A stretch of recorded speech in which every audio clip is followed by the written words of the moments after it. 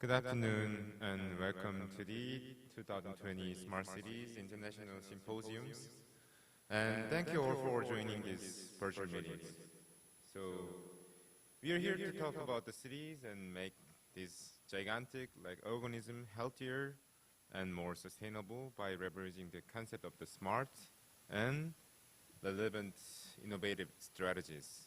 So actually we are experiencing a massive crisis with the global COVID-19 pandemics. So almost a year, we have seen life disrupted in every cities in the world.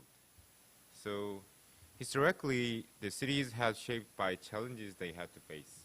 So diseases will shape cities, but what if we are able to shape our cities to better fight the disease? So moreover, we believe that cities can be evolved after overcoming the challenges we are facing now. So the crisis has also given us an opportunity to rethink about cities to help prepare cities to respond more rapidly and efficiently in the futures. So hopefully throughout the symposiums, I strongly believe that we can get some valuable insights about making cities sound and sustainable ways. So now I'm very pleased to introduce Professor Jumun Park, who is the Dean of the College of the Urban Science, International Universities. So he will give opening remarks for 2020 Smart Cities International Symposiums.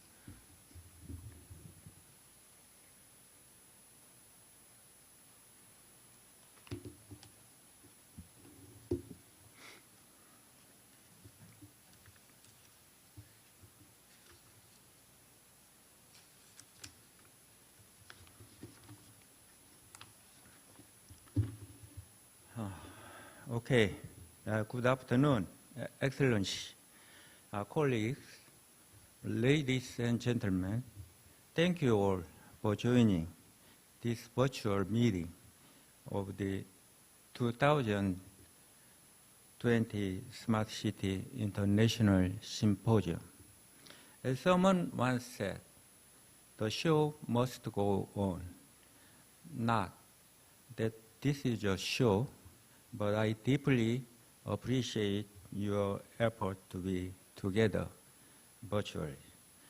I especially appreciate the keynote speaker, Professor Francisco Pereira, Director of Machine Learning for Smart Mobility Center at Technical University of Denmark, who has been doing fantastic work for making cities sustainable by unceasingly innovating and taking on new challenges.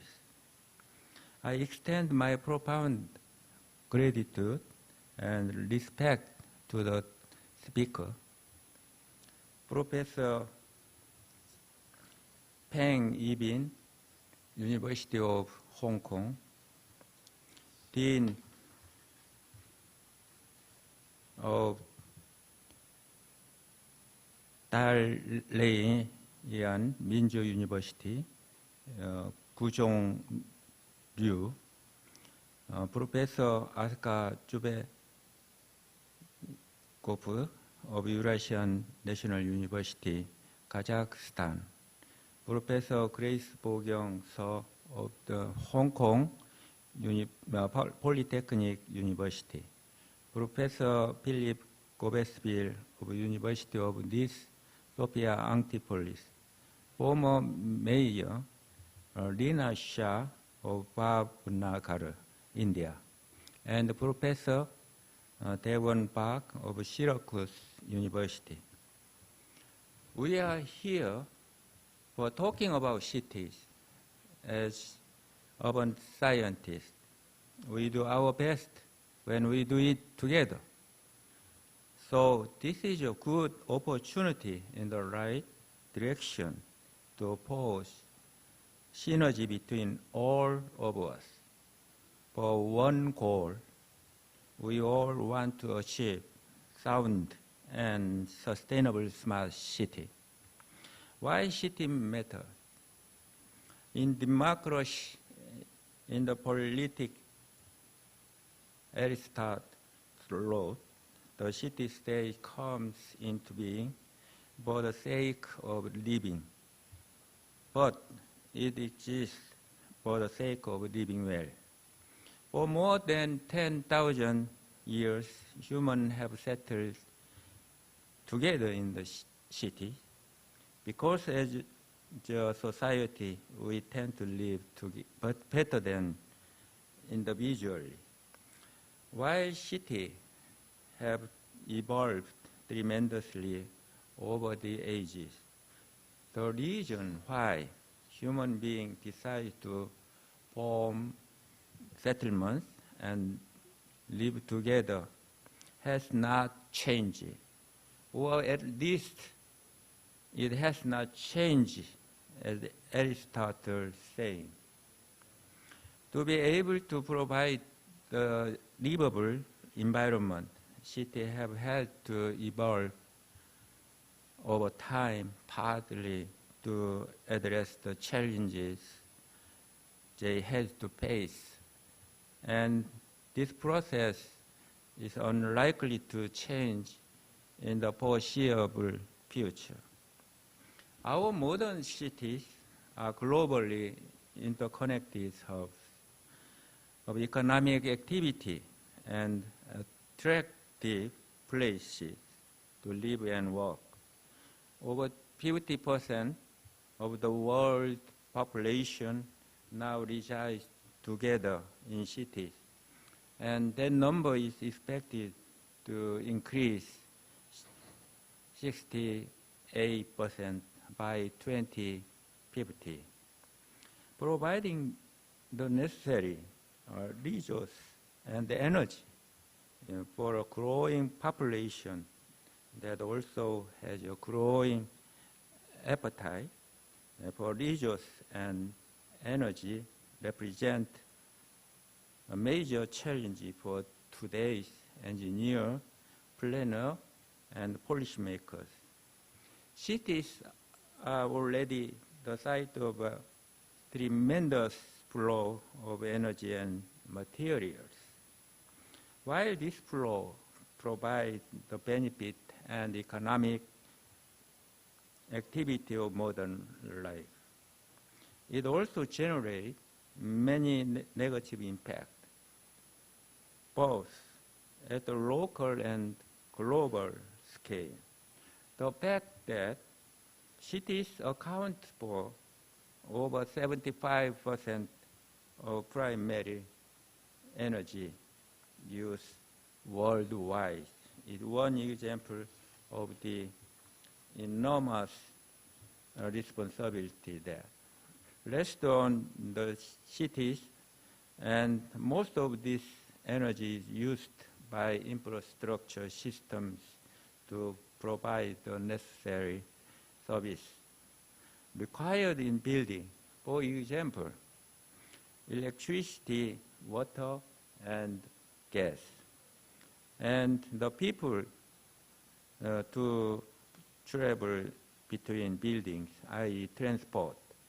Cities are continuously evolving, and future cities will be shaped by today's most pressing societal and environmental problems. To tackle these pressing issues, the concept of smart city has gained prominence as the size, scale, and complexity of urban infrastructure systems have grown. This vision rests primarily on innovative digital management of information about many aspects of city management. By taking the opportunity, many of the significant efforts to make cities and urban systems smarter, more sustainable, and more resilient have been driven by a wave of advance in technology that partly reshaping cities. The Internet of Things, IoT, global phenomenon that includes smartphone, social media, and web application and crowdsourced environment are changing travel behaviors and lifestyles across the globe. Simultaneously, the smart aspect of the concept also pertain to the ability to process the large amount of data. Through sensor-based technology and emerging smart city initiative that enable responsive and accurate modeling of urban systems. Initial research efforts have often restricted themselves to studying individual infrastructure systems as independent silos. In particular, most existing models do not consider the intricately interconnected nature of how infrastructure systems are used.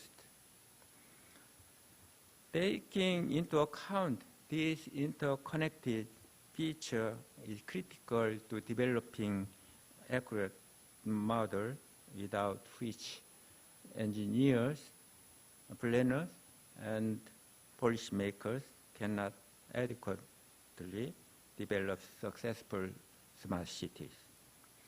Korea, for instance, is a country with a very high degree of urbanization. 9 out of every 10 people live in cities, and the people's quality of life is tied to them. We have constantly developed our urban areas for the better quality of life. Now, we are constructing smart cities to meet the demand for future cities. A digitally connected city will improve the living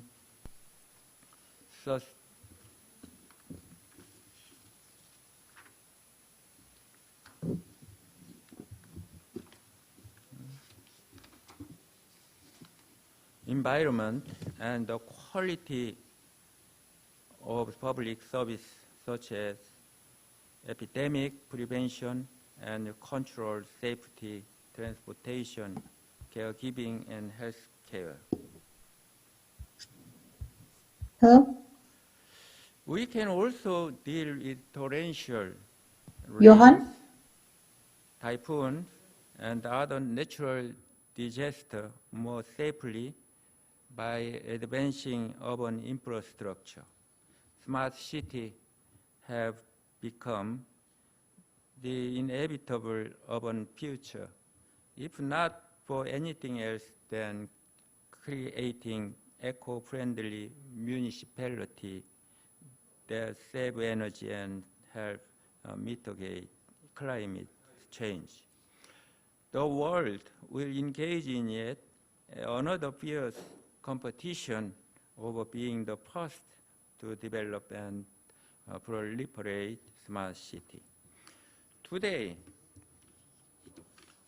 we are here for the 2020 Smart City International Symposium in Songdo, Incheon, to share valuable experience in the present and future of smart cities. As the first of these in Korea, Songdo is an innovative municipality marked by endless experiment and ongoing evolution. The Integrated Smart City Operations Center, for example, is monitoring traffic, crime, fire, and environmental pollution around the clock through intelligent CCTV surveillance cameras and sensors installed citywide.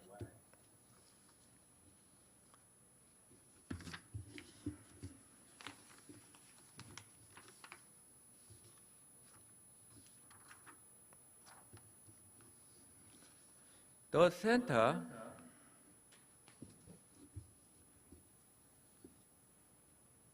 connect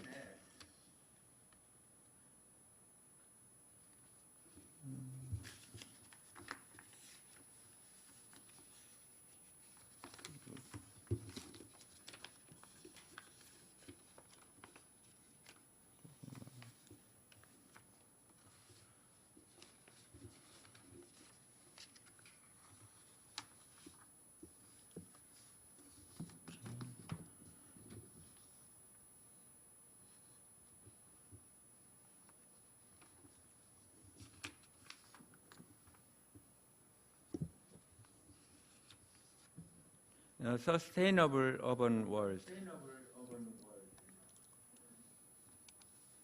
I hope you will have productive and stimulating time throughout the symposium. With the wonderful group of presenters virtually here today, I am confident the symposium will perform as an intellectual networking platform to connect people working in and with cities around the world who are striving to solve different changes in the interdependent urban systems. Therefore, all of you find this symposium more than useful and informative to your effort and contribution to making your city smarter, more livable, and sustainable.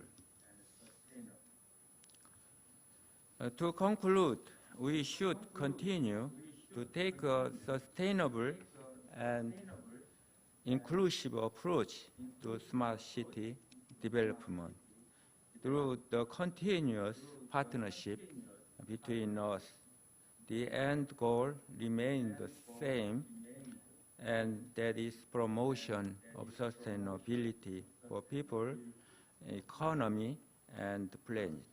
We look forward to hearing your discussion and learning from your insight.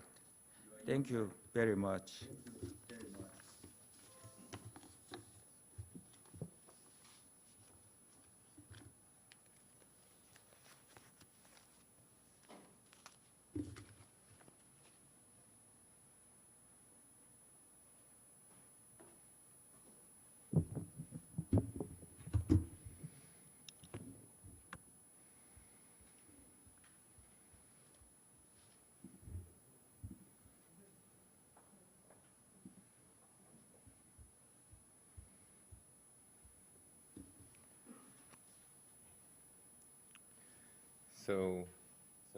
So thanks for the opening remarks from the Professor Jumun Park.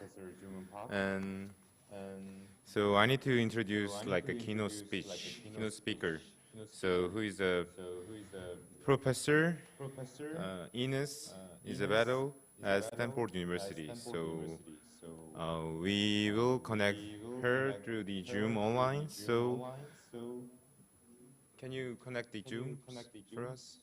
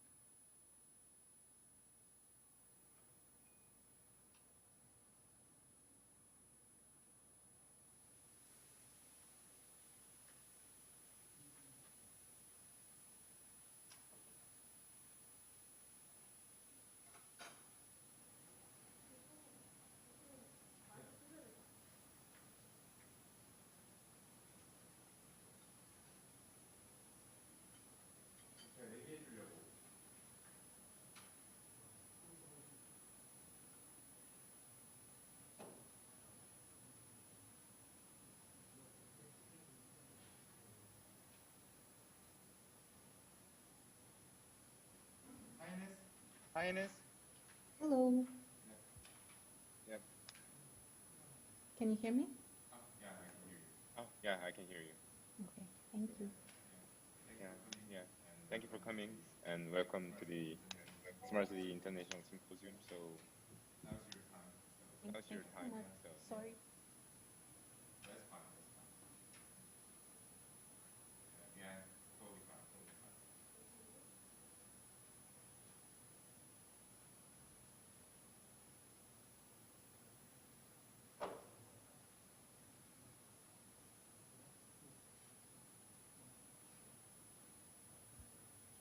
Oh, I can start the sharing my screen now? Yes, get started. Yes, get started. I'm having the message host disable the attendee screen sharing though. But I can see your face and I can hear your voice. Yes, but when I click to share the slides, I'm having the message host disabled attendee screen sharing.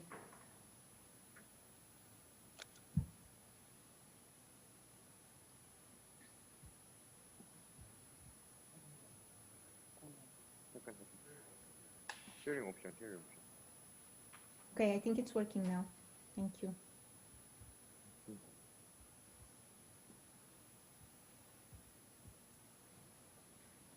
So hopefully you're now able to see my slides. Dongbo, if you can just confirm. Yes, I can see your slide. Yes, I can see your slide. And then your like a speech will be like can be streaming in real time through the YouTube. Sounds great. Okay, very good. So I'll get started and welcome everyone to this important event on the Smart City Symposium. Today I'll be talking about several aspects of our research related to how to move towards sustainable energy systems while considering trade-offs, namely issues associated with environmental justice and distributional effects. So the research that is pursued in my group really focused on understanding engineering and economic aspects related to the feasibility of low carbon, sustainable and affordable and socially just energy systems through both the efficient supply and efficient use of energy sources that are sustainable. And of course, as we think about these sorts of issues, we need to consider them in the realm of policy analysis, as the policy design will shape in tremendous ways the outcomes for both energy, climate, as well as other attributes. And in addition to that, it is important to understand whether the designed policies are achieving the goals that they have been designed for. And finally, as we're thinking about sustainable systems at the levels of cities, regions, and nations, we need to ultimately take into account people and their behaviors, their choices and preferences. So the third stream of research is along those lines. And very much of the work that I'll mention today pertains to issues associated with the emerging issue of environmental justice in the context of energy systems. So who is inducing potential damages in the system? Who is suffering from those externalities and such damages? And of course, I benefit tremendously, and I am very grateful for the work that is done by my research team, which is composed by several students at Stanford University working on both US and India and China related issues on sustainable transitions, as well as still several students and respective co-advisors at Carnegie Mellon University, where I was until fairly recently. So today I'll start by discussing the research associated with air pollution from PM 2.5 in particular. And in this work that we published in PNAS, we're aiming to contrast the externalities associated with air pollution with the value that we get from different types of activities in the US economy. This work was done in collaboration with a PhD student, Peter Chofen at Carnegie Mellon University, as well as economist Nick Mueller, also at Carnegie Mellon University.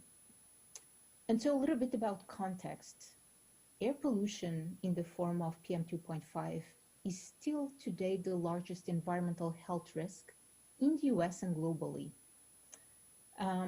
In the US alone, it is responsible for more than 100,000 fatalities per year.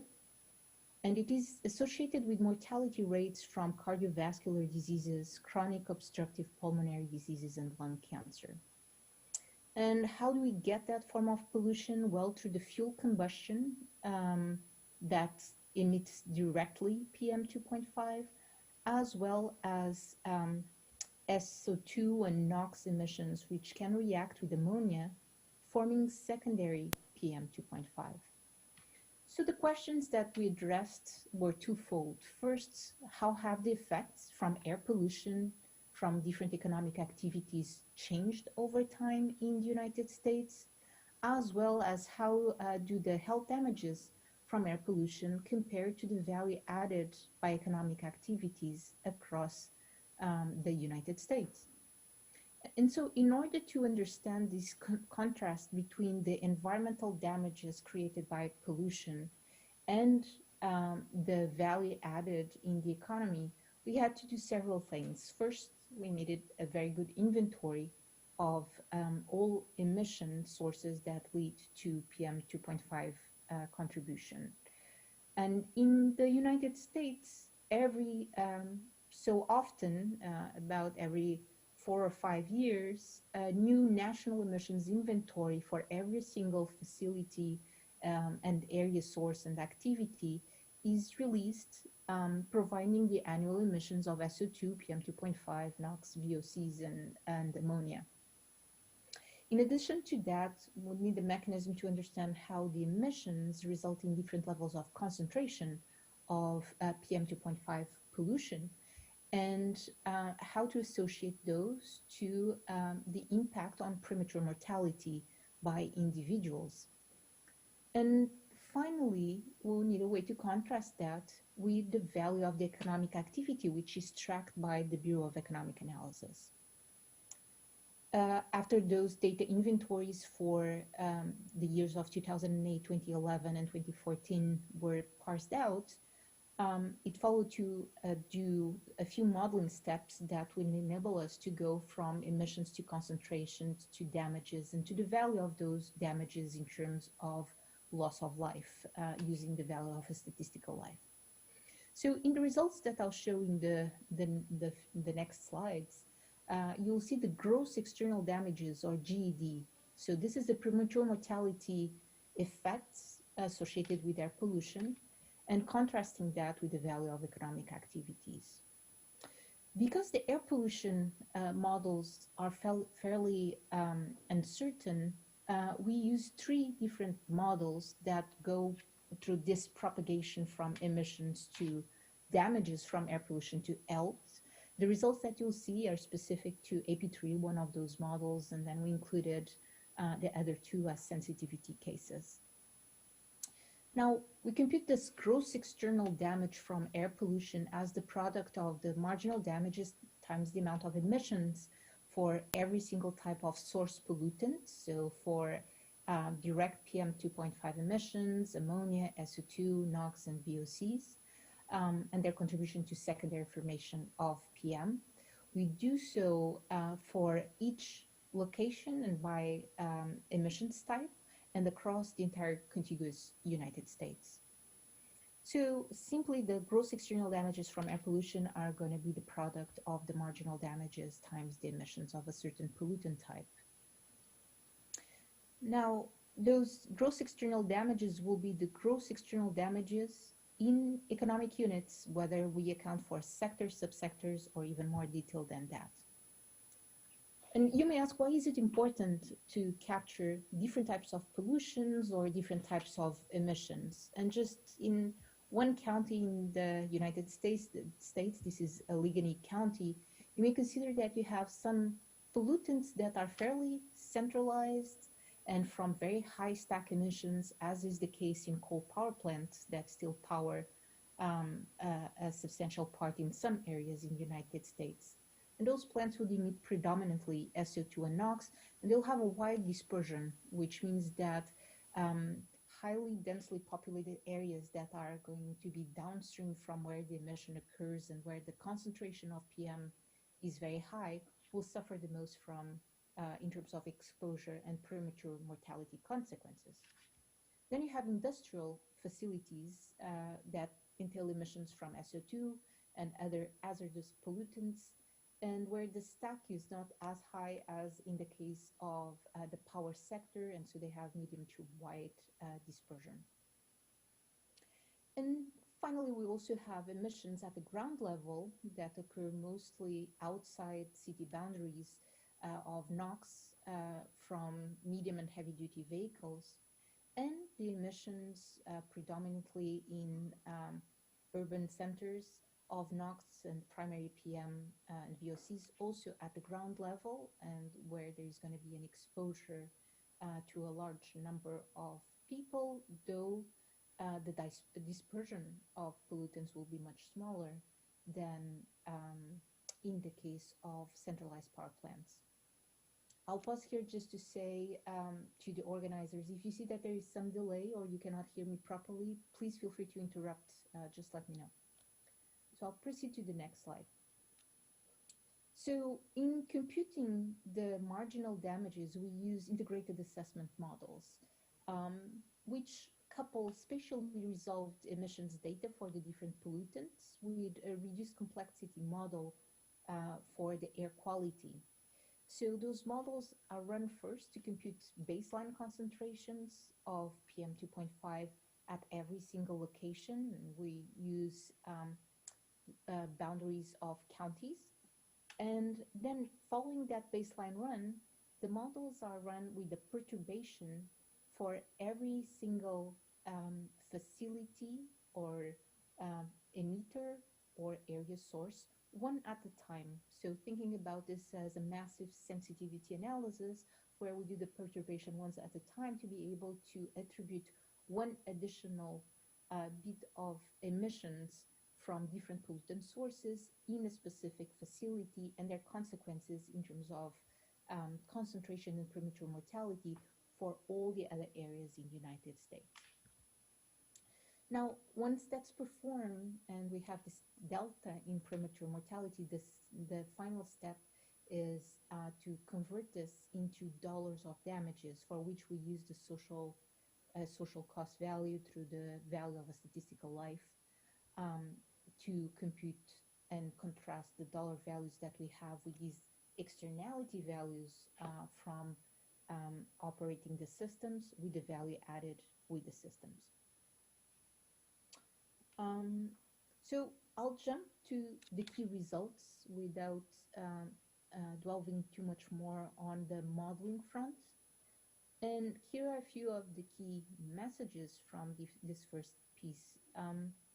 Nationwide, the gross external damages attributable to the production of all goods and services that we enjoy between the different economic sectors has decreased by more than 20%, from over $1 trillion to $790 billion over the course of just 6 years, so from 2008 to 2014.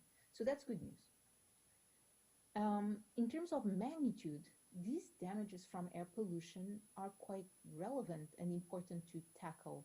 So altogether, the damages from air pollution that lead to premature mortality have a magnitude that is similar to 6% of the US gross domestic product, the GDP, in 2008, and decline over time to 4% in 2014, but still a non-significant amount in terms of consequences from air pollution.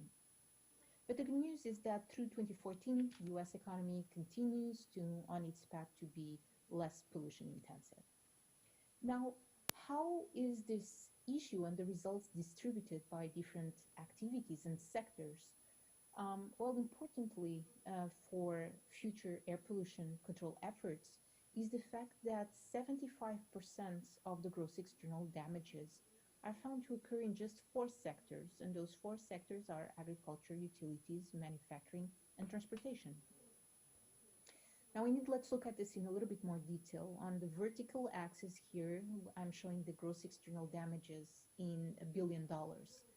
On the horizontal axis, you'll see in a little bit populating the damages for the top 4 sectors. Again, that's agriculture, utilities, manufacturing, and transportation, as well as all other sectors combined. So this is construction and so on and so forth. And you'll see the numbers popping up for 2008, 2011, and 2014, and by source pollutant, which is the color code over here. So let's see what's going on here. First of all, we do see that the 4 top contributors to damages from air pollution have falling damages over this time period, which is good news. In particular, we see that the utility sector has gross external damages that fell by more than 50% over just a 6-year period. And this is due to quite a few things, namely the addition of air pollution control technologies to coal power plants to reduce the emissions of SO2, as well as the recent closure of coal plants and fuel switching to natural gas, which have drastically reduced the damages from that sector. Somehow, as a surprise to us, utilities altogether, including the power generation, are not any longer the sector with the largest damages from air pollution. They have been surpassed by agriculture. We find that the agricultural damages, primarily from livestock emissions and fertilizer applications, are now leading to more premature mortality damages than utilities. And this changed quite rapidly, again, thanks to the change to natural gas and air pollution control technologies in coal. Finally, also for transportation, we see that the biggest sources of damages are NOx and primary PM damages, namely from trucks and diesel combustion in marine and rail transportation. And finally, all the other sectors combined, the other 16 sectors of the economy altogether, have the same magnitude of damages as the 4 top sectors, which indicates that we should really focus on the 4 sectors to identify cost-effective strategies for pollution reduction. Now, I promised that we'll look at the contrast between gross external damages from air pollution and the value added. And so here we go. Ideally, as we produce goods and services, at the margin, we would like the value added from those goods and services to be larger than the gross external damages from air pollution that they impose on society. But what we observe is that that's not necessarily the case. So here we're then showing a few illustrative subsectors, and you see the results for 3 different years again, 2008, 2011, and 2014. And so what we see is that some sectors, such as farms, have marginal damages from air pollution that are larger than the value added. Does this mean we should go without food and stop eating? No, that's not the key conclusion here, but instead that there may be cost-effective ways that we should look into to reduce these damages so that the sector operates more efficiently. We see too the important and rapid change in utility sector, where the damages fall abruptly without a major penalty on the value added of those goods and services. And similarly, a decrease in the truck industry emissions, which has declined rapidly, thanks in part to regulations on emissions for trucks and the medium and heavy duty sector. Overall, just other notes is that when we're looking at this figure, we are only considering the air pollution damages in terms of premature mortality. But of course, many of these activities also have greenhouse gas emissions with added climate change damages. We didn't include that in this work, but you can imagine that that would amplify and make this gross external damages to value-added ratio even larger in most instances. Now, some of the key findings for this first piece of analysis are the following. First of all, in terms of national trends, we see that economy-wide, the gross external damages have decreased by more than 20% in a very short period of time. Surprisingly, the damages from farms are now larger than utility damages. And so while much of the air pollution and even climate change related policies have focused on the electricity sector and on point sources, what we observe is that the damages from distributed sources such as farms and from the transportation sector are now quite important, and in the case of farms, even larger than those of all utility subsectors together. And indeed, we see that farms have become the single largest contributor to air pollution damages from PM2.5. We also conclude that the concentration of damages occurs in 4 sectors, which comprise just less than 20% of the gross national product, but are responsible for 75% of the damages from air pollution. And finally, some key uncertainties. They occur at fairly different levels, but one of the aspects of the uncertainty that I would like to stress is that these gross external damages uncertainties tend to be high for sectors that have predominantly ground level emissions that are treated as area source emissions, as these emissions are usually estimated and not measured, as it is the case for transportation. And finally, some of the policy insights would be that our results suggest that policymakers should target further emissions reductions in transportation and in agriculture. Now, obviously, the value added is not the only measure or even the right measure in some instances of the contribution of an economic activity to national output or to social welfare. For example, if a sector contributes with a value in the form of public goods in terms of providing clean water, for example, or waste collection and management, that's outside of what is captured in the value added and obviously still provides considerable value to society. So in those cases, our gross external damages to value added ratios will be overestimating the pollution intensity of that sector's value or output. And we do not, we should not interpret those GED to VA ratios that are larger than unity as the necessity to close industries in those cases. Rather, it is an indication that damages from air pollution may be inefficiently high. And if we start thinking about the consideration of greenhouse gases and climate change damages on top of that, they will be even higher. So regulators should take a look on making sensible changes on emission controls at the margin for those sectors where they are cost effective. And finally, the evolution of the US economy towards a service-based economy makes it harder to attribute damages to specific economic sectors. Such as services that produce ground-level emissions that cannot reliably be connected to specific economic account codes.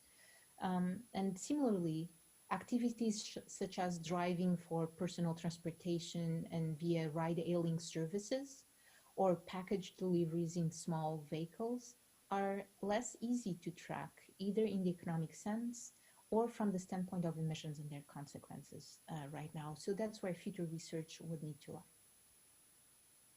And we're now working on adding the greenhouse gas damages in this framework as well as a deep dive analysis of agriculture and farming. Now, in quite a similar vein, we expanded on this work to also look at regional and county flows of particular matter across the United States. And I'll jump directly to the results without spending too much time in the modeling on this one. But the important aspect is really the damages to the US from PM are still quite substantial from all sorts of economic activities. And what we looked at would be the inter-county impacts associated with PM in those 3 years. And so some of these counties are mostly urban and described by city patterns, others rural, and others somehow in between. And what we observe is that even though emissions from point sources and from the power sector, as we've seen previously, have fallen over this time period, the share of air pollution from PM attributable to pollution transported across county boundaries and state boundaries is still considerable in many localities, making it really important to connect the local, city level, county level, state level, and overall national policies and goals. Namely, the benefits of reduced emissions are not uniformly distributed nationwide. We have 26% of the counties, which are concentrated mostly in the South, Midwest, and Pacific Northwest, experiencing worsening health damages since 2008 rather than an improvement. And we observed that 30% of all US counties receive 90% or more of their damages from emissions in other counties rather than their own. And these damaging importing counties tend to have lower medium incomes. So our results in this piece do support the continued state, local, and federal cooperation to meet air quality standards and to reduce the damages caused by PM from transported air pollution. Now, are these effects important when we look at demographics, when we look at race, and when we look at income? Well, with the co-authors Maninder Singh, Chris Tessam, and Julian Marshall, which are at University of Washington, we looked at this issue for the health impacts by race, income, and geography from producing electricity in the United States. Importantly, while we've seen that the utilities sector on aggregate, so including fuel production and so on, has decreased in its damages from air pollution, electricity generation is still today a significant contributor to air pollution, predominantly from coal. And even if the contribution has declined thanks to environmental regulations and the transition from coal to natural gas. Now, the estimates of annual PM2.5 related premature mortality for the electricity sector alone in the US ranges from 10,000 to 52,000 premature deaths per year. And this depends on the year that is used, the model used, and so on.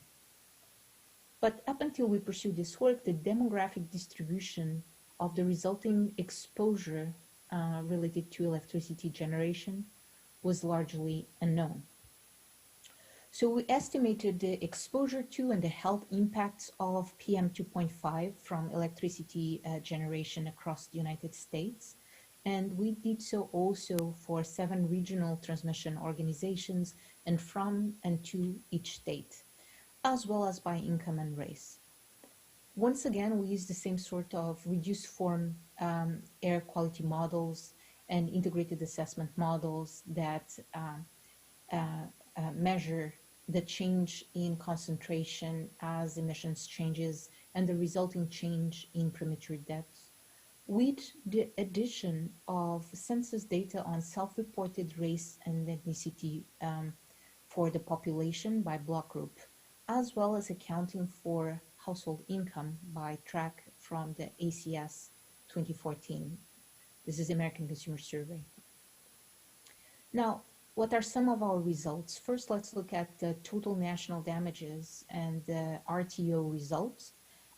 We find that more than 16,000 related premature deaths per year are attributable to electricity generation nationally, which equates to 4 premature deaths per terawatt hour of electricity generated, most of those attributable to electricity generating units, or EGUs, that are in the scope of an RTO.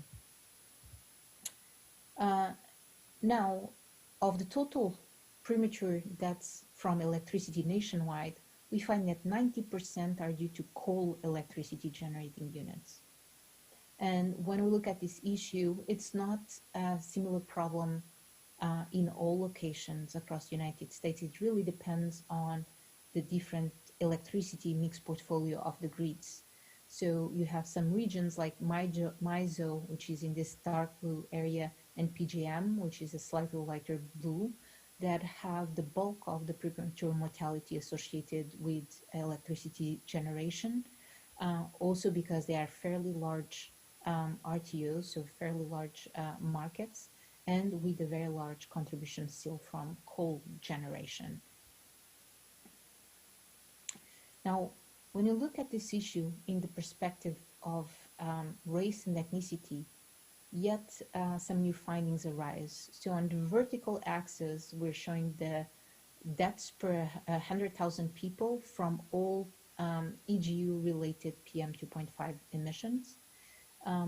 And when we do so across the entire population, we observe that there is on average 5 premature deaths per 100,000 people across the United States. But when we look at this issue by race and ethnicity, we observe that people that self-report in the census as Black and African American have a higher rate of premature mortality per 100,000 people than the rest of the population, which is fairly problematic. And one could think that this effect would be attenuated also by income, but so here we show premature mortality per 100,000 people, and the horizontal axis is household income groups in US dollars times 1,000, so the high end $200,000 plus annually by households. And so we do see that as for higher income brackets, the exposure and resulting premature mortality per 100,000 people is slightly smaller, but we observe that the effect by race and ethnicity is sustained across these higher findings, even for very high segments of income. So the effects associated with race and ethnicity are stronger than the ones that we see through income levels. Now, that's one type of environmental justice related issues.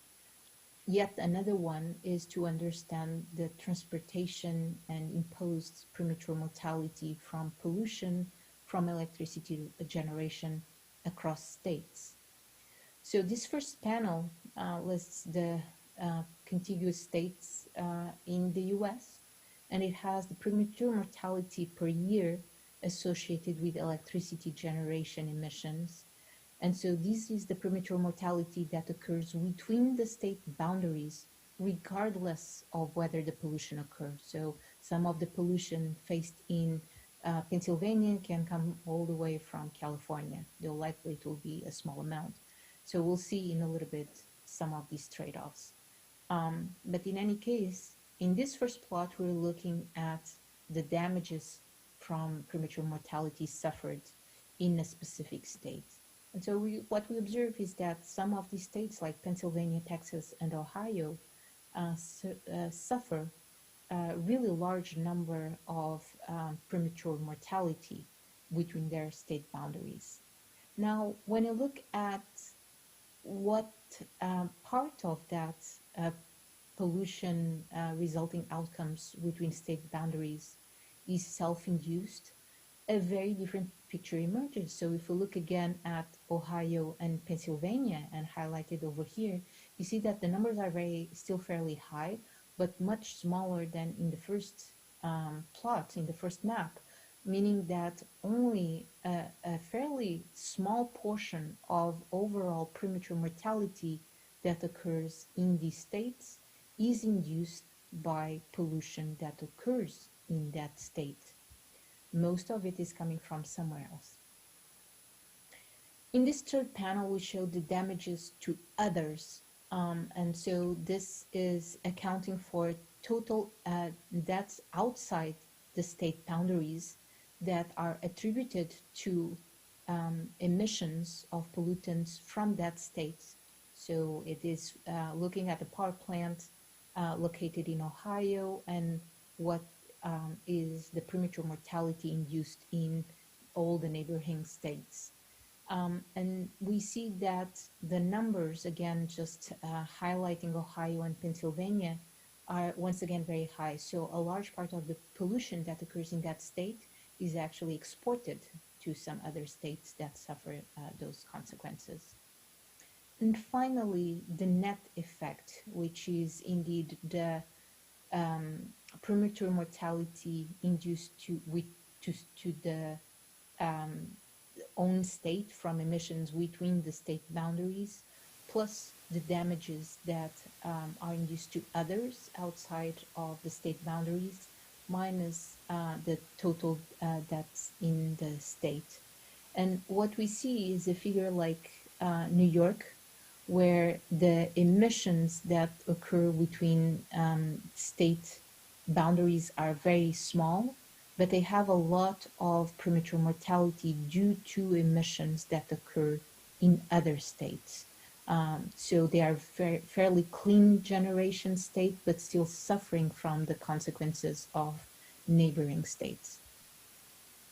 So in this piece, we do find that average exposures are the highest for Black and African American people, followed by non-Latino white people, and exposure for the remaining groups are somehow lower. Disparities by race and ethnicity are observed across each income category, indicating that racial and ethnic differences hold, even after accounting for differences in income. And the levels of disparity differ by state and by RTO regions. The exposures are generally higher for lower income than higher income. But yet again, for the different regions, the disparities seem to prevail more by race and ethnicity than by income. And geographically, we observe large differences between where electricity is produced and where people experience the resulting PM 2.5 health consequences, with some states being net exporters of health damages, whereas others are net importers. And for 36 states, we find that most of the health damages are attributable to emissions from other states. And most of the total impacts are attributable to coal rather than any other fuel. Now, finally, I'll be mentioning a piece with Fan Tong, one of my previous graduate students, who is now a researcher at Lawrence Berkeley National Lab, where we were looking at the issue of electrifying transportation and whether that's a good thing. Can it lead to decarbonization? Can it lead to cleaner air? Can it achieve both goals of cleaner air and reducing premature mortality from air pollution as well as greenhouse gases? Why is this important? Well, the transportation sector has recently became the largest contributor to CO2 emissions in the United States. It is also a very important contributor to CO and NOx emissions, as well as a substantial contributor to other criteria pollutants. Indeed, the National Research Council from the National Academy of Sciences has shown that sorry, just one second.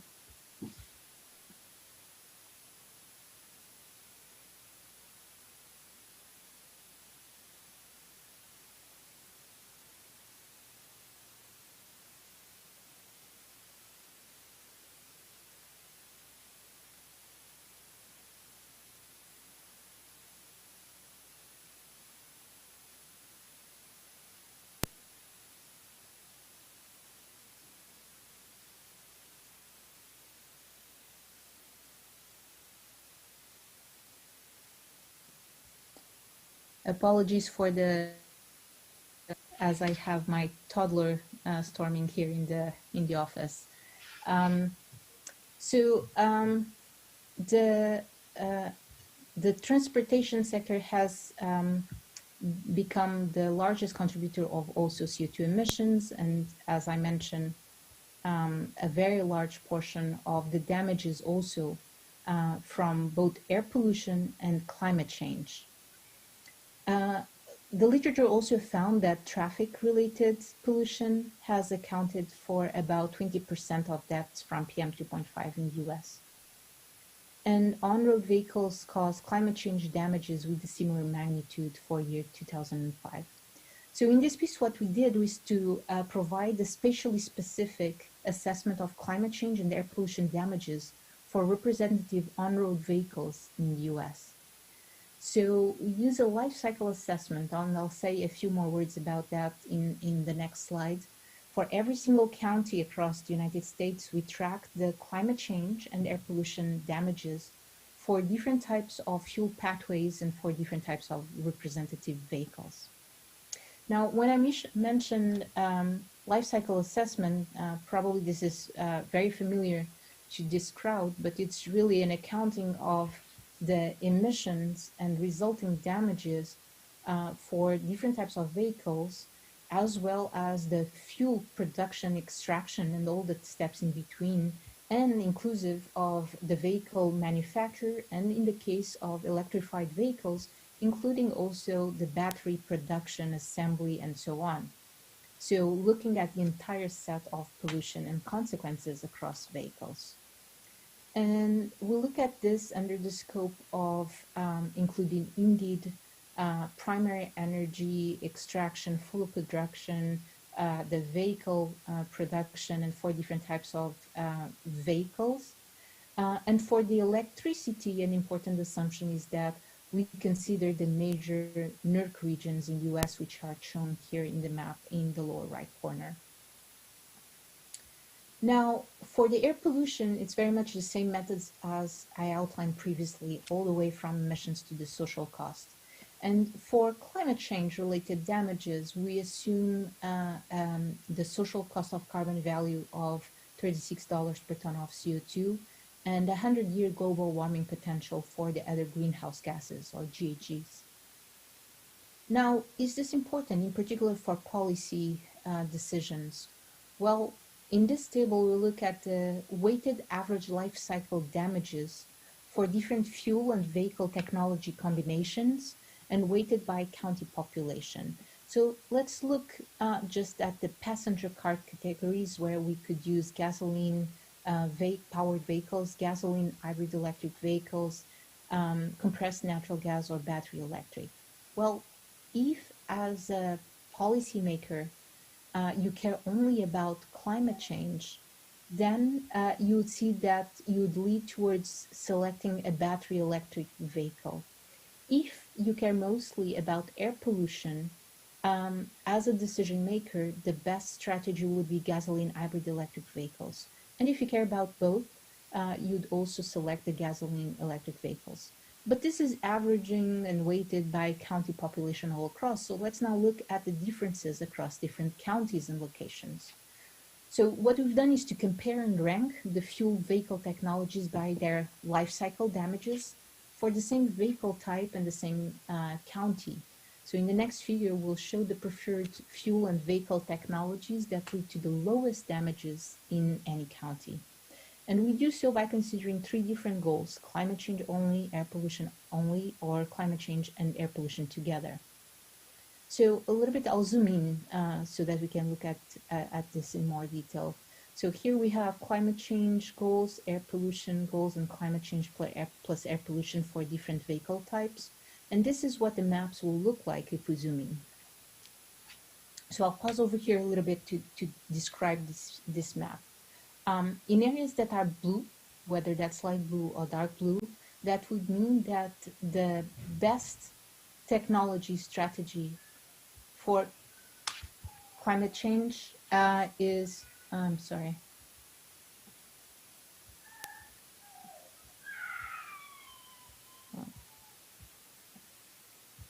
I'm sorry, I need to step outside.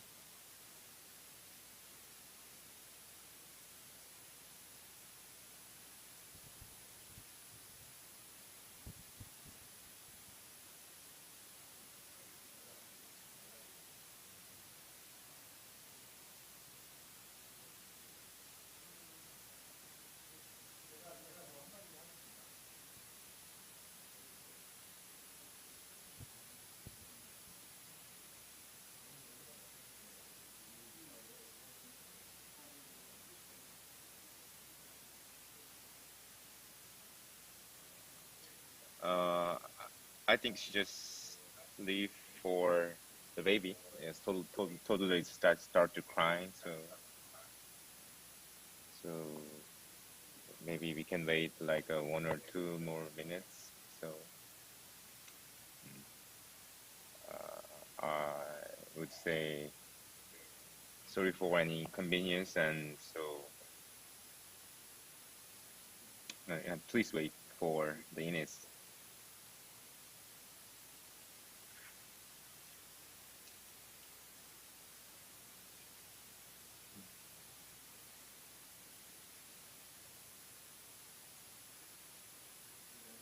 Is everything okay? Yeah, In the outside?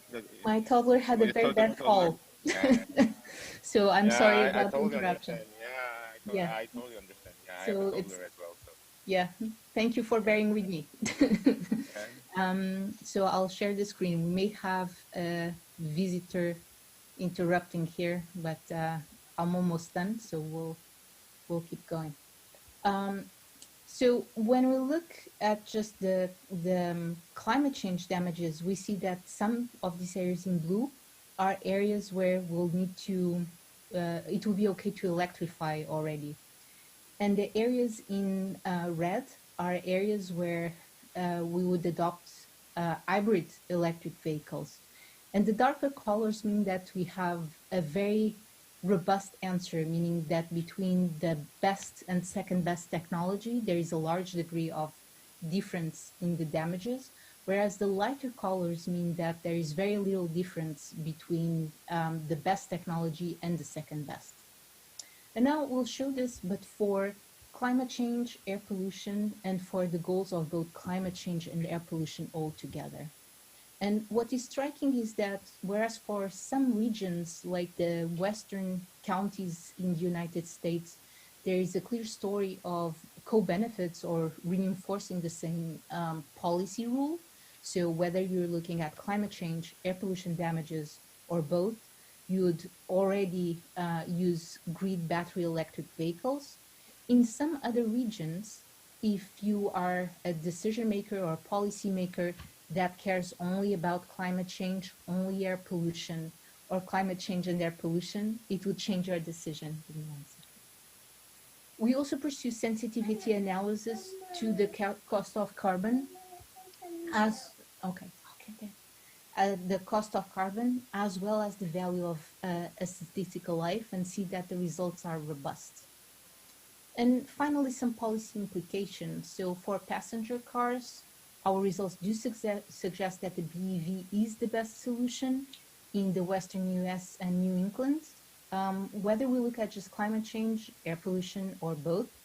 But in other regions, we do see trade-offs between what would be the optimal fuel and technology for selection.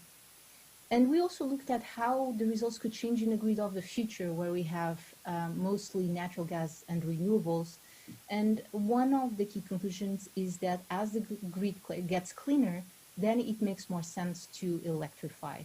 And all these results depend on assumptions. So by these results, I don't mean that we shouldn't pursue vehicle electrification for other regions, even if the emissions and damages results are not there yet.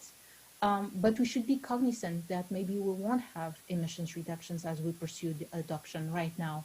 But since it's going to take a very long time until we get a very large stock of electrified vehicles, maybe we still need to start now. So we're currently working on a sister paper looking at the consequences of medium and heavy duty vehicles.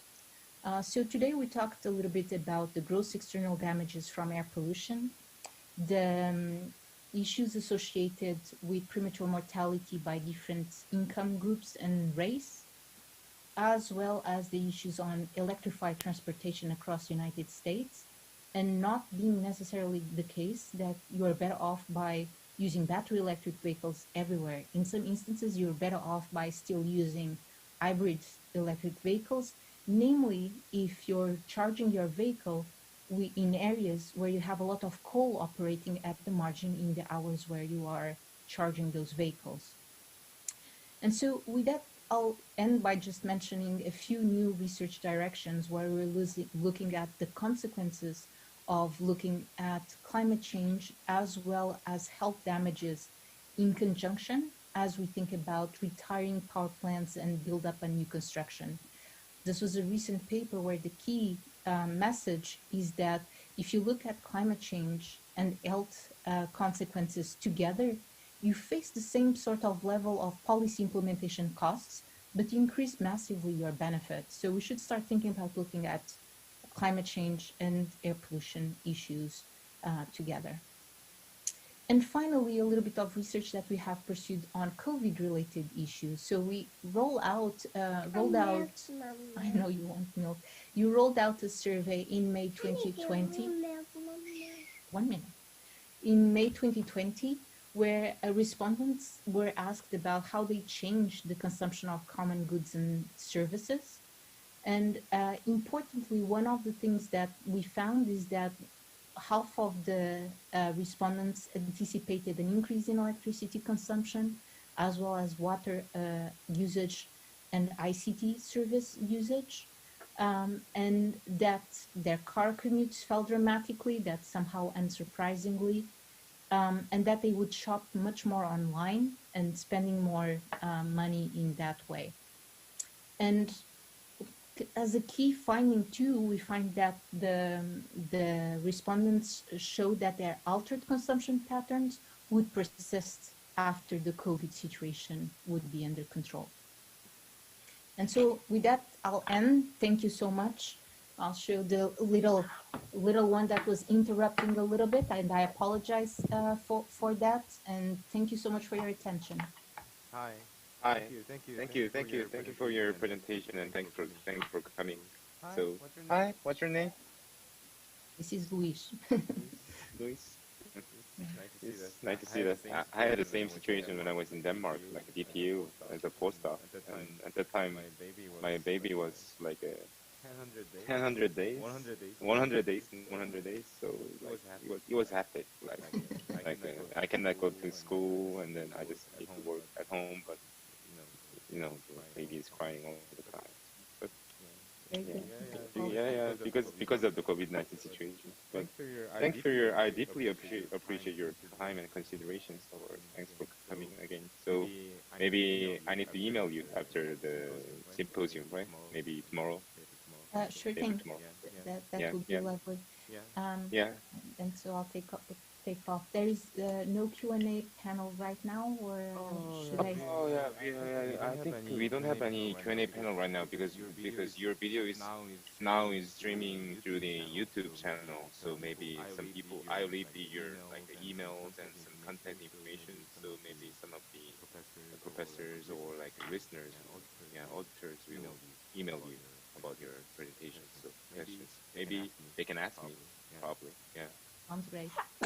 Very good. Okay. Maybe I have a question about your like last research, because I'm currently working on the smart mobility and sustainable like those things. So and then electric vehicles and those things. So I need to have a question. Yeah, in the future. Yeah. Oh, that would be lovely. Oh, and we can find an hour. Yeah, that would be great. That would be great. Maybe we can have another research. Maybe we have some research opportunities for international research opportunities these days. So yeah, that would be great. Okay, that would be great for me. Yeah. And take care. Thank you so much. Very well. No. You want to say something? Oh no, I was just asking you. Now you stopped streaming already, right? Or Oh no no! Oh I no sent no! you the I YouTube sent you link, the so YouTube link, you can so see you another can like see another like a speakers like you know the Francisco, right? you know the Francisco, right? So Yes. director, Yeah, Francisco Francisco will give some presentation after 15 after 3 p.m. after 3 p.m. in Korea, maybe 10 p.m. in your in California. So Okay. yeah, Wow. about the machine learning and the University of Hong Kong, who's he's talking about the smart health and smart cities and those things.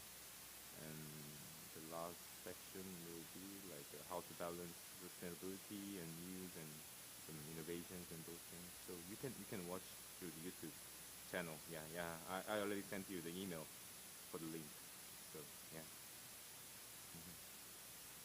Thank you. Yeah, thank you. Thank you for coming. Yeah, thank you for coming, and I deeply appreciate it. Yeah, thank you. Yeah. Bye. Bye. Bye. Bye.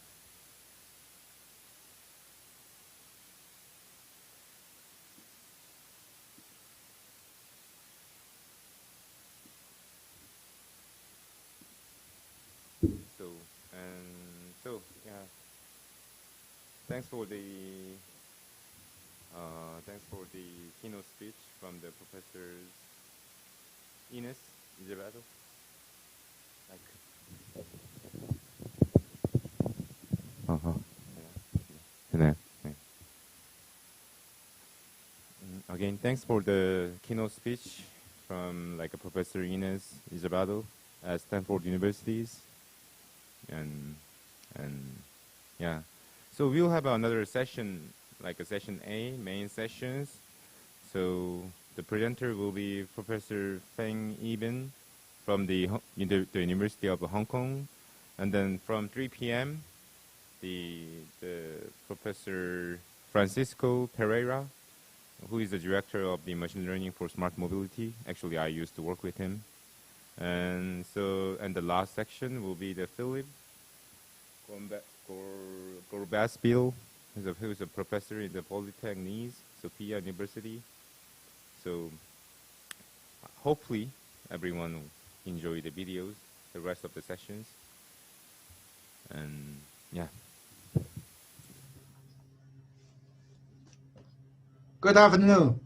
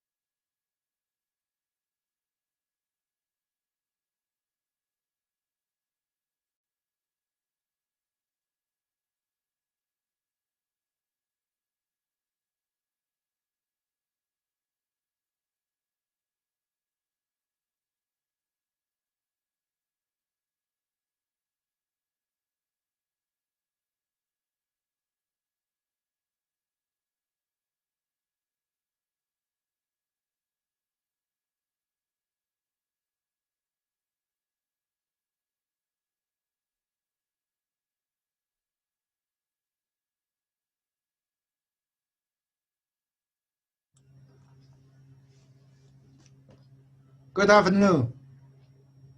Many thanks for Chairman's kind introduction.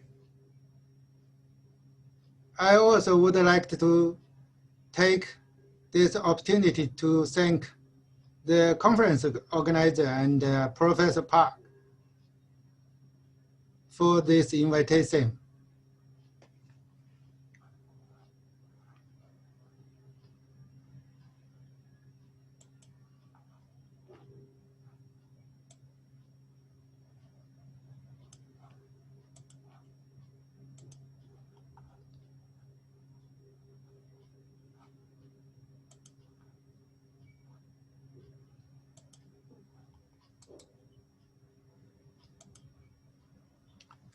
My topic is how traditional medicine contributes to smart health and smart city. It involves imbalance between nature and science, traditional wisdom, and modern technology. My topic covers the following items. Number one, I would like to discuss discovery, analytic data solutions, and Internet of EEE for smart health and smart city.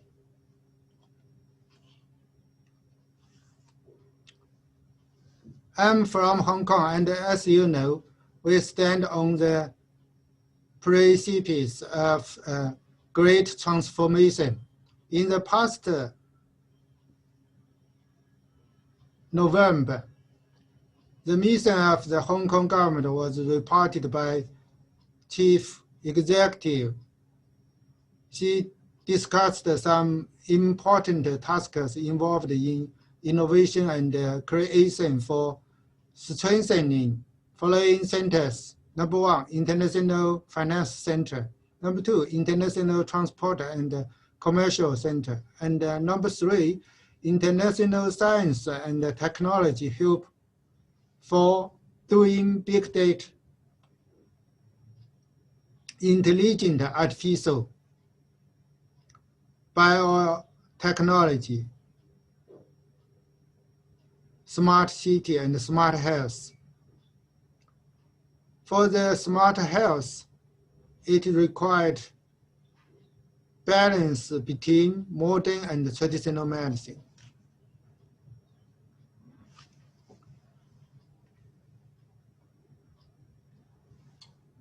For the smart city and smart health, we needed to very strong soft core facilities. The fourth industrial revolution, driven by EEE, which is based on smart city and smart health. What is EEE? It means electrical and electronic engineering.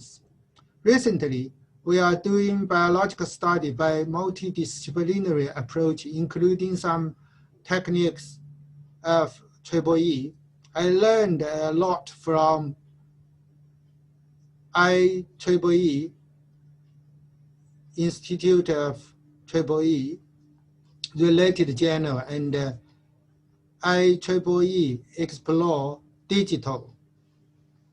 One of our articles was submitted to IEEE related journals.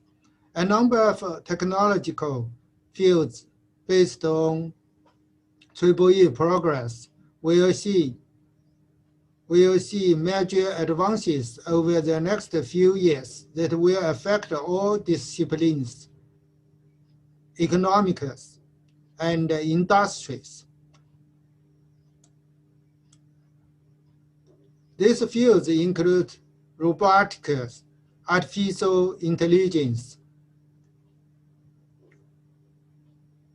nanotechnologies, quantum computing, biotechnology, the Internet of Things, 3D printing, autonomous vehicles, and more.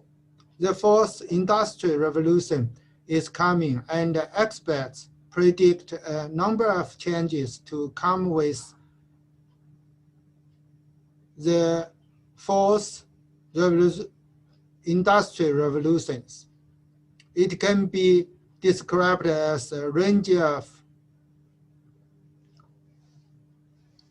new technologies that are fusing the physical, digital, and biological worlds. This revolution is centering to alter the way the human race lives, works, and relates to one another. In the past 20 years, there are a lot of musical and wonderful stories happened in information of technology and EEE related companies, as listed in here.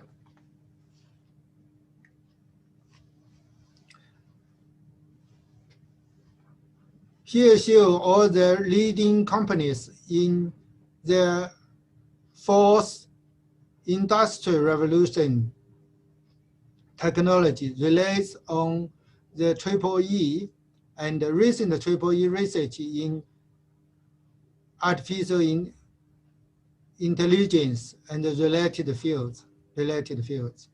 Here is show the investment from the big company for EEE studies. Here's show the AI technologies also spend a lot of money, and use this innovation and creative technologies we can use for flood for rescuing, and space communication, and also behavior detection.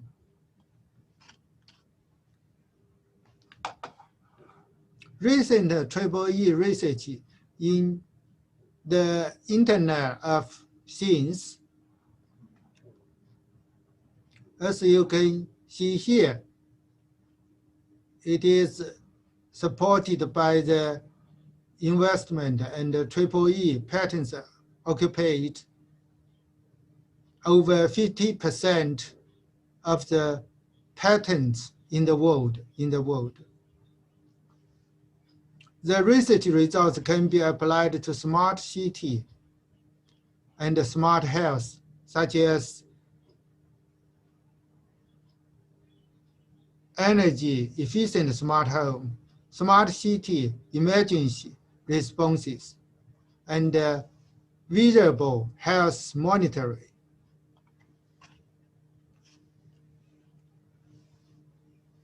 The Internet of Things can be connected to everything. Here shows connected people and things more and more increasing, growth increasing by year. And the connected things are more than people quickly. And Omega technology and big data in health area are comprehensive and available for smart health and by AI database and various autonomous databases. Based on the above database, we can do bioinformatics and network pharmacology to find a biological knowledge network, drug repurposing, drug synergistic effect, and new drug discovery from various chemistry and natural resource.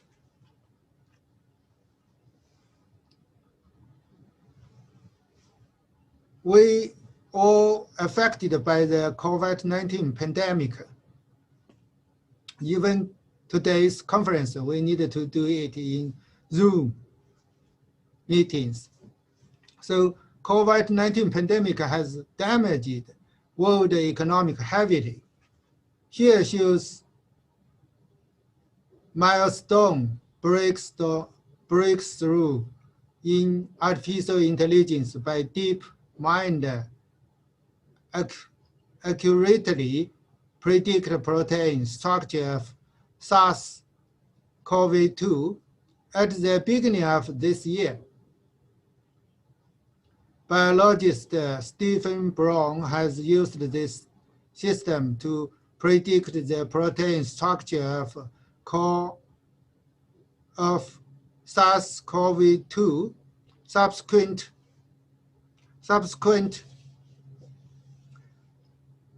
experiments showed that the structure of the new coronavirus ORF3A protein predicted by AlphaFold is very similar to the structure resolved by crystal electron microscopy.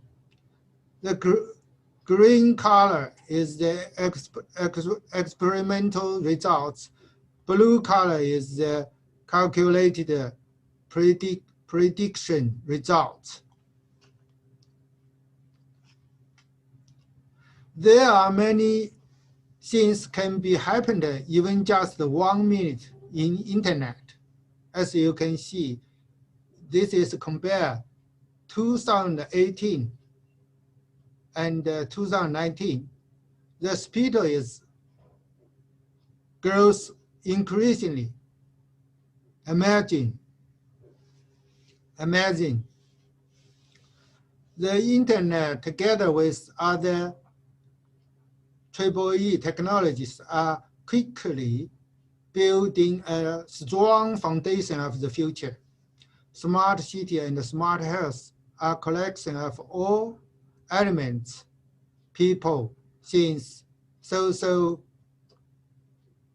events, science, nature, speed, and affected each other. With the advent of the 5G era, the things of the Internet of Things is the key to connect all things. It is now changing the quality of living in many ways and is undoubtedly an economic driver in the new era. So number two, I would like to look at medical objectives, unmet medical needs, and traditional medicine in the world. Lifespan expectation in the world can be ranked as follows. Hong Kong is number 1, then Japan, Italy, Switzerland, and Singapore. Hong Kong has been ranked number 1 in the world 4 times consecutively due to Hong Kong has wonderful lifestyle, public health and medical system, and popular Chinese medicine use, etc. I think. Now, Hong Kong government planned to build up smart health and a smart city to make Hong Kong more suitable for living.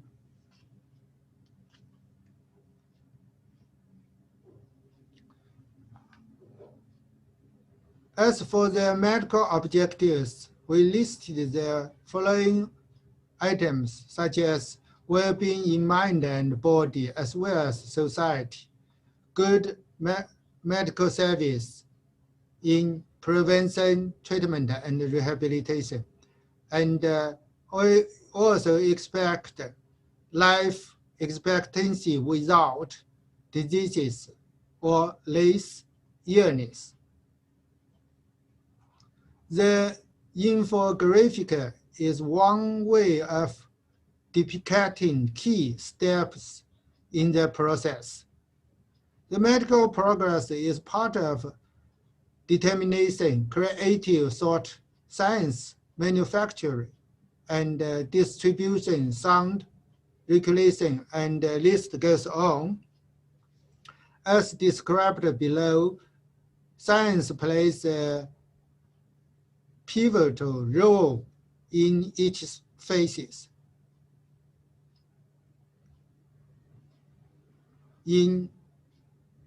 From bench to bedside.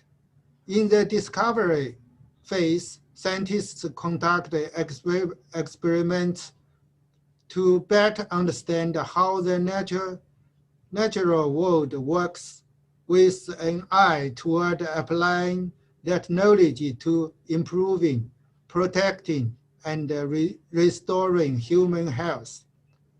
This broad base of pursuit of knowledge often provides unexpected clues to improve health care and the later stage of development and delivery.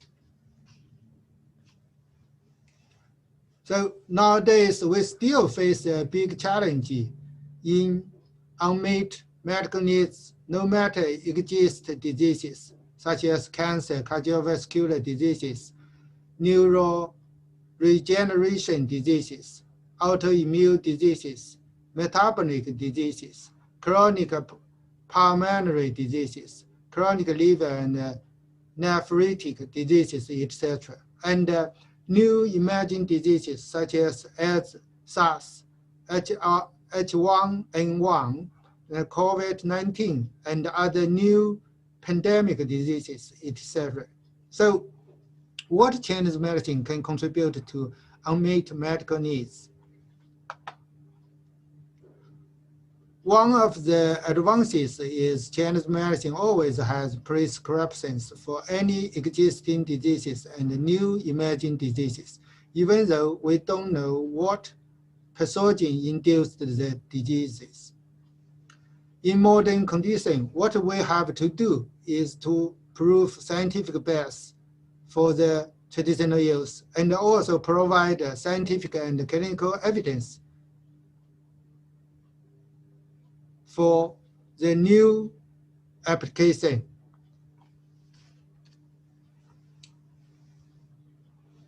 So, because there are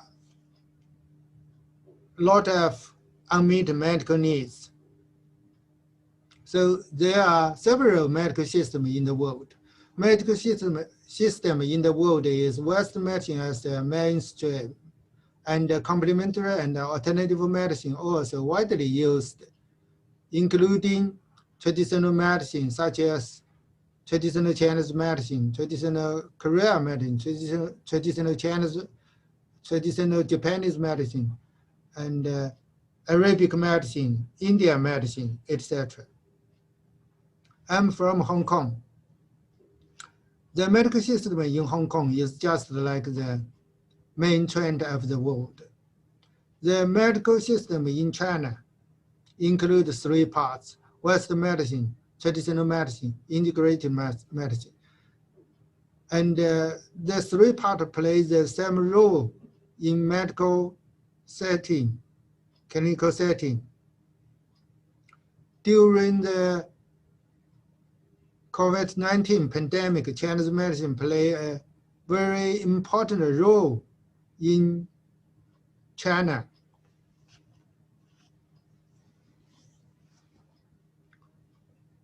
Go back to 100 years ago, no matter Eastern and Western medicine, both use natural resource to be material, treatment materials. And later on, they had a different way for drug discovery.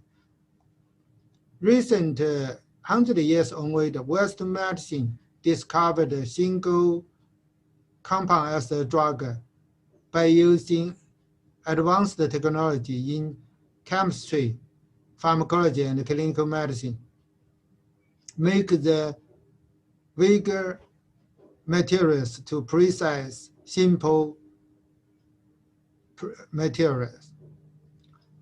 While Chinese medicine from 2000 years until today still use raw materials to mix together to treat various diseases.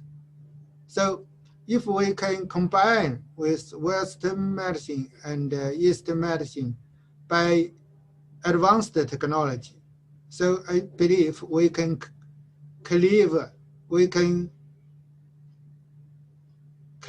a new way to drug discovery and can provide a new therapeutic strategy in the world.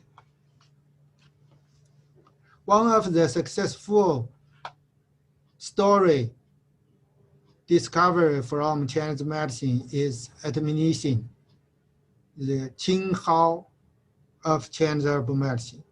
Admonition isolated from Qinghao of Chinese medicine. Professor Tui Yu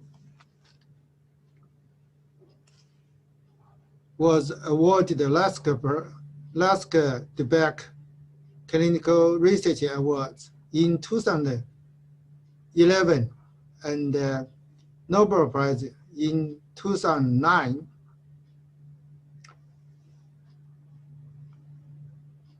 for these anti-malarial drugs. The cover story in Science Translational Medicine in 2019 was talking about a new discovery of asthma therapeutic target, TSGA2, a transgene-2 agonist, may contribute to relaxed airways. It may better than beta-2 agonist and can be a new target for looking for a new drug. The discovery was initiation from traditional acupuncture treatment for asthma. Here is another successful story discovered from Chinese herbal medicines. Celestro, one of single pill compound isolated from the roots of the Sandagat vein, is one of a promising candidate for treatment of obesity with a new mechanism which has been published in Cell and Nature Medicines in past few years. So based on numerous modern research in Chinese medicine, we can see some contribution of Chinese medicine to modern medical practice in treatment of anti-malarial, leukemia, and chronic heart failure, etc., by single pill compound admethinin, arsenic trioxide, and composite formula Realgar indigo naturally, and Chili Qiangxin capsules, and compound Dansen drip pills in clinical setting. So since traditional medicine is widely used in developing countries for primary health care, WHO had a meeting in Hong Kong to discuss WHO traditional medicine strategy for 10 years, started from 2014, and aims related countries to build up national policy and research to promote traditional medicine into healthcare, primary healthcare. To this purpose, WHO Disease Category 11 edition 2020 also include one chapter for traditional medicine diagnosis.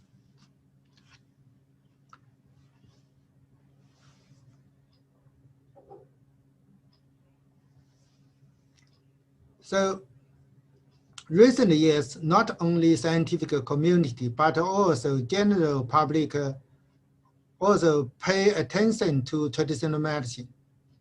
Last year, National Geographic, a well-known magazine, published a special issue about the future of the medicine, talking about how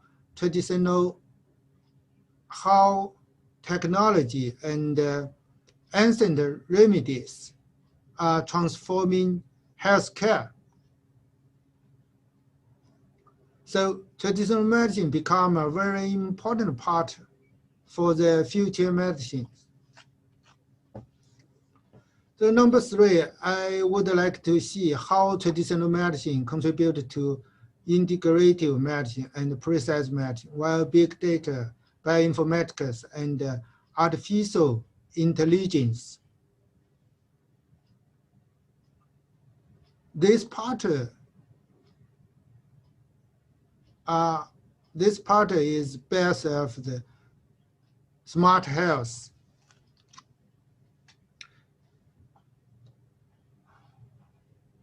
Here we list top 10 pharmaceutical company in 2020. In past decades, most of the company are increasingly growth by biological progress and other related advanced technology progress.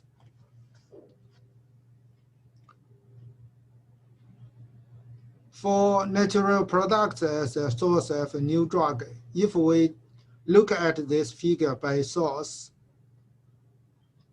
and year, we will find the average new drug about 40 each year, and about 25 of them come from natural resource. And this discovery story was inspired by traditional experience from traditional medicines. Even the top 50 pharmaceutical company, some of them also pay attention to traditional medicine and invest money to do research and hope to discover something new from traditional medicines.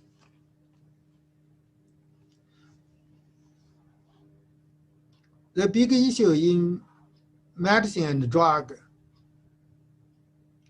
are changed with over time. Advanced from ancient time to nowadays,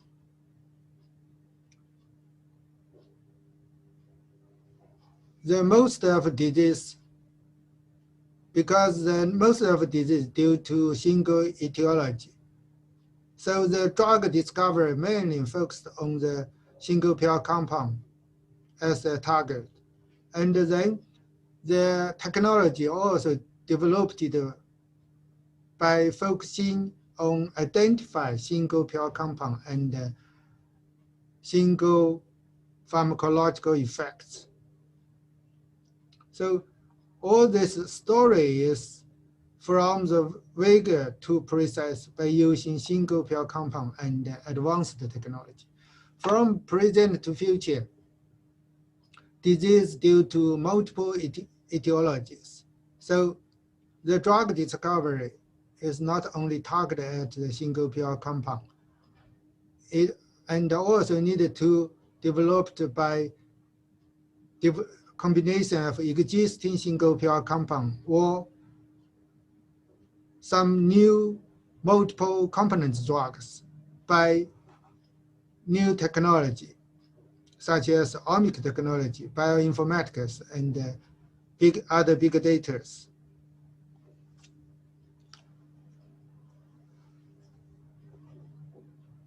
Because face complicated disease, we needed to use composite formula. There are over 100,000 company formula in Chinese literature. The data of traditional Chinese medicine prescriptions summarized in Dictionary of traditional Chinese medicine prescriptions, which include 84,000 prescriptions and 99 distinct herbs. The average length of prescriptions is 7.5. The minimum and the maximum lengths are one single herb and 120 herbs mixed together, respectively. This is one of database for us to further study to discover new drugs from traditional herbal medicines. In the past years, my team studied the following Chinese herbal medicines and their mixture in cancer and metabolic diseases. The results have been published in top journals in category of integrative and complementary medicine, pharmacology, molecular biology, and multidisciplinary science. For complicated Chinese medicine system and composite formula, my strategy for study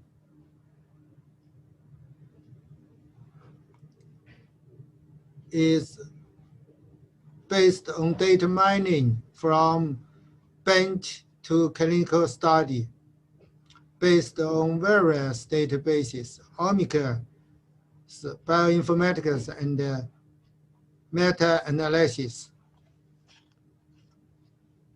Here shows application of network pharmacology-based target discovery from traditional medicines in my group. For example, to further study Coptis and its formula, we did omics study in microRNA, proteomics, and metabolomics in various cancer cells. In the past 3 years, we studied the Chinese herbal medicine by omics and network pharmacology associated study, and some published papers to show here to explore the effects and mechanism of Chinese herbal medicines in cancer and metabolic diseases. We find some new biomarker from the Chinese herbal medicine studies. So although body and drug are a complicated system, but eventually we have to clarify effects, mechanism, biomarker, and drug interaction. No matter Eastern medicine and Western medicine, both need to clarify their effects and have demonstrated the precise mechanism from vague to precise. In our research experience and epidemiological study, cancer are associated with overweight and obesity. All these cancers in here, they are close relationship with the obesity and obesity. So we need to clarify the following complicated diseases by the cross-talking. For example, obesity and diabetes have a complicated relationship with cancers. And they may share the same target signals. For example, dysregulating cellular energetics. And they may also have the crosstalk in complicated network with immunity and inflammations.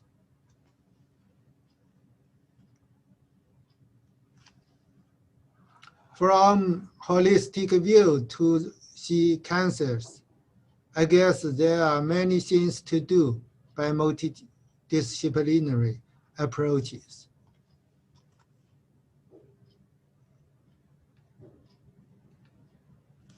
Here is the transcriptomic and bioinformatics biological validation approach used for holistic traditional formula BL02. We use this model from omics and bioinformatics to clarify the active compound in BL2 and demonstrated that it cancer cell migration and cell-cell communication by specific relationships. Finally, we confirmed BL0 formula have two active compounds as a therapeutic compound to inhibit non-small lung cancer to migrate to livers by signal pathway of ROP1 and CDC42 signalings.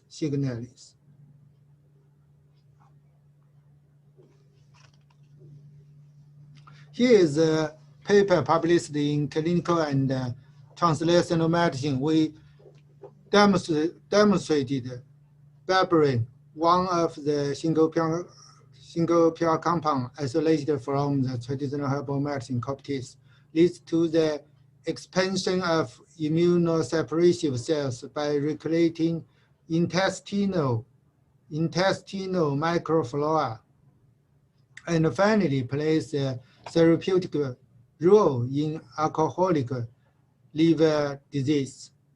Because this compound is very low bioavailability by oral admission. So it plays a very important role in intestinal microflora, but not enter the blood to play the role. This opens a new chapter for treatment of alcoholic liver diseases in mouse model. Here is another article published in Theranostics.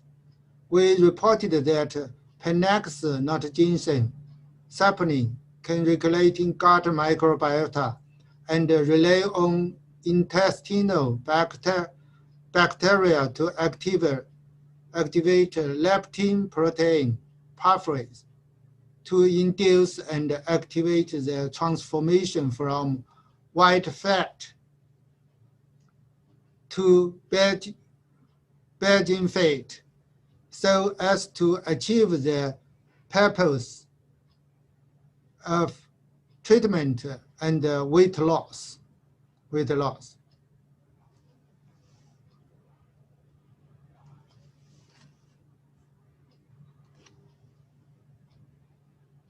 Here I wanted to give you some detail about the one of Chinese formula, Intl. It covers 4 raw materials of Chinese herbal medicine, as shown here.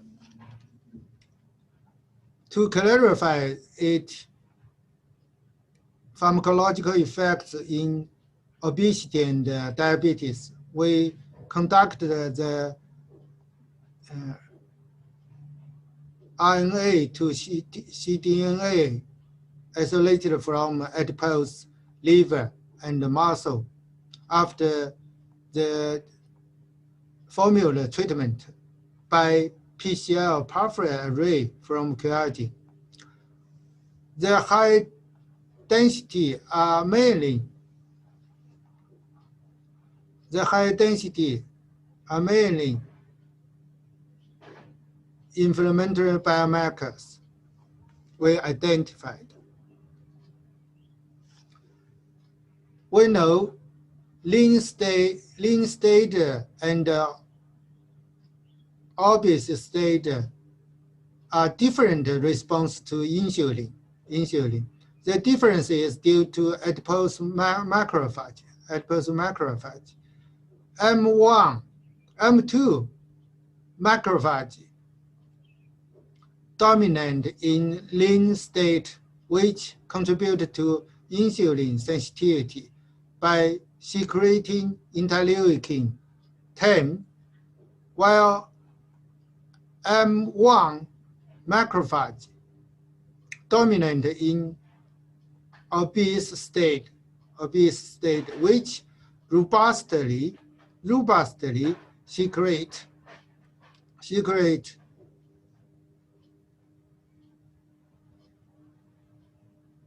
pro-inflammatory cytokines such as TNF-alpha, interleukin 6, MCP1, thus contributing to low-grade inflammation in adipose tissue and decrease of adiponectin. At the same time, this secreted cytokine cause insulin resistance in liver and skeletal muscles by acting as insulin resistance induced adipokines.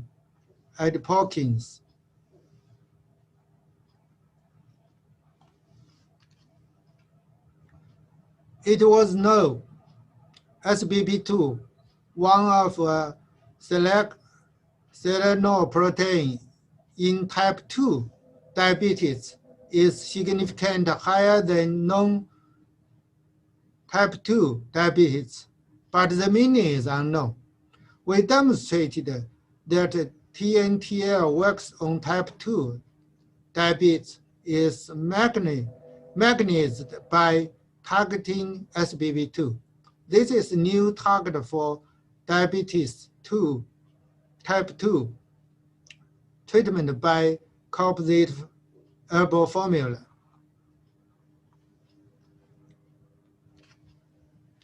We also have a clinical observation.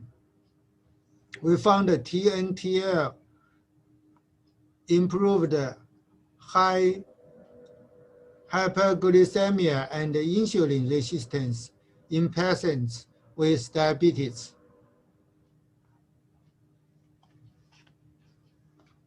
Finally, we published a paper in high reputational journal Science Advances for discovering new biomarker and targeted the therapeutic Chinese herbal medicine composite formula in model of obesity and diabetes.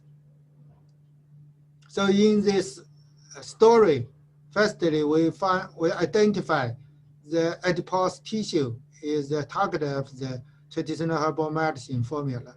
And in this tissue, we find the macrophage is the target of the TNTL. After treatment of TNTL, it can upregulate expression of SBP2. After SBP2 expression upregulated, it can inhibit oxidative stress and inhibit inflammatory signal pathways. Mainly, the both signal pathway is inhibited to increase interleukin-1 betas. Inhibit this interleukin-1 betas. This interleukin-1 beta can induce insulin resistance. So after TNTL treatment, we can get insulin sensitivity recovered.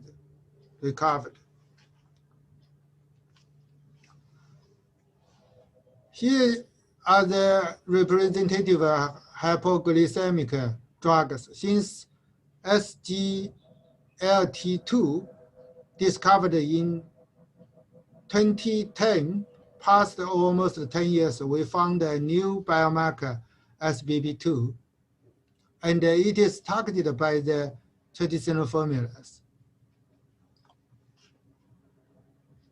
This is our contribution to the diabetic treatment in the future, maybe. Recent years, we are not only just focused on the traditional formula studies. We also did some frontiers research in cancer inflammatory and cancer microenvironment.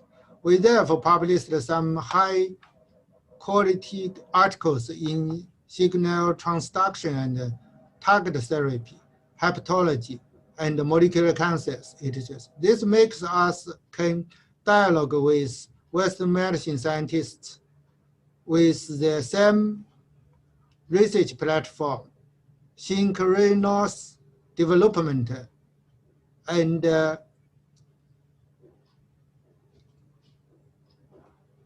each Western and Eastern scientists can discuss the issue with its own characteristics.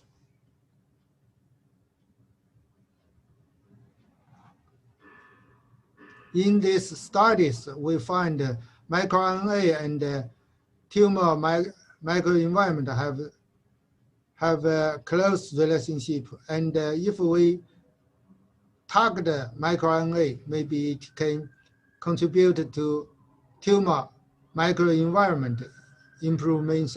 And we also discovered new target of cellular metabolism and immunosuppression and tumor microenvironment. This new target may be new clue for our further study by screening traditional herbal medicines. As summary and perspectives, number one, mutual good interaction of smart health and smart city. Both smart city and smart health share the same technologies, especially discovery, analytics, data solutions, and internet in EEE. Traditional Chinese medicine will contribute to smart health and smart city by the following two elements. New strategy and new technology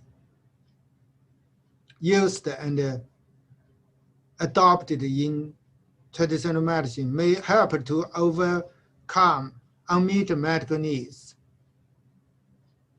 From the complicated science models, new disease models, omics technologies, gut microbiota, network pharmacology, and precision medicine, etc.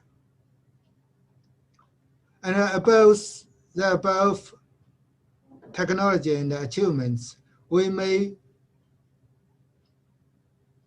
discover some new drug, new target, and new directions from traditional medicine. Maybe next generation drug can be found in Chinese medicines. Especially composite formula by discovering new compound, new combination, a new target, and a new direction. So based on the above research results, we can create a structure of traditional medicines for transforming to smart health. We based on various databases, we can get various new clue for precision from diagnosis to prevention. Even the fuzzy part to bet the big health by health maintenance, health care, treatment, and rehabilitation. we need to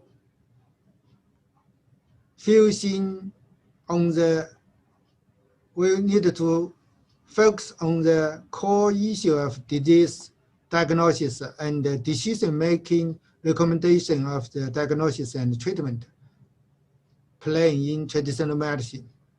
This is driven by accurate traditional clinical big data and basic knowledge big data of traditional medicine, combined with new AI technology, the intelligent auxiliary diagnosis and decision-making recommendation system of human-computer interaction is realized. So the traditional medicine, if it can combine with big data of traditional medicine or knowledge-based and special model of traditional Chinese medicine and intelligence of traditional Chinese medicine and efficacy prediction platform by AI systems and the diagnosis and treatment of service database and autonomous database. It may have a big impact on smart health and smart city in the future.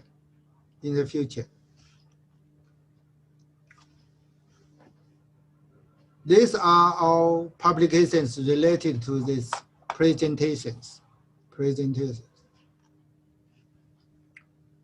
Here are also our other publications related to these presentations. I would like to thank my funding scheme supported from the government, Hong Kong government, social donation from Japan, New Zealand, and industry contract grants from Hong Kong and mainland China.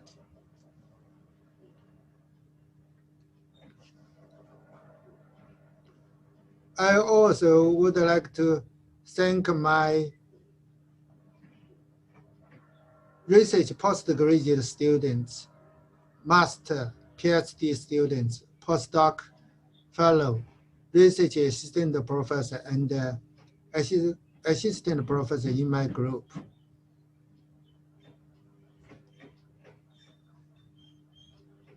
I also would like to thank my colleague in my school, in our university, Hong Kong U, and also would like to thank my collaborator in Japan, Professor Tadashi Nagamatsu, Yoshio Suzuki, and Senichi Kobayashi and Takao Koike. And also from Yale University and St. Louis University School of Medicine, Professor Zheng Yongqi and Professor David Wang. And I also would like to thank my collaborator from the Canada, University of Toronto, Wen Xiaoye, and UK, King's College of London from the Dr. Qi Xihe from King's College of London. And my other collaborator in mainland China from Shanghai, University of TCM, Fudan University, Sun Yat-sen University, and the key laboratory of chemistry and natural products of Guizhou Province and Chinese Academy of Science, China.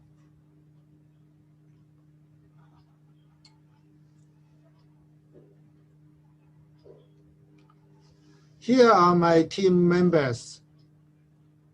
My team member from a small group and become such become a little big teams. They come from the form of my technician, research students, postdoc fellow, and visiting fellows, and research assistant professor and assistant professor. And my group attend one conference. Thank you for your attention. Thank you very much.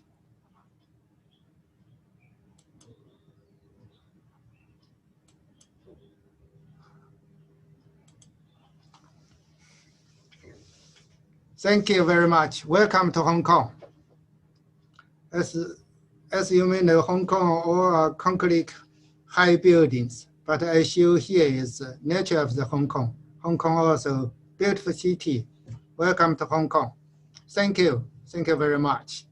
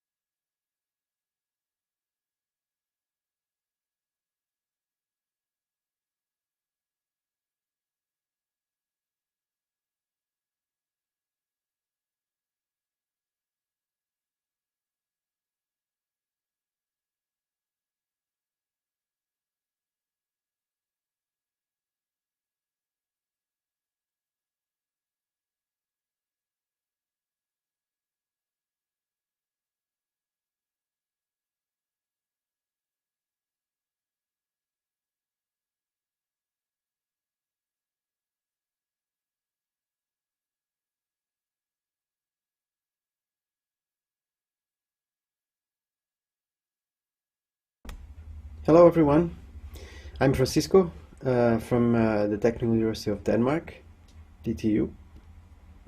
And I'm very proud of being part of the 2020 Smart City International Symposium. I'm very happy for the invitation from Dongwoo Lee, and I look pretty much forward to collaborate with him and colleagues from South Korea. I am sad that I cannot be there. It would be actually my first time in South Korea. Ironically, I lived in Singapore for a few years, and I visited Japan a few times and China a few times, but always failed to visit South Korea, which is definitely a failure in my record. So I hope this can be corrected in the coming years. So I am going to present about some work from my group. So it's a set of projects that generally fall in this vision of the adaptive transport system. So the group is called Machine Learning for Smart Mobility, and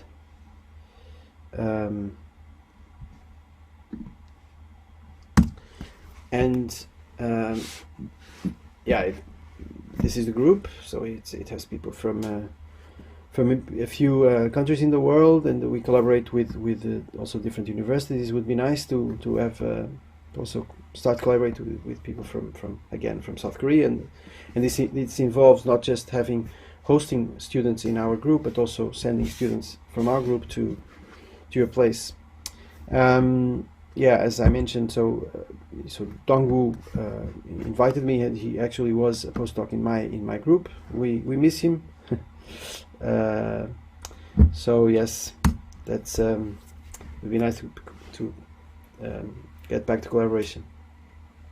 So to give you a sense of who we are, let me tell you a little bit about our history. So I mentioned that I lived in Singapore for a few years, and so basically I was a senior research scientist in SMART, which is a MIT research center in Singapore.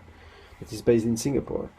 So this is called the Singapore MIT Alliance for Research and Technology, and I was working in this large project called Future Urban Mobility. I was basically also a member of the ITS lab at MIT. I also worked in MIT from 2009 to 2011, and then I moved to Singapore until 2015, and then I moved to DTU, to Denmark, and formed the Machine Learning for Smart Mobility group that I just introduced. So to give a sense of what our vision is, here is basically a diagram that shows what we believe to be the type of system from a transportation perspective that we are evolving to. So because of the technology developments, many of them actually from South Korea, we're evolving to a situation where transportation system is no longer static kind of system, where in the practically the last century, you would have the planning, the operations of the transport system to be based on this assumption that people are regular, and so this designed for the average behavior. You'd have basically, let's say for buses, you'd have a schedule that would be a fixed schedule. You could have even maybe headways, but this is all planned in advance. And the only thing that is more or less dynamic could be, let's say, the taxis or something like that. But that's typically still, let's say, not very, very demand respondent, not very intelligent system until a few years ago. But because of new technology, we're getting to mobility as a service, autonomous mobility on demand, shared mobility, dynamic public transport, dynamic pricing. So we're getting to a situation where we're going from like this long-term planning perspective, where the operations of the transport system are sort of static in shape, so to speak. So it's very much planned, to something that is more reactive, something that is more demand responsive, right? Now the thing is, to work well with cities that are minimally dynamic, with like for sure Seoul, but also Singapore, so Copenhagen, New York, Lisbon, etc., etc. In such cities, you know, planning for the average behavior can be a mistake because there's problems all the time, right? So what we believe is that we're evolving to a situation where we have, let's say, these two components. This should actually be let's say, it should be a loop in practice. But the way to, you know, the way I structure this presentation follows this belief that we optimize supply to demand based on some expectations of how supply and demand will evolve, and so it's sort of this like a pipeline, right? So we provide good predictions of supply and demand, and then the system optimizes. Now, in general, this all works fine. There's been a lot of visions for this. You know, like in the past few years, the idea of, you know, that the new types of mobility, like autonomous mobility, for example, was going to be all very seamless, intelligent, green, everything is perfect. But what I argue is that unless we are careful about the way we do things, we may actually make things worse. Why? Because if we have a very dynamic system, it may happen sometimes that we have, you know, if we have, let's say, bad predictions of where the demand and supply will be, we may end up adjusting wrongly, and that's going to be even worse, ultimately, than the current conditions. As an example, let's say we have an autonomous mobility fleet. Let's say that we have an autonomous mobility fleet, and there's a certain large event in some place, right? But let's say that our model did not predict well how many people will need trips from that place. Okay, so we have maybe autonomous cars, but we also have you know, like metro and so on and so forth. And so let's imagine that our prediction system made some mistakes on you know, guessing how many people are going from A to B. So it just you know, sends basically empty cars to a certain area in the city, and maybe increases the number of metros, like the frequency of metro in that city, in that area, and there's no one there. And but there's a lot of people still waiting on the other side, right? As an example. And so what we're doing now is basically duplicating traffic, right? So we are, in this way, we run the risk of making things even worse. We're increasing congestion, right? So this is just an example that this sort of pipeline needs to be, in order for this system to work, especially because of the dynamics. Again, if things were very static, there would not be so much danger of such situations, because people would be expecting already how much, you know, service would there be. Of course, that would not be optimal at all, because you end up planning for you know, wasting resources by having you know, empty buses in many times of the day, and buses that are too full in some times of the day, and so on. So we really need to have dynamic systems, but we need to get these dynamic systems to work properly, and that requires good predictions. That's what we believe in. So the point is that if we fail in demand predictions, we can do wrong balancing, like the case I was talking about. So you send the cars to the wrong place in the case of autonomous mobility, but we could talk about shared mobility in general, like, you know, if shared bikes, you know, wrong balancing, you know, moving supply away from demand, that's just a mistake, right? Wrong pricing, it's the same thing. If we have some sort of dynamic pricing and we expect a surge in some place, and we make it even cheaper because we made some wrong predictions, then it's even worse, right?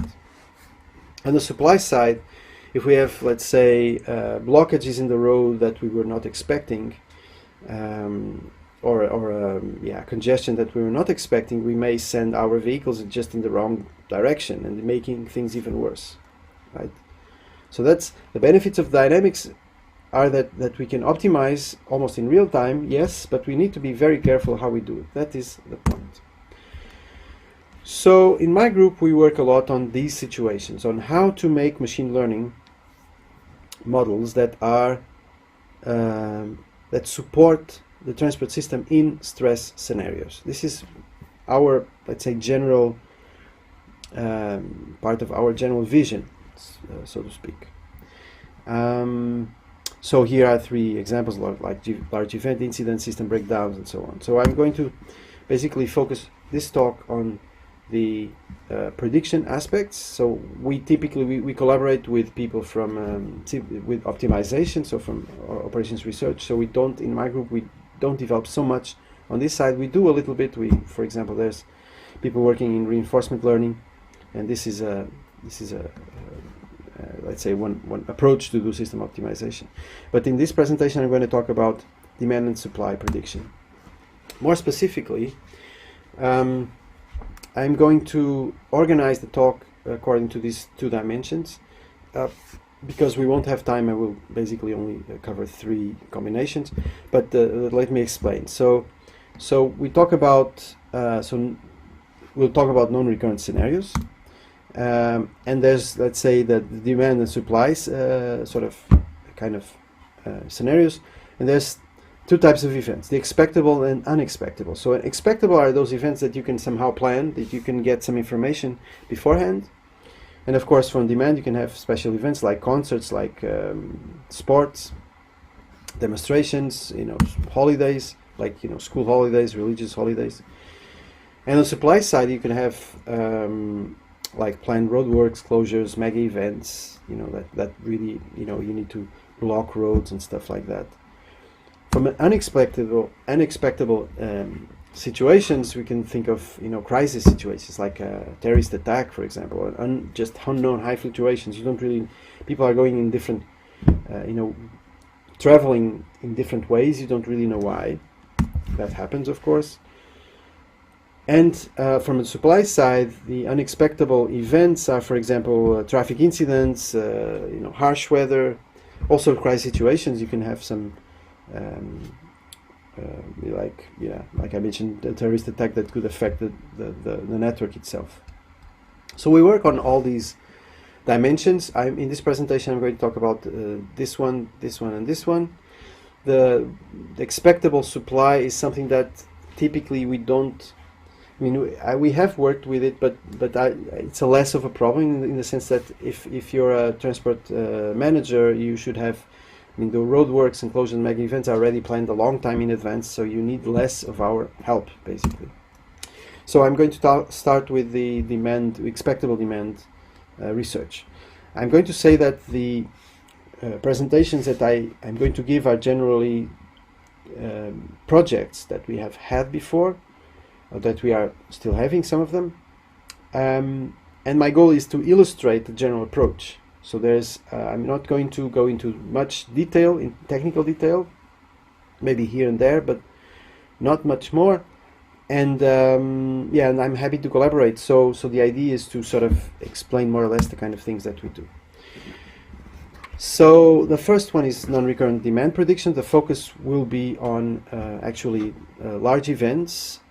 So a good thing with large events is that if you are organizing a large event, you typically announce it online. And if you don't announce it online, these days you probably will not have many people, and that means that it doesn't really matter from a transportation perspective.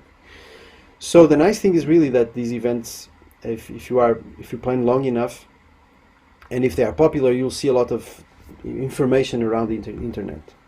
So that's one thing we have been doing is to like have crawlers all the time collecting data from events, like from homepages, from listings, like APIs, like what one call Eventful, social media, news feeds. So there's lots of potential sources, but of course a lot of it is in free-form text.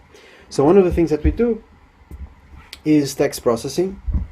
So one of the techniques that we've been working on is called topic modeling, which basically converts text into what's called topics. So for those of you that know PCA, Principal Components Analysis, topic modeling is kind of similar in the sense that in PCA you basically convert a signal into a linear combination of eigenvectors, and in topic modeling you convert the text into a linear combination of let's say standard text, what's called topics.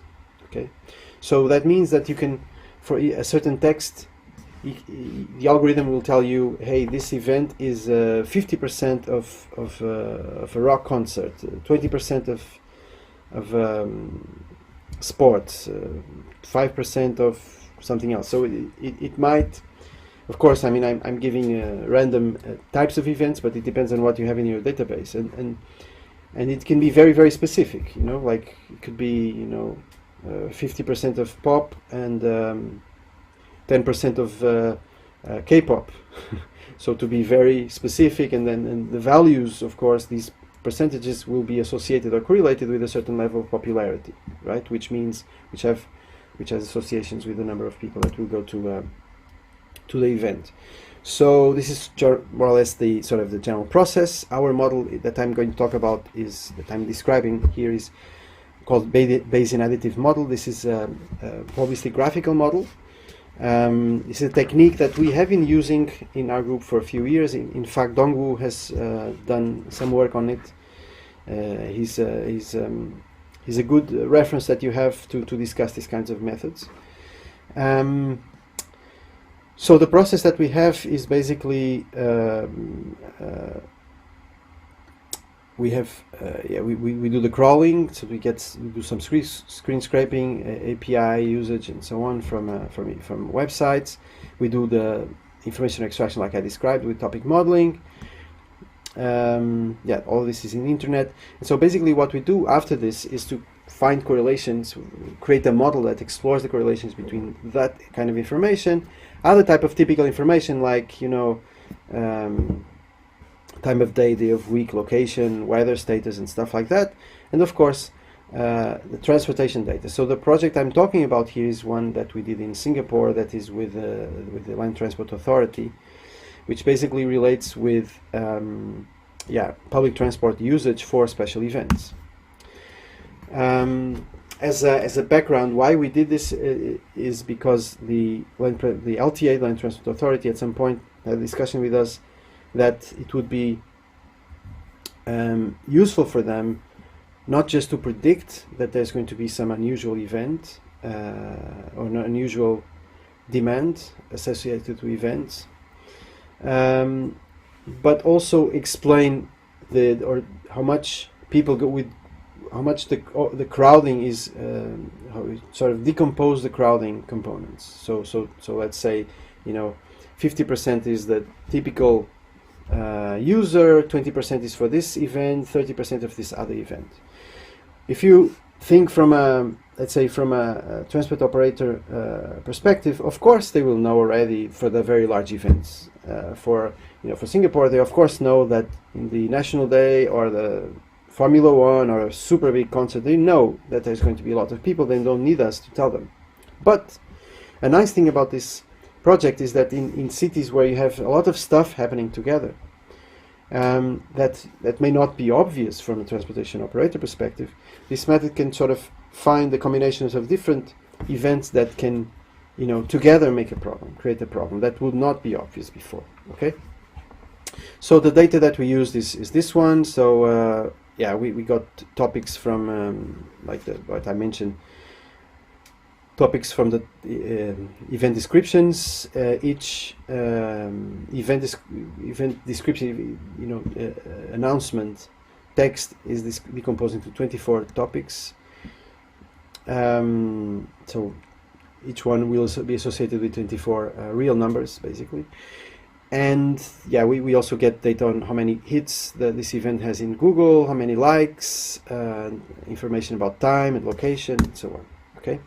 So the way that this Bayesian additive model works is just saying that the total number of people that go to the event at a certain moment in time is a summation of the people that go there normally, so this is the routine component, and people that go there for the different events, for the K different events that you might have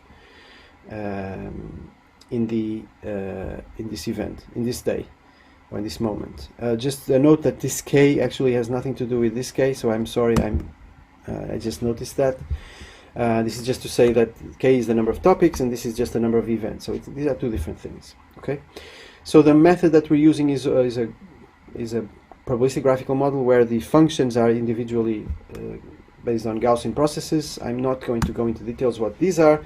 This is the form of the probabilistic graphical model. So this is the summation that I was talking about. It's basically a normal distribution that combines the routine component and the summation of all the individual components. Yeah, if you want to get more details, maybe I can invite Donggu to explain how this whole thing works. So about the experiments, we had 5 months of smart card data from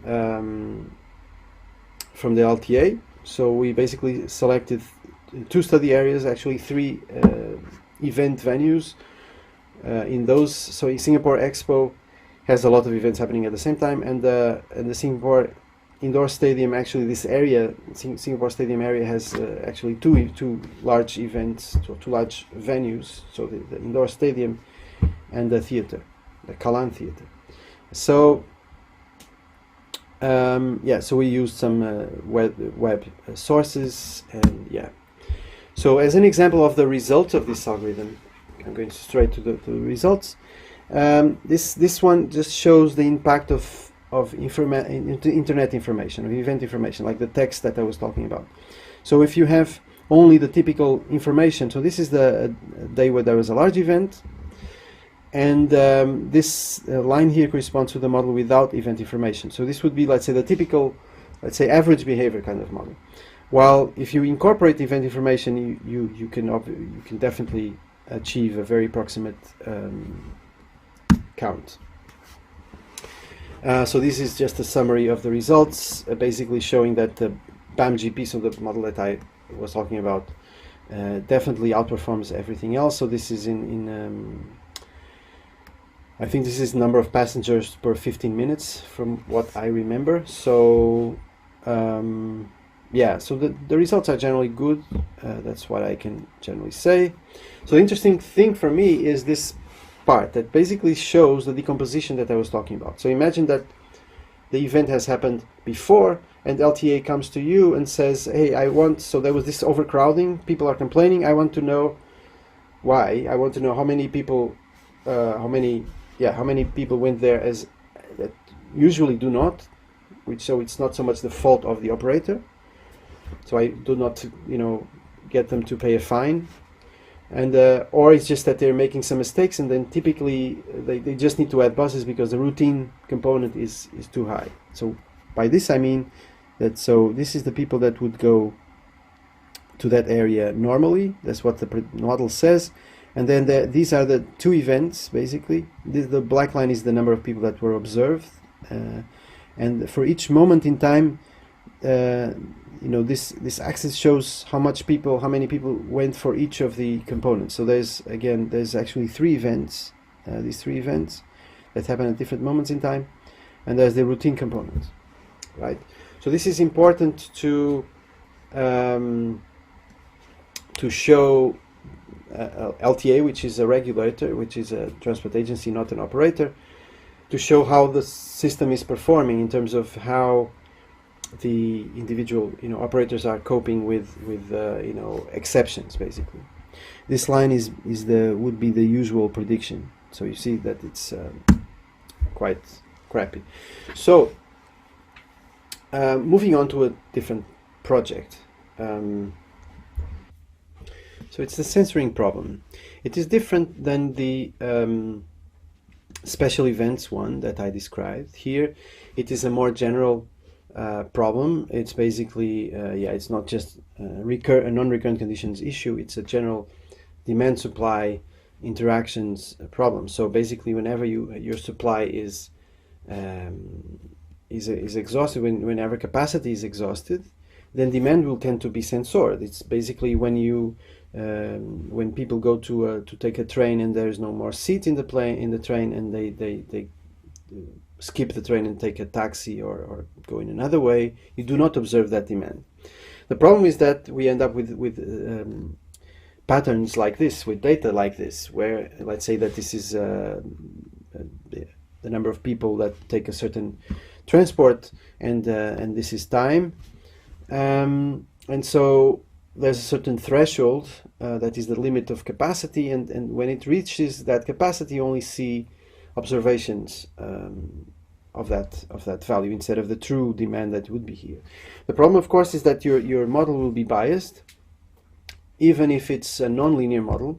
So if it's a non-linear model, it might even be worse, actually, because you might be fitting this line and then this line, right? And this is just wrong, because if you want to use this to optimize your service, you may run into serious problems, right? So what we do is we use what's called a censored likelihood. This is actually quite common. This is called a Tobit likelihood. Maybe some of you will already recognize this. I'm not going to into details on these two functions. So this is the typical likelihood function. This is the likelihood function with a censored component, which basically has a change on this side. So this one is the same. So that there's this two parts of the data set. It's called the non-censored and the censored. The non-censored corresponds to these points, and the censored are these points. And so those censored points will basically fall in this part of the likelihood, which will change the form of this line. Basically, what this formula does is tell the algorithm to say, well, pay more attention to these points; they are correct, and these you might be underestimating. So if you exceed a little bit, it's fine. If you do that at the expense of making this part more consistent. So it works something like that. Okay. So what I'll show you in the next slides is just a recent work that we did with actual data from bike sharing. Well, for a start, I will just illustrate what the concept is about. I will be a little bit faster than before because I don't have so much time. Here it goes. So we made this data set that is sort of synthetic data. So this corresponds to just data that we generated. And the true function is this line here, and you'll see that these dots are basically the non-censored observations. This is, let's say, true observations with noise, of course. And these are the censored ones. So we basically censored such that you get this sort of cloud of points that, from the perspective of a machine learning algorithm, it even looks like a linear function, right? Now, can you help the algorithm somehow? Can the Tobit formulation help the algorithm somehow to learn to approximate this true line better? That is the challenge. So if you apply a typical model, again, we are in the Gaussian processes type of models that I mentioned before. It can be a deep learning. We also have been working on deep learning for this. But yeah, this is maybe the one that is easier to show. If you use a typical model, you end up with this sort of straight line, which makes sense. But the nice thing is that because of the Tobit shape, so the Tobit formula, it actually learns the shape, because you need to see that it also relates with the way we censored. Yeah, that's true, because we censored, like, the shape here is also somehow consistent with the shape there. That's why it's still able to do this. If it was a straight line, for example, it would not be so affected as this. Definitely, it would still have some waving pattern, but it would not be so beautiful, basically. Okay. Another thing to say is that, well, we are comparing. It's an unfair comparison, because we're saying that this algorithm doesn't know which points are censored, which points are not, and this algorithm, we tell it which points we know that are censored, right? So let's give this algorithm information about which points are censored, which points are not censored, and this is what we get. Okay. So basically, this algorithm, what it says is, what it does is it ignores the points that are told that are censored. So we say, well, this data you can trust this data, but this one you cannot trust. So the consequence is that, and this is the form of the Gaussian processes models is that the algorithm says, well, I'm very sure what happens here, but I'm very, very, very unsure what's happening here. So basically, this shade here is just saying, well, the true value may be anywhere. And so, as opposed to this one, that is much more precise.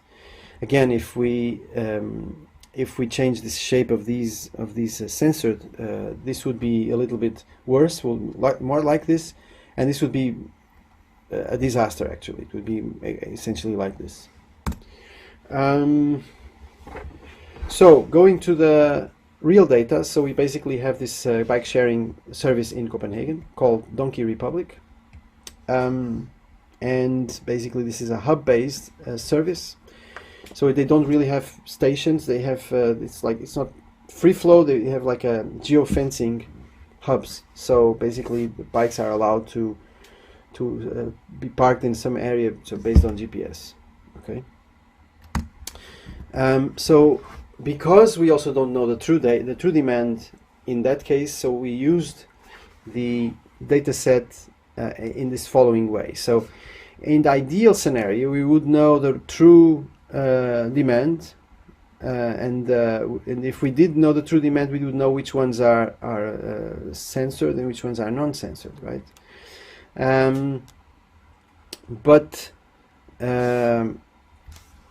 But we don't. So what we assume, that's what people do in this kind of research, is say, okay, so this are the non-censored observations. So we say that this is the truth, and then to try to play with the algorithm, we artificially assign censoring and see how the algorithm is able to recover this line, the line, or this approximation, right? So we are playing with real data, but we still don't know the true demand. This is something that I need to say. Okay. So what we did was, one important thing is that the amount that the next graphs I will show you the results based on the amount that we censored. So if it's a drastic censorship, the amount will be higher. So this is what we have here. So this is it's like full censorship. The data is very much affected, changed, right? So the RMSE, I'm going to show you the RMSE. These two are more or less sort of complementary, so we can just look at this side. So this is the error, the root mean squared error, and you have three models: the censored Gaussian processes, the non-censored Gaussian processes, and the non-censored Gaussian process assisted. So the censored Gaussian process is our model. This is the basic model, typical model, and this is the one where the model ignores the censored information. So it just uses only the good data, so to speak. Okay. So we see that basically the non-censored model becomes, after about 30%, it becomes worse than the assisted, and after 20% becomes worse than the censored model. And with very high censorship, the model is a disaster, of course. While our model is generally very good, except when the censorship is so high that it's better to ignore the points. But this is a very extreme case. A nice thing about these models is that, about the censored likelihood models, is that it also improves the quality of the model on the non-censored part. Not only it gets a better estimate of the true demand on the censored part, it also gives a better model on the non-censored part. So back to my picture here, these kinds of models make not only give a better estimate here, but they also do a better approximation on this side, which generally makes sense in this case of a linear model. But even in non-linear models, neural networks, Gaussian processes, it works well.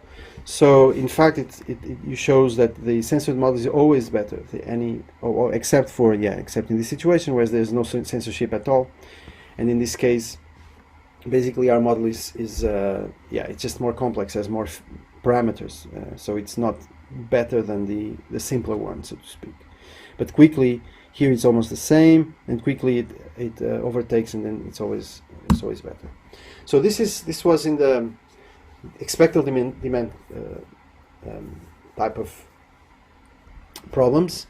Now we're going to the unexpected demand. So this is in fact the hardest problem that we know of. So it's when something is happening, we just don't know why. we don't have really data beforehand to help us understand what's going on. And so I'm going to talk about a solution that is not really let's say a kind of model that explains what's going on, because often we don't know what's going on. It's a model that says, well, in these conditions I am not so sure, so it will give you information about confidence on the predictions themselves. So if you are making a decision in transportation, you use the predictions, but if the prediction tells you upper bound and lower bound, so a prediction interval, you know more or less how to decide. So what these algorithms that I'm going to talk about do is they will give you these bounds, how confident the prediction is, okay, so that you can make decisions. So these are typically what's called heteroscedastic models, because the observation noise is non-constant. So that means that in this case, this is actually data from speeds and in traffic. So you see that during the night, for example, you have very, very high variance because you have not so much flow, you don't have so many cars going. So that means sometimes you have cars that are going very slow, sometimes they're very fast. While during, let's say, during the day, you have much less variance, right? You could use information about time of day, but that would be a bit confusing because, you know, if there's again some large event or something happening during the night that actually made it more busy, like more cars, this kind of algorithm would fail. So what we use is we use information of flow to predict the interval on the speed prediction. So what we do is, we jointly model the mean of the speeds and the variance. So this the dispersion of your signal. Okay. So again, we're still in the Gaussian processes model. I decided to be more or less on the same types of models all the time. So here we have basically a combination of two models. One is the model that models the mean signal, so this black line, and the model that means that basically estimates the intervals. Okay. So this is I wouldn't say it's a classical model, but it's not rocket science per se. So it is not that hard to apply. So then we did apply it to data that we got from a collaboration with Google Research, from data from Android and Google Maps.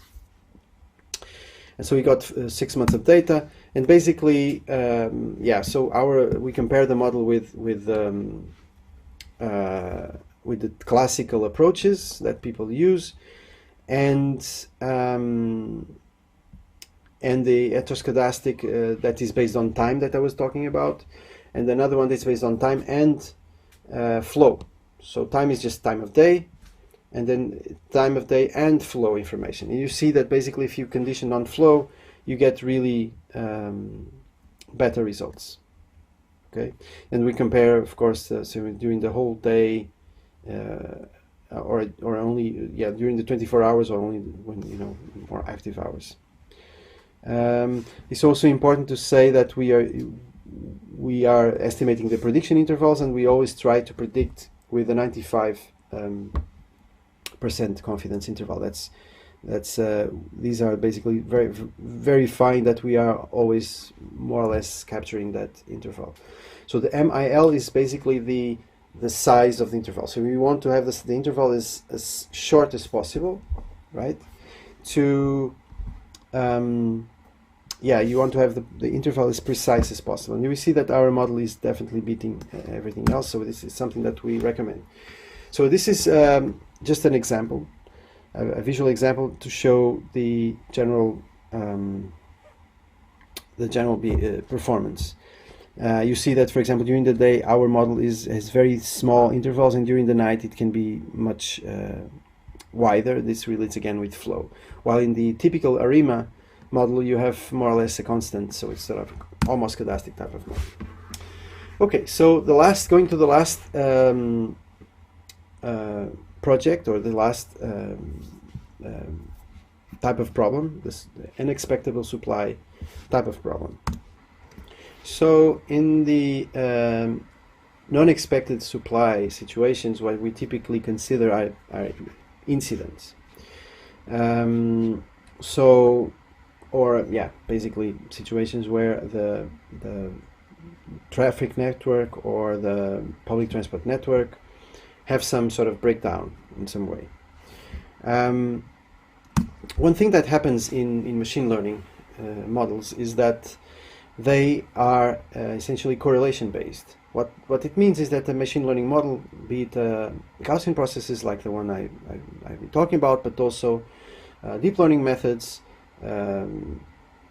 any statistic method, an ARIMA, even a Kalman filter, what they do is they learn patterns.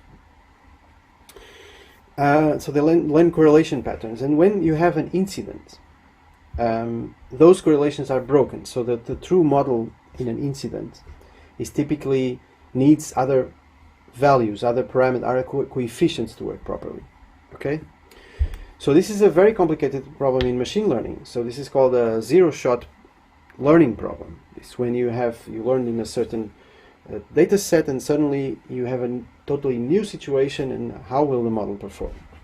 In the case of traffic prediction, this picture shows the typical performance of machine learning models or in statistical models in general. So the behavioral, the normal behavior that you have is in this line. So, you know, in this case, it's in the morning. You have some speed that decreases a little bit because, you know, number of the flow is increasing basically. This is a typical behavior, and this is what our models will learn. Now, if there is a incident, so this is the situation where you had the actual incident. Okay, so you have an incident, you have the speed changed dramatically because you blocked maybe one road, and there's some time for clearing up the incident, and then it it clears up, and then the speed recovers, right? Now what happens, this is what happens in a typical machine learning model or a typical ARIMA Kalman filter. Is basically it's predicting relatively okay until there's an accident, and then it takes some time to capture the data of the accident, and at some point it does capture the information of the accident. It adapts somehow, but does not adapt so well because those correlation coefficients are wrong. These the values in the parameters in your algorithm are not the best, and sometimes it doesn't even recover completely. Let me explain why. So like this case is kind of maybe it looks strange. Why doesn't it ever recover? Sometimes it doesn't because, for example, in this case we're talking about a model that has this shape. It doesn't matter the details, but what we're saying here is that it uses to estimate the speed on a certain link. It uses the speed in the link after and the link before. So there are some correlations that it learned from the data set. Now what's funny is that in the incidents, the speed on the link after is much higher than usual, and the speed on the link before is much lower than usual. And the algorithm just gets confused, right? Because it's going to use those parameters, those values, to correct itself. So it will tend to, you see that sort of in between. It's kind of, it's in between this one and this one. It's just confused, right? So this is common. Now, what can we do? So one thing that people do also in transportation is do a lot of simulation-based modeling. So in simulation, you have the benefit of having causality. So you can represent let's say the physics of the movement. Now, so the thing is, if you have a simulator that is reasonably well calibrated, which is not that hard to do with a let's say with a stretch of road. And if you can represent the possible places where you have the incidents, you can correct the machine learning algorithm with the simulated data. So what this process consists of is basically that. It's when you have an incident, you have information from the GPS of the car where the incident is more or less, but GPS has error, as you know. So you need to simulate multiple scenarios just in case, because you don't know exactly what the situations are. So here you have multiple scenarios. We use this simulator called vSim, and then we basically configure these the simulator with different scenarios, again with where the cars, in this case is situation with 2 cars that are blocked, that are had an accident. So you see that we put it in different places, also across the lanes, across the link, and so on. So we simulate multiple scenarios, and we give the to algorithm that we call Qtip, and then it generates multiple versions of a model, and then it basically combines them into a single prediction model. So it's like because this process is relatively fast, it can update your prediction model quite fast. So what we do here is we have basically a highway from Denmark. This is actually next to DTU. DTU is on this side here on the right, and basically we have this entire network. We represented it in vSim. We calibrated and so on. We have some data on incidents. We calibrated. So calibration means that the observations are consistent with the simulations in normal behavior. And now we used the algorithm to say, okay, so for this incident, let's check how the prediction model can be improved, because with the vSim you can have like the truth behavior, but can a machine learning model use a simulator to update itself to predict well in those conditions? So what we did was, we simulated each time with multiple scenarios given the GPS information, and like I said, and so we get the model. So this picture, of course, well, it shows a perfect model. This is a case that actually happened. So our model really learned perfectly the performance, but of course this is not always the case.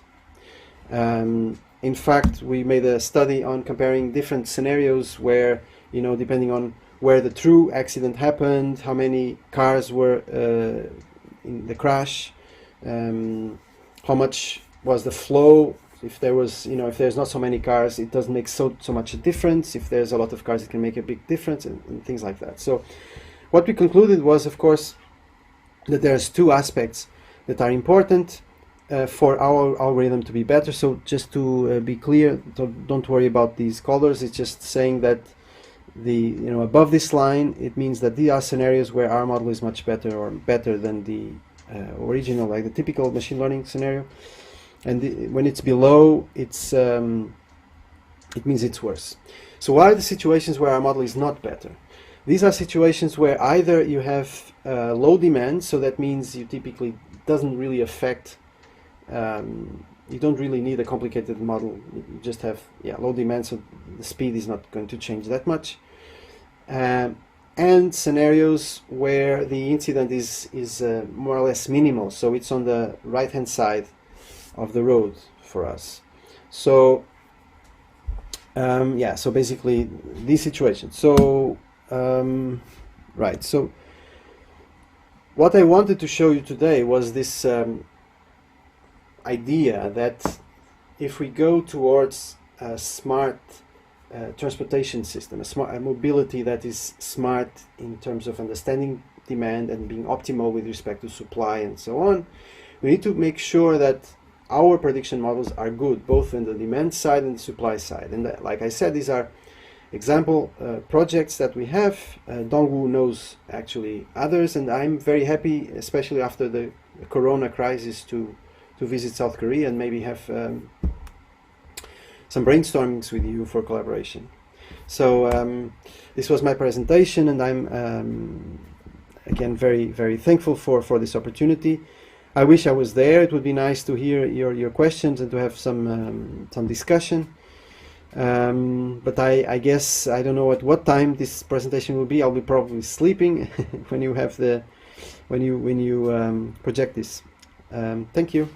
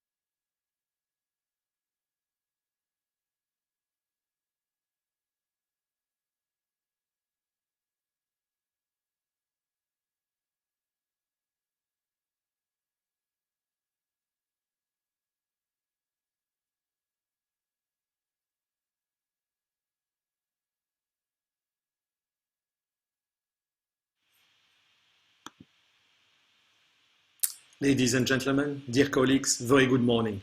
It's a great pleasure for me today to be with you and to give this presentation.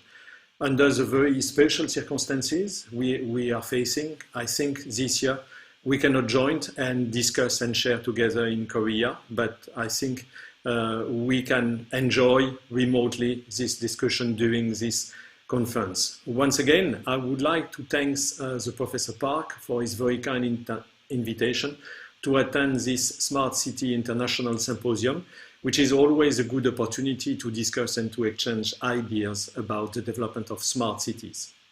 My presentation today will be focused on how to balance sustainability, uses, and innovation. This is part of the challenge that we are facing with the development in our cities, and how could we try to improve the quality of life for our citizens. Of course, we have all in mind very different situation regarding cities. The situation around the world is not homogeneous, and we have very, very different environment where we should adapt and where we should address very different issues.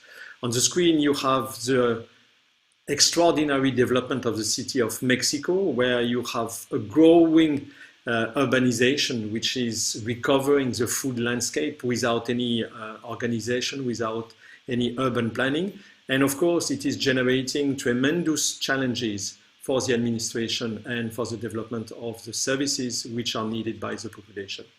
At the same time, we are also facing very high density in urban environments, like it is in Kowloon, in Hong Kong, where we have one of the highest density of building which is existing in the world, and where we have to deal with the new organization of the city itself.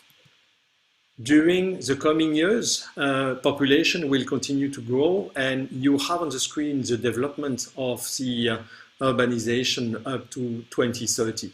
You see that the mega cities are gradually growing and will reach the value of more than 5% of the total population of the world, where we are concentrating more than 10 million inhabitants. So this is really something which is extremely challenging for all of us. And you see that this development is mainly taking place around the Asian cities. And this is obviously where some of the new developments are needed in order to answer to the needs of the population. In order to do that and to try to tackle the challenges, the United Nations have tried to promote sustainable development goals, and you have on the screen the 17 SDGs that have been now promoted a while ago, and where most of the important topics have been identified.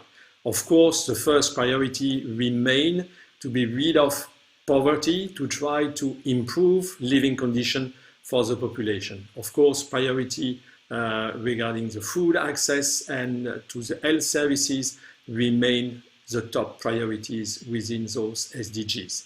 At the same time, if we want to achieve those successful development, we need to address some specific elements. And within this list, we have one specific component which is focused on sustainable cities and communities, so which is the SDG number 11, which has to be addressed.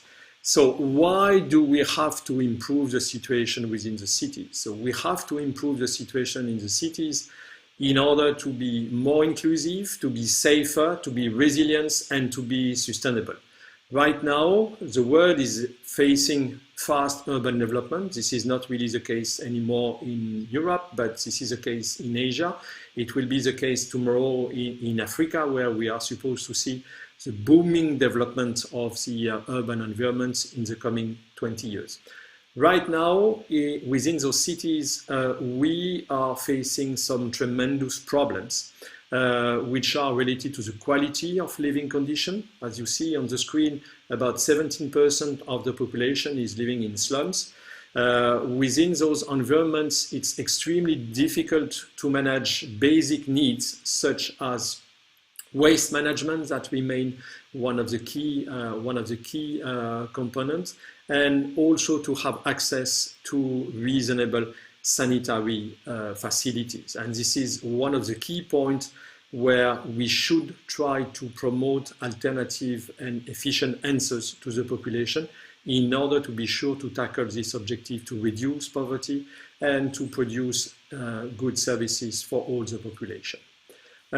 Regarding the cities, several solutions have been identified in order to try to improve the current quality of our urban environments. So first is to try to promote urban planning. So it's obvious that when we are facing situations like in Mexico City, where no urban development is really organized, we arrive very quickly in chaotic situation, generating difficulties for the population.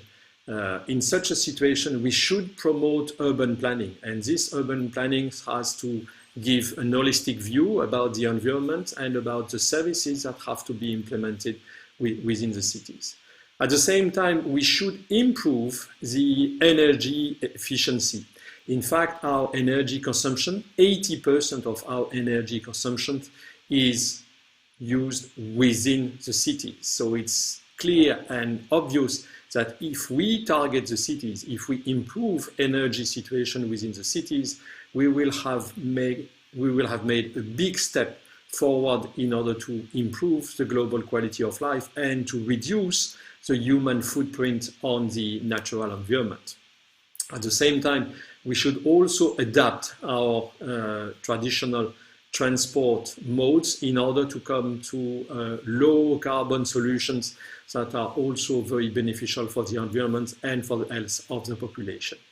At the same time, as we are trying to engage those two directions, we should also try to improve the resilience of our cities. Right now, due to the complexity of our environment, to the lack of plannings, we have an environment which is getting more and more vulnerable, especially regarding natural hazards. Under the pressure of the climate change, we have the necessity to be sure that all the services we are providing to the population could be also available during special situations. That could be the case during natural hazards, like flooding, for example, and we should be sure that our cities are able to recover quickly.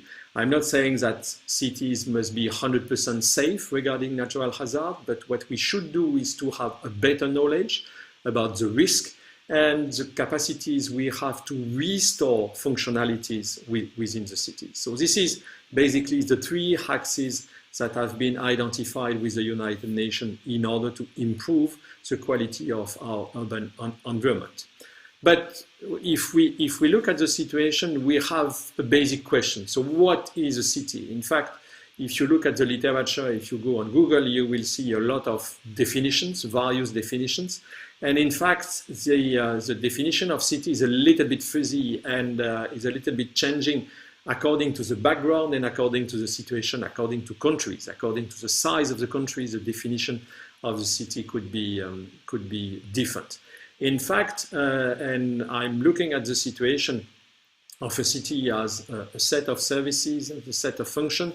If we want to give a practical definition for addressing the challenges within a city, one solution could be to define a city as a combination of urban functions and city services. In fact, for the urban functions, they are located in buildings, in infrastructures. And if you try to list the number of urban functions we have, in fact, we do not have much. We have only 9. We have housing, we have education, we have workplaces, we have safety, we have governance, we have health environments, we have leisure and tourism places, we have religion and religious places, and we have food and shopping places. So that's the basic component that we are facing. So we can read the map of all cities around the world, and we can map and identify those functions. In order to operate, a city has 5 basic services. The first one is related to transport network. People within the city have to move. They have to move from their private residency to their workplace. They have to travel, to go out and to go in within the city. We have also the basic needs which are related to the water network. So in order to operate, we need to have water network for the sanitation, for the water supply. We have also to collect the waste. I mentioned already in the initial slide that the waste management remain one key component within the urban environment. Obviously, this is a key component regarding the health of the inhabitants, and it has to be managed very carefully. Obviously, on top of that, we should have an energy supply. We should have energy sources and, of course, energy networks within the city in order to be sure that we can operate all the services we need in our daily life, but also for the transport and for the communication networks. Obviously, today our society are highly dependent of communication network, so we should have access to information not only for getting news about the world, but also to operate our natural environment using the computer, having the possibility to work. We are today fully dependent from those communication networks. If now we want to focus in some of the most important elements and the most important services we have to focus on, one key element within this environment is related to the food, the water, and the energy nexus. So within the SDGs, so we have 3 SDGs, number 2, number 6, and number 7, which is describing the links that are existing among those 3 SDGs. Of course, it's very clear that for producing food, we need water. So this is all the agricultural part that we need for irrigation. 70% of the fresh water are still used for irrigation, and 30% of the remaining water is used for domestic use and for industry. Of course, the food is produced and is transferred to the city. So it means that for transferring this food within the city, we need transport, and the transport requires energy. Of course, we may try to have transport through, I would say, non-carbon transport solutions, so by rail, trains, and so on are offering good solutions. But also the traditional way for providing the food to the city. At the same time, cities remain, as it was already said, the place where energy is strongly used. So we are consuming 80% of the energy within the city. And so it means we should produce a clean energy in a sufficient quantity in order to deliver all the services we want in our cities, for our citizens. So this is really important to try to have a better use of the natural resources we are mobilizing for the food. Of course, production, so it means reducing the water consumptions in order to allow all the different water uses within the city, but also to try to reduce the energy consumption. So within our cities, we have this challenge to try to reduce the energy consumption in order to have a limited impact on the environment. If we look at on the right side of this slide, you see obviously the 3 components regarding energy, regarding food and water. So where we have to manage for energy the demand, of course, the supply and the assets. For the food, we have basically to manage also demand, the supply, the assets, same as for water. And obviously, we see the strong interconnection and the strong links that are existing among those different components. In addition, we have 3 additional concepts that are also integrated and which are becoming extremely popular right now. So we are talking about energy security, we are talking about food security and water security. So basically what we try to do, we try to be sure that the demands, the needs from the population are covered and can be provided in good conditions to the city and to the people who are living with the city. So now the aspect which are related to those components has become a key point, and many decision makers and governments are addressing this part. I would like just to come back on what is mentioned regarding water security. So in fact, in the water security aspect, we are considering 3 components, which are providing the water, drinking water, but also sanitation services. So which is the main component, which is on top of this on the graph on the left on the slide. So we should have the networks, the infrastructures that are ready to provide those resources to the citizens. At the same time, and in order to be sure that we have sufficient resources that could be provided to the population, we should take care of the ecosystem. So it's extremely important to protect, to monitor, to protect the quality of our ecosystem, because if they are in good shape, they will be able to provide a good quality water that could be used within the city. And the third component, of course, if we want to be resilient in our cities, we have to take care and to analyze the risks which are related to natural hazard and climate change. So this is really one of the key components today. We have seen that the number of significant crises, major disasters was growing during the last 15 years due to the increased vulnerability of our urban environment.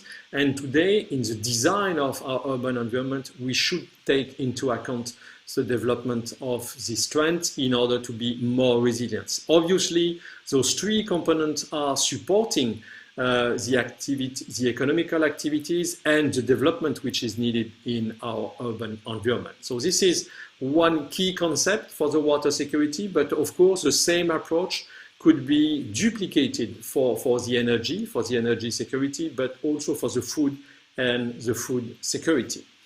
Now, if I try to summarize the idea and where we are facing right now a tremendous urban development. This is something that has never been seen in the past in history. We have very frequently a higher vulnerability due to the sophistication of our urban environment and due to the technology we are using. If I may take once again the example of communication, the fact that now our communication network could be affected by natural hazard could be really a problem, and we know that the shutdown of the communication network is making problem, including for the crisis management itself.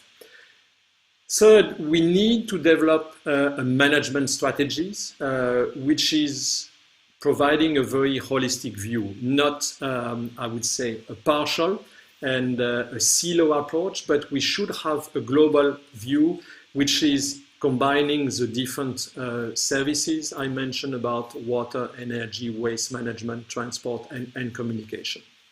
Regarding water, and because I would like to focus my talk on water, this is not a new request to try to improve the quality of the services, but this is now new to integrate water within the global view of all the services which are existing within the cities.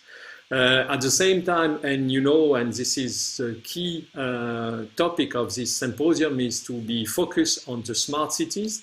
The concept of connected city has now emerged since a decade, and we are seeing more and more solutions.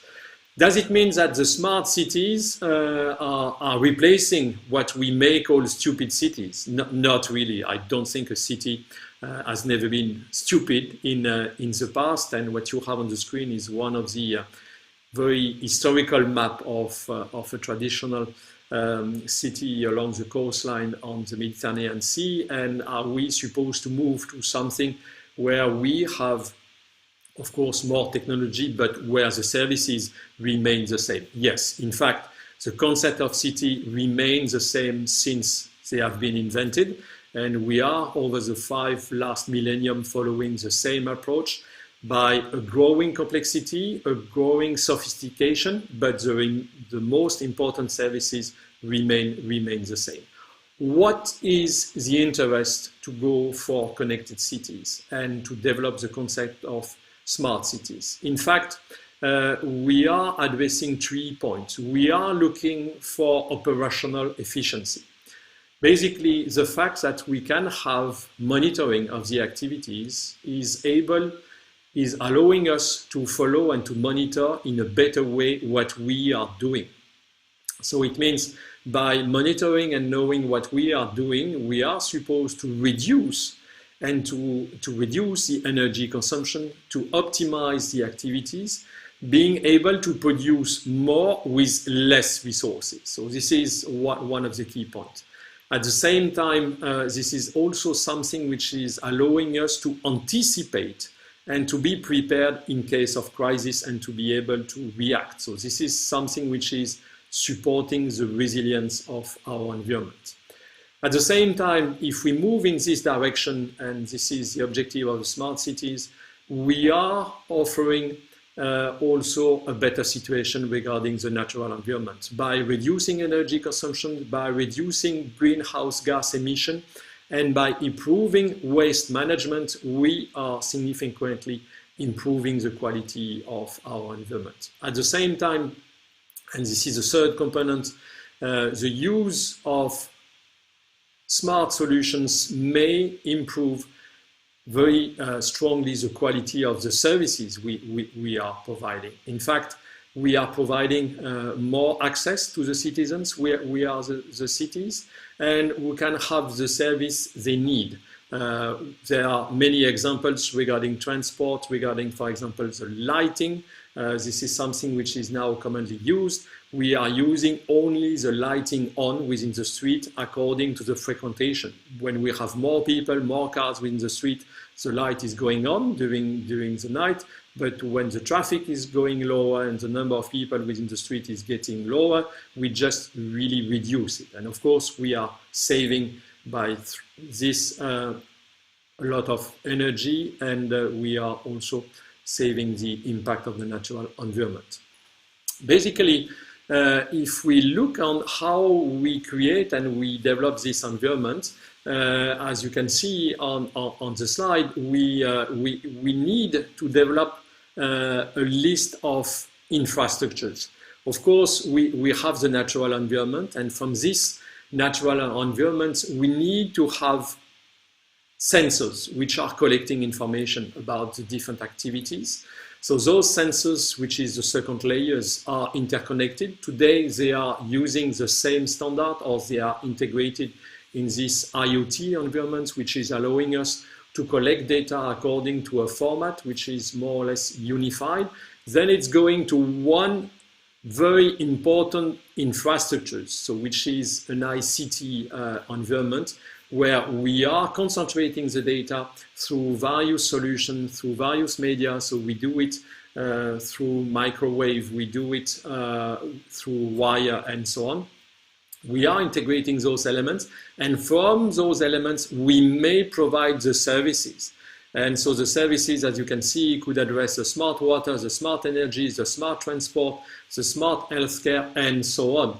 And obviously, all of those services are existing because they are requested by the population. So it means we have the capacity to initiate and to develop those services, because the communication infrastructures is existing, and because the infrastructures monitoring the natural environment and also our activities are there.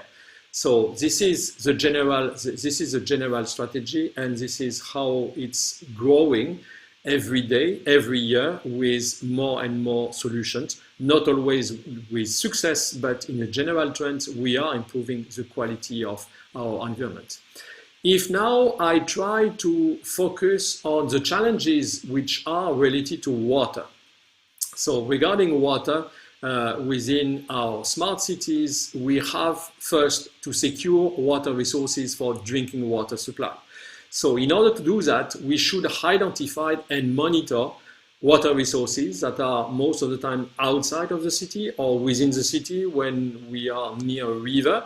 And of course, we should monitor the water quality. So we should have continuously an idea about the potential contamination that may affect the water, in order to be sure that we have the relevant reactions and to protect the health of the customers.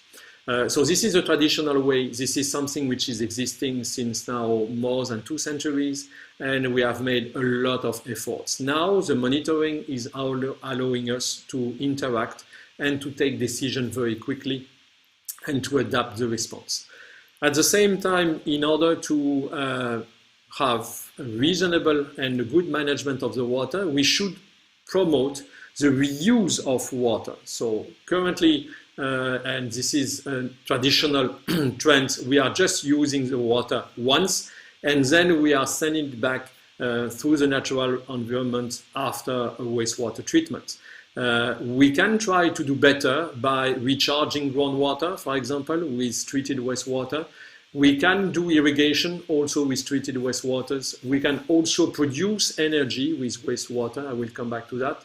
And of course, we can also produce drinking water from the wastewater. This is the example of what New Water is doing in Singapore. At the same time, and this is a key component, and I'm sure that in the room many people are interested on this component, because this is a component that we see in the various sectors of the urban environment. The problem is to manage the water assets. So the water assets, as many infrastructures, are extremely costly, and we should manage them in a very wise way. So we should be clever when we decide on the investments. Investments are quite massive, and we should be also we should be careful regarding the maintenance. Investing in one asset means that we should carry on this asset, but we should use that plant, but at the end we should ensure the maintenance, and we should replace these infrastructures after we use it. So this is quite important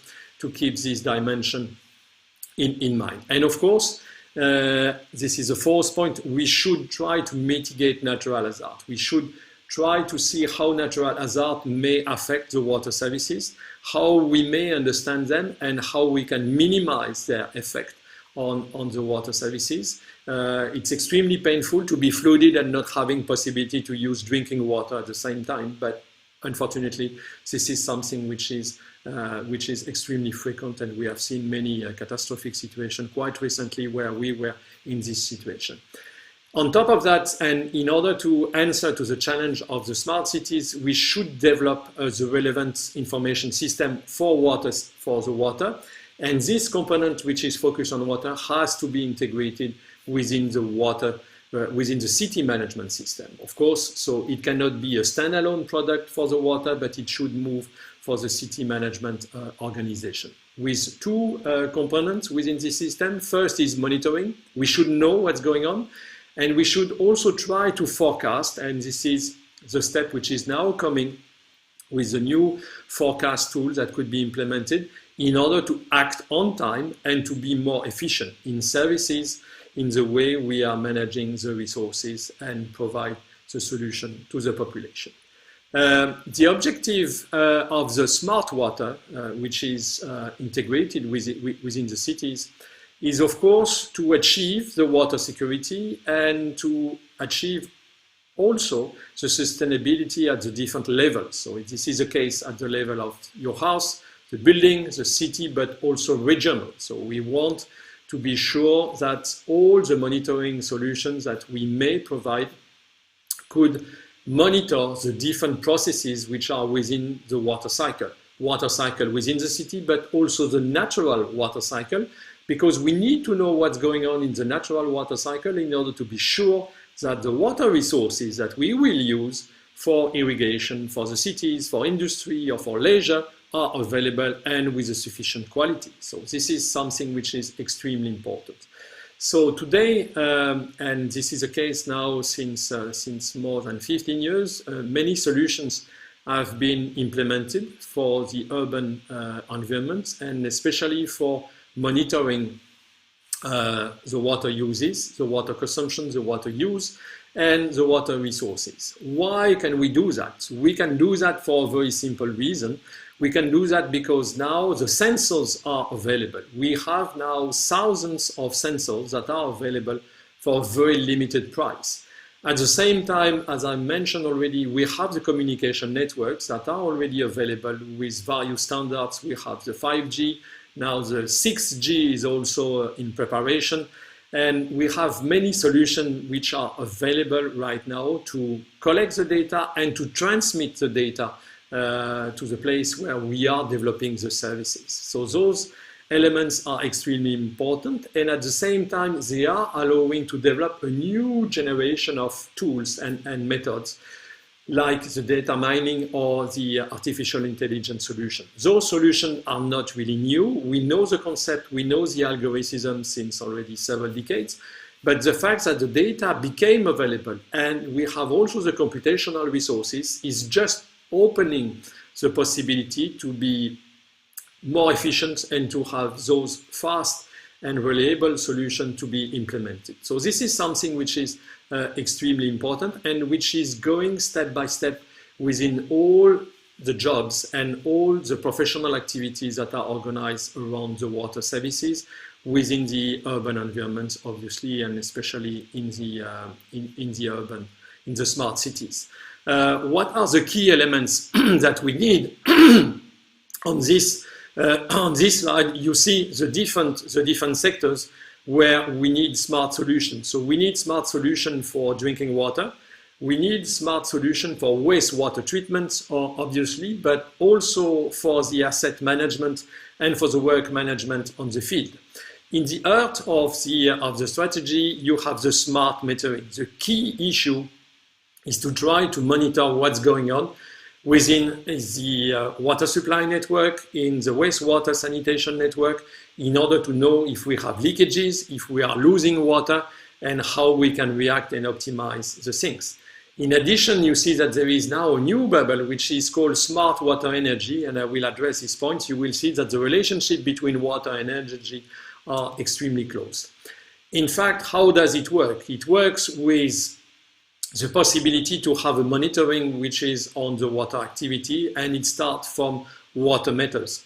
Of course, we are collecting information about the water use, which is made on the individual basis. We are transmitting this information, and we can use it for, I would say, just estimation on the quantity of water which is used, for the billing operation, but also to detect anomalies. How can we react and being more efficient in case of leakages?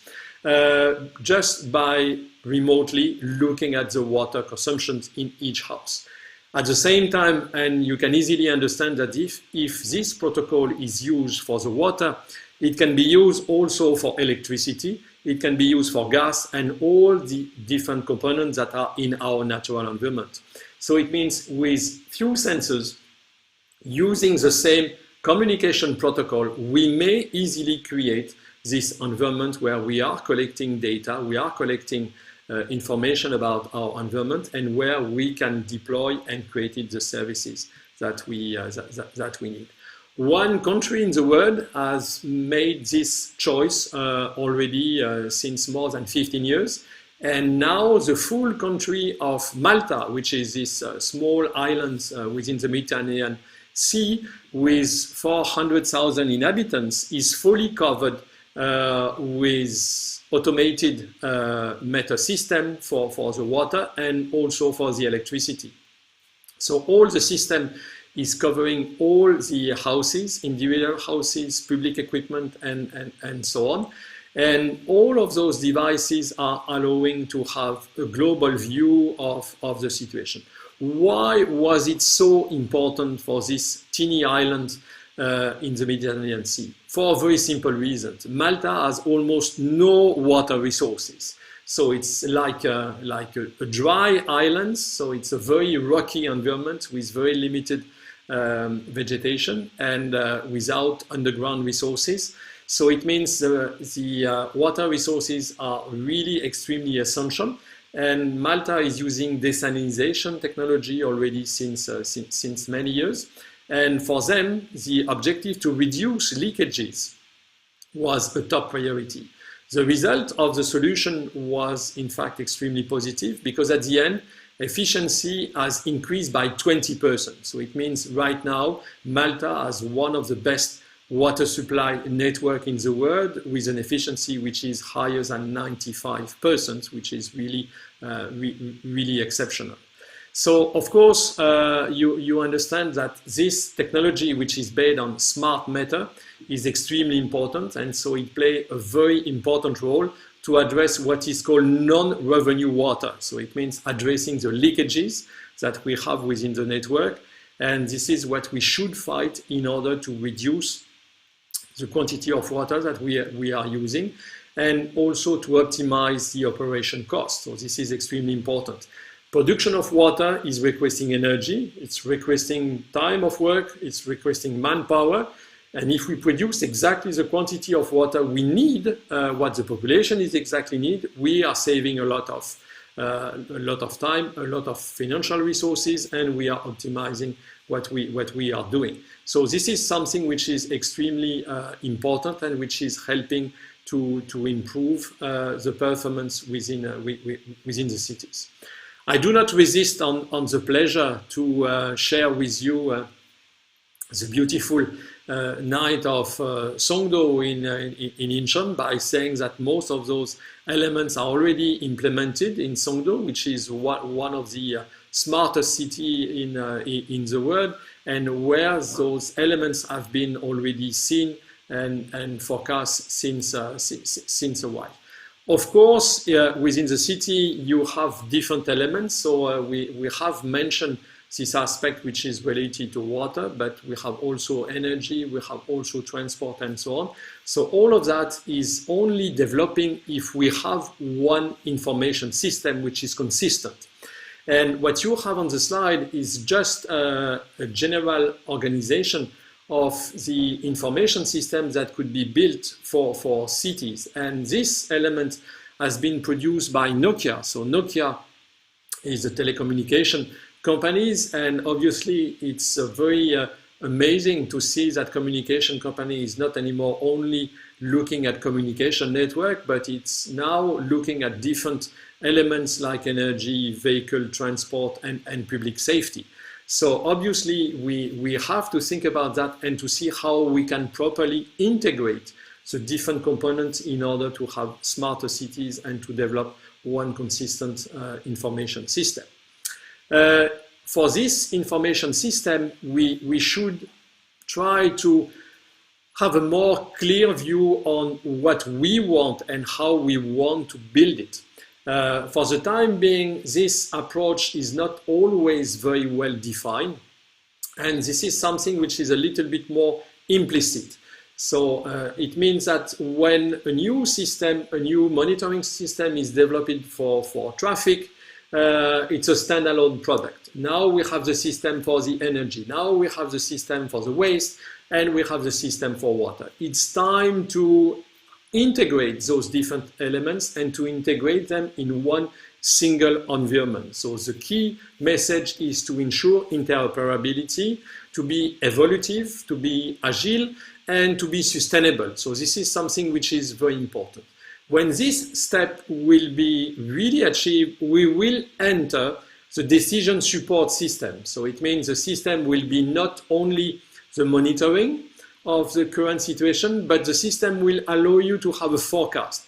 What will be the traffic situation in 3 hours in case of flooding? What will be the situation in public transport in case of major traffic jam close to the airport, and so on. So this new dimension will contribute to increase the quality of the smart cities and to increase the quality of our environments.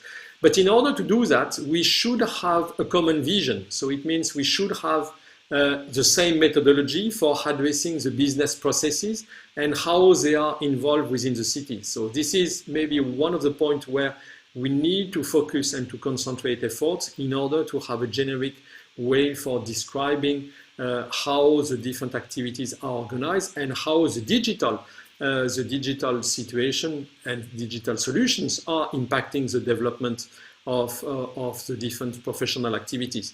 Obviously, this is also the case, especially during the situation we are facing. During the lockdown, during the pandemic situation, we have seen that we had to reorganize, to reshape some of our professional activities in order to be sure that we can perform those services, but also keep safety for the operators and for the professionals who are engaged. So this is something which is really, really important to work and to define those common protocols for communication and the data flows. Of course, this global architecture should follow the needs of the users, and this is extremely important, and they do not have to be imposed by communication companies that are not always very familiar with the situation within the cities. Now I would like to address a specific dimension of the two SDG which are related to water and energy. I mentioned already this nexus, which is water, energy, food. I will not address so much the food point because it's mainly taking place outside of the city, but the energy dimension is extremely important. Of course, we need energy for our cities, and the hydropower remain one of the most interesting renewable energy for the production of electricity. There is still a lot of potential in different countries to be used and to be implemented, and it represents clearly one of the key domains where investment and development of infrastructures should be done. At the same time, water services, and especially the wastewater treatment, represent a very important energy consumptions. In order to operate the wastewater treatment plant, and this is a picture you have on the screen, you see those big aeration reservoirs where the water, the wastewater are treated. So in order to operate those mechanical equipments, we need electricity, and the electricity bill for one wastewater treatment plant is always extremely high, and obviously we have an interest to try to reduce the energy consumption in those environments by having new solutions for the wastewater treatment, and also by improving efficiency, energy efficiency within those situations. The general objective for the water services, and this is something which is the situation worldwide, the general objective is to target neutrality of water services regarding energy consumption. The objective is to produce locally all the energies which is needed for operating the services. Of course, you need energy for aeration on the reservoirs, but you need also a lot of energy for all the pumping stations. Pumping stations are some of the most, I would say, important customers of energy. They are using a lot of electricity for operating the mechanical equipment, and obviously we should try to reduce those operations. On the screen, you see how much we are using energy in the wastewater treatment plant, so which is one of the main chapter where we are using energy within the city, and you see that the traditional activated sludge aeration is mobilizing 55% of the energy. So this is where we should try to reduce the energy cost and the energy consumptions. In order to do that, there are already different approaches that have been created. Of course, you know very well the possibility to produce electricity from biogas. From the wastewater, we can collect some gas from the wastewater and produce electricity. But we can be also a little bit more innovative by using, for example, what is called pico turbines. So you have the example on the screen where you can see those small turbines that are directly integrated in the water supply network. So in fact, in the pipes, not the small one, but they have to be at least 15 or 20 centimeters with high pressure. We may have those small turbines that are able to generate electricity. Of course, they are not generating major head losses, but they can provide a sufficient energy, which is allowing to cover the energy cost of operating the water supply. Currently, most of the European installation for wastewater are already strongly engaged in this approach, and most of the metropolis currently in Europe are providing already neutrality regarding energy consumption for the water services. So this is something which is really important, and this is something that has to be integrated within the design of the water supply network from the very beginning.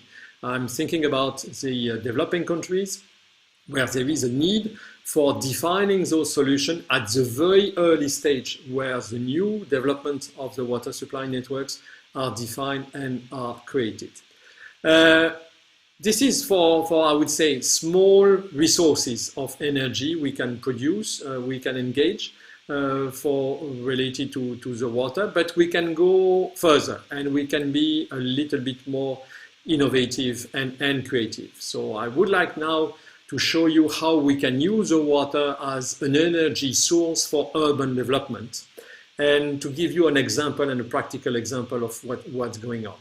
As I am in Nice, I cannot resist on the pleasure to share with you some pictures and one study case which is related to the urban development of the city of Nice. As you see on this nice picture, we are on the coastline of the Mediterranean Sea. The city has strongly changed over the last 400 years, so we are now a metropolis which is integrating more than 1 million inhabitants, with very well-known landmarks, and of course this beautiful coast with the Mediterranean Sea. One of the things which is extremely important to understand, over the last century, of course, the beaches and the coastline has not changed, but the urban development of the city of Nice has taken place, and we have now an environment which is almost fully covered with buildings. If you look at the back of those buildings, at the beginning of the 20th century, you had only buildings along the shoreline, and the city was much more smaller than right now. Today, if you look at the hills behind, you see plenty of houses. We are not at the level of Mexico City, but most of the hills in city around Nice are covered with new houses. And obviously, this environment is difficult to manage, and there is a clear competition for space, and the development of the city itself, as the city is attracting more and more people who are willing to enjoy the pleasure to live over there and to work here, is making difficulties. In order to do and to cope with this challenge, the municipality has decided to initiate a major project, which is called Eco Valley, which is focused on one of the valley which is located near the city of Nice, just behind the airport. So in the valley of the Var River, the objective is to try to develop a new urban environment. Why over there? It's very simple. This is the last remaining space where we have flat environment and where the constraints regarding the construction are still manageable and do not represent too excessive constraint. So the objective is to have this major project taking place over more than 20 years, roughly, with the objective to have about 3 million new square meters built in order to welcome more than 50,000 new jobs, and to have an investment coming from public and private sectors around 2.5 billion euros. So the objective is really to make it more attractive and to give a new development within the city. You have a view over there about the natural environment. You see that the river is taking a very significant place. In fact, this valley has been strongly modified during the last 150 years. The valley at the origin was much wider, and the river was using almost 3 kilometers wide of the valley, and now it's only reduced to 300 meters. As you can see in the downstream part, close to the airport, we have a lot of projects regarding transport. We should have very soon one new station combining the train with the airport, obviously, but also the tramway and the bus stations, and at the same time a business district and a residential place which is called Nice Meridia, which is a new environment supposed to welcome education, working places, and also private residential environment. In this environment, we should have a consistent approach, and this project is one of the key projects from the French government and is strongly supported by state policies, which is allowing to have a global operation focused on one single environment. As you see, the new environment is targeting 35,000 new inhabitants coming within this environment, and to be mainly concentrated in collective buildings. You have new shape of buildings that have been planned and which are currently under construction. But the problem is that in this place we have to face several constraints. So we have one very serious inundation risk from the river. At the same time, we should preserve environment, and we should find water resources. At the same time, you should know that the place in this Var Valley is a place where we are extracting water for the city of Nice and provide resources for 600,000 customers. So it means it's nice to have in mind to have a new urban development, but at the same time, we should keep in mind that the quality of the water resources remains the top priority for 500,000 of people who are living around. So it means we should be innovative, especially on the water issues management, in order to conciliate the urban development and at the same time preservation of the environment and mitigation of natural hazard situation. As you can see, the Meridia project, so which is the name of the residential place, is taking place in the downstream part. You see a little bit how it's organized and how the different buildings are combined within the Var Valley, which is from a distance from the river itself. However, this space is an environment that could be affected by flooding. Something which is very important to understand, the location, so which is the city of Nice, is located at the mouth of the Var catchment, which is about 3,000 square kilometers.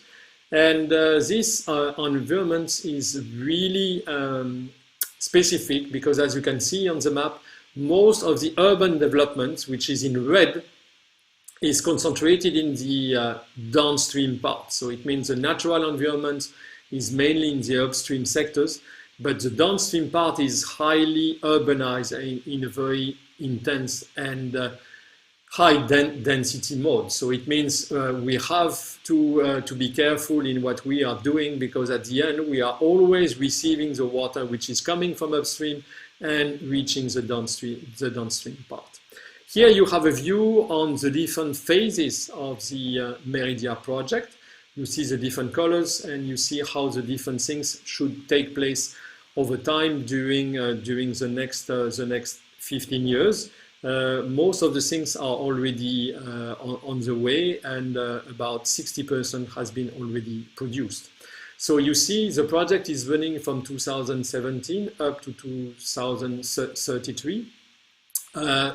In order to operate and to provide services regarding energy, and especially for heating and cooling, the city of Nice was looking for, I would say, one of the best solutions in order to limit the use of fossil oils and to have the possibility to use something which is with lower impact on the environment.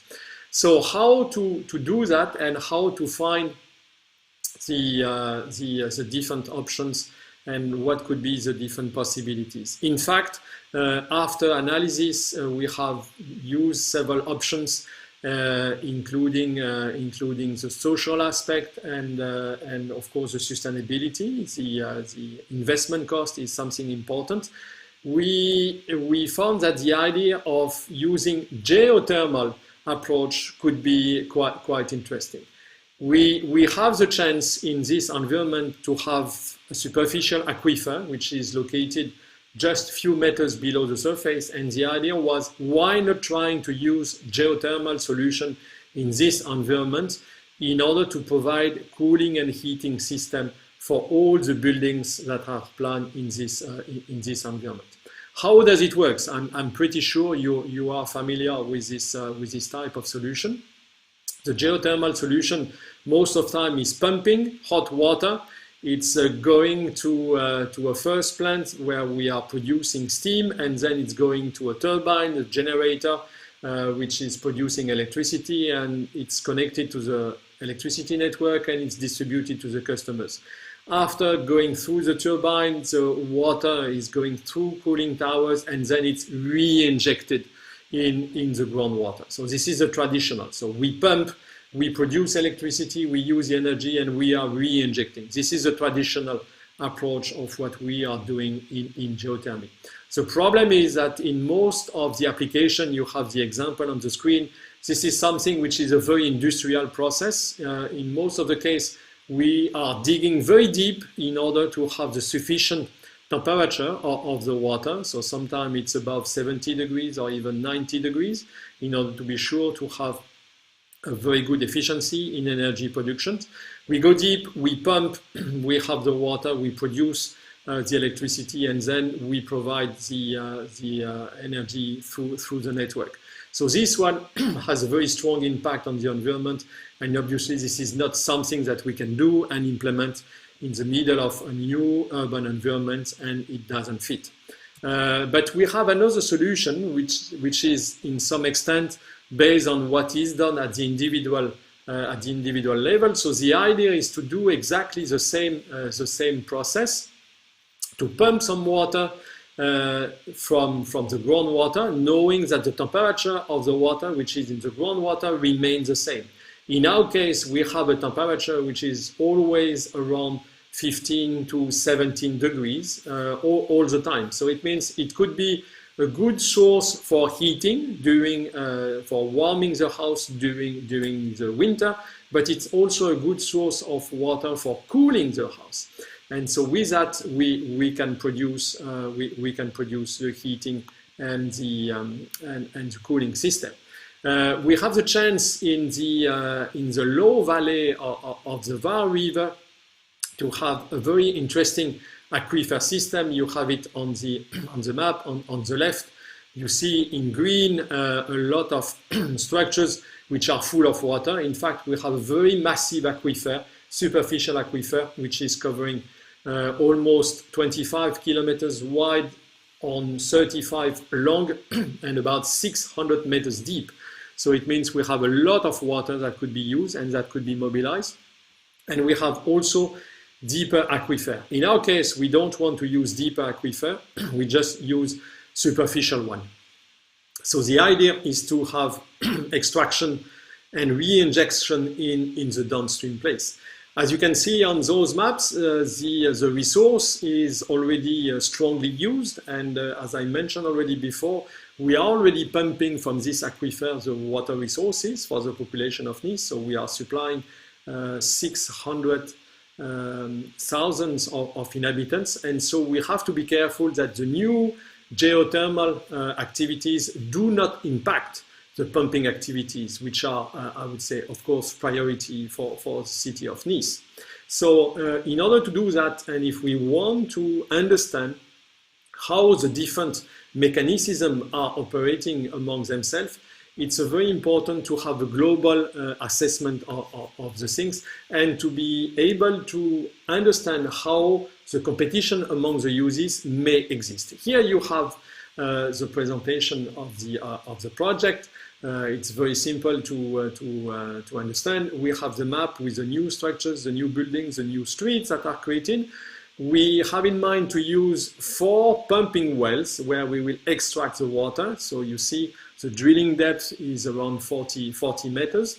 We will pump around 150 cubic meters per hour for each of those wells. And then the water, after being used, will be re-injected.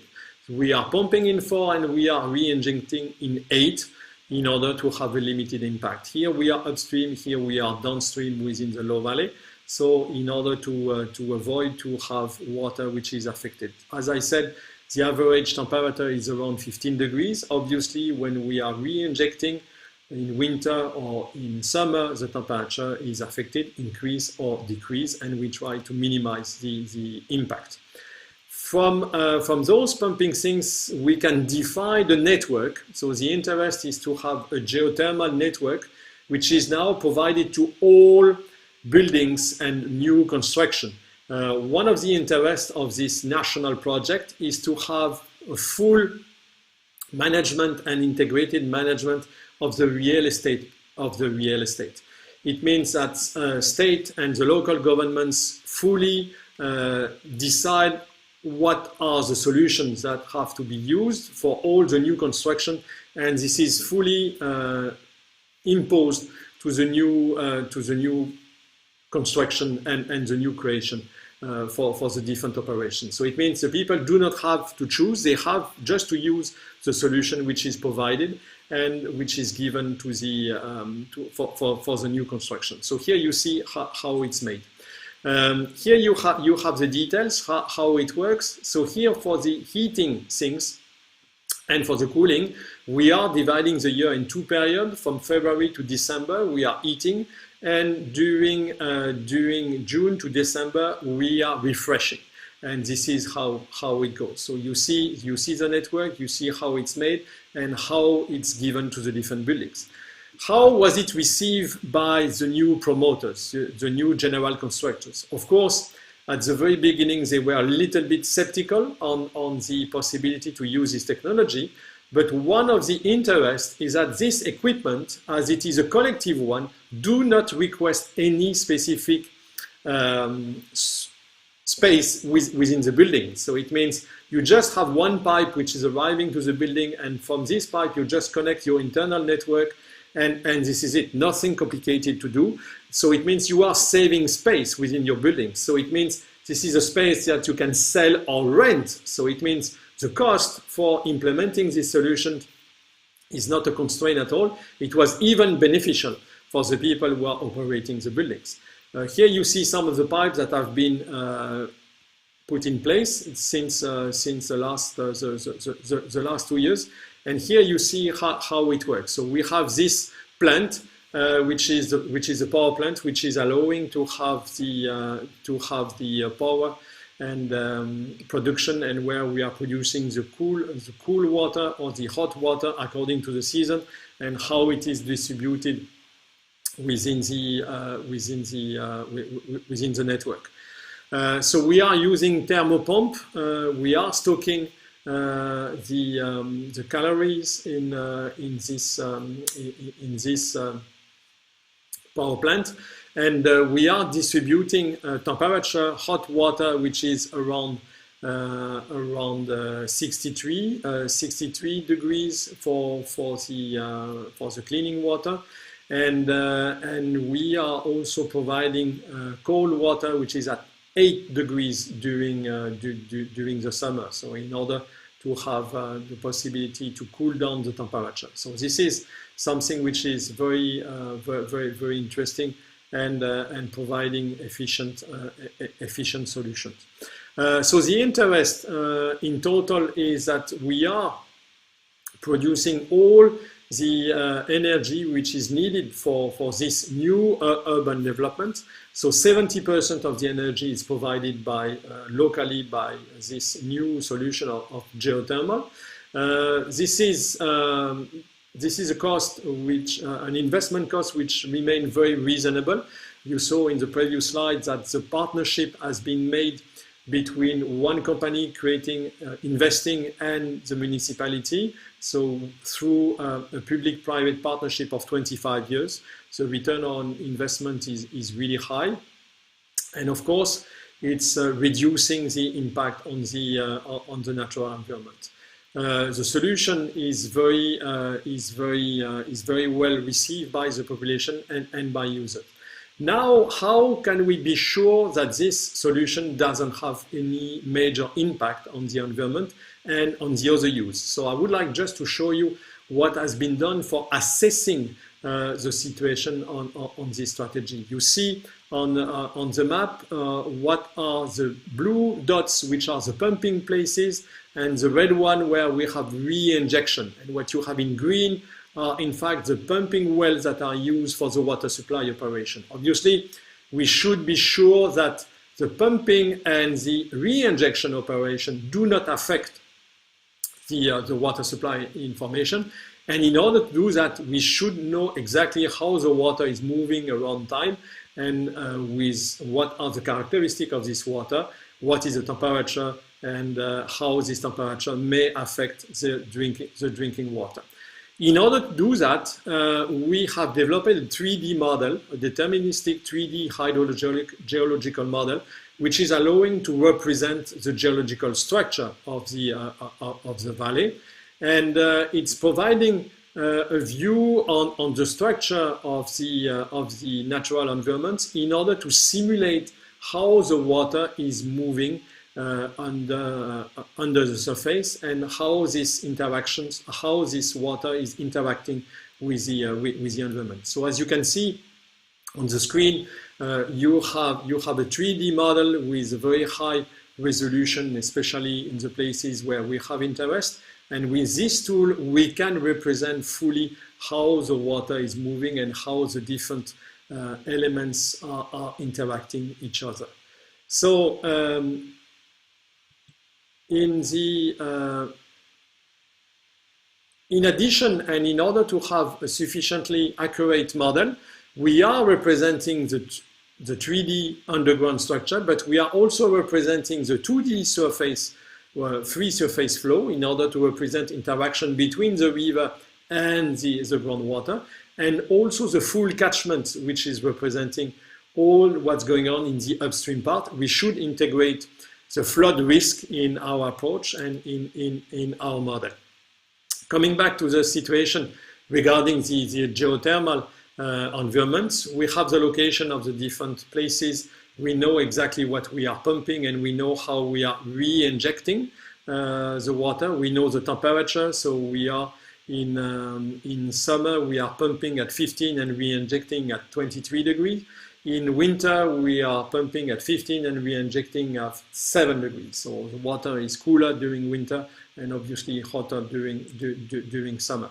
And this is what we get. So here we can see the pumping, and here we can see how the temperature is spreading around when we are re-injecting the water. So this is something which is important.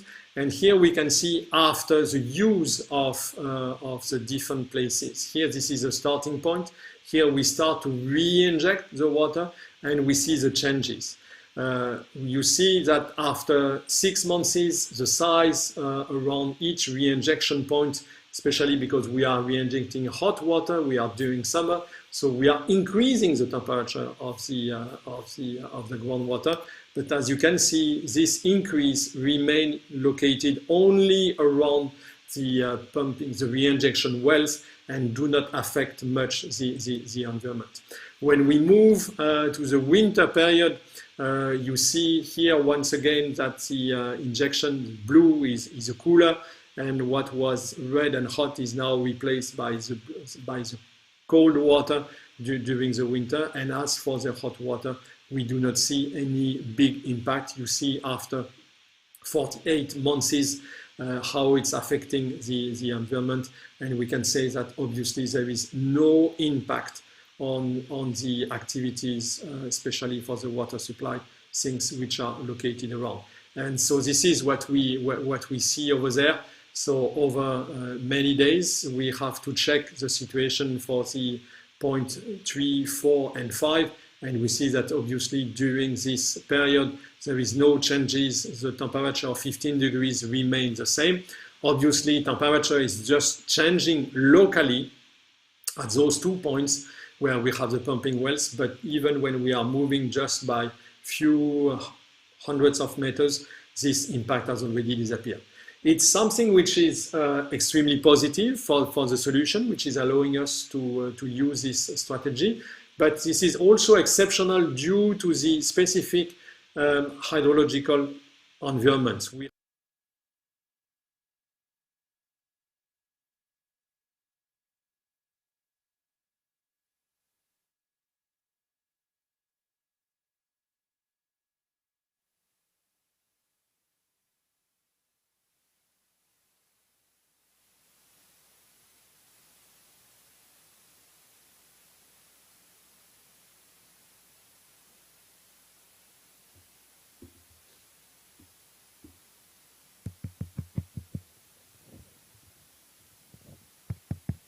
살아있나요?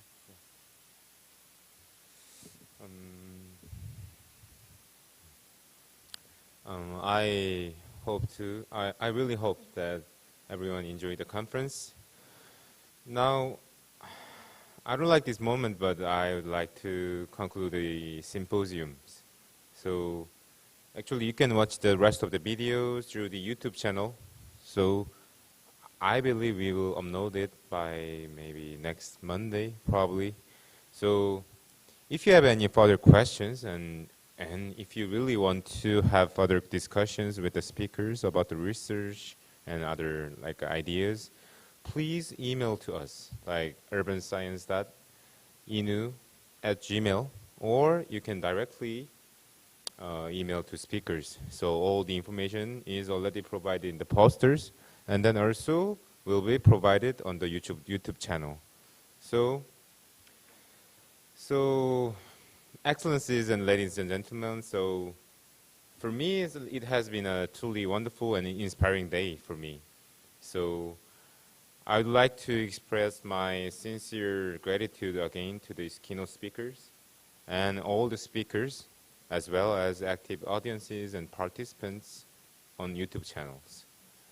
All speakers have shared fantastic and excellent works with us, providing useful insight and experiences on how to make cities smarter and sustainable. So, also, I should say thanks to all those who have been involved in the organization of the event, especially for Dean of the Urban Science College at International University, Juman Park, other professors and staffs. Due to the COVID-19 situations, it was a shame that we could not have done active discussions and interactions among speakers, panels, and audiences. Hopefully, we can get more active and valuable time next year. So, as I mentioned at the beginning, so we are all experiencing a massive crisis with the global COVID-19 pandemics. The COVID-19 is actually indeed like a catastrophic challenges for cities. But we must turn COVID-19 into a unique opportunity for cities. So I think we already know the answers, since cities have evolved, overcoming challenges they had to face. Every step of our recovery from the crisis will lead to livable, resilient, and sustainable cities by leveraging the innovative opportunities from the concept of the smart. So, since the Smart Cities International Symposiums is an annual event, we look forward to seeing you again in 2021. At that time, we can have productive and stimulating discussions throughout the symposium in next years. I really, really hope all goes well with you and your family, and please take care. Thank you.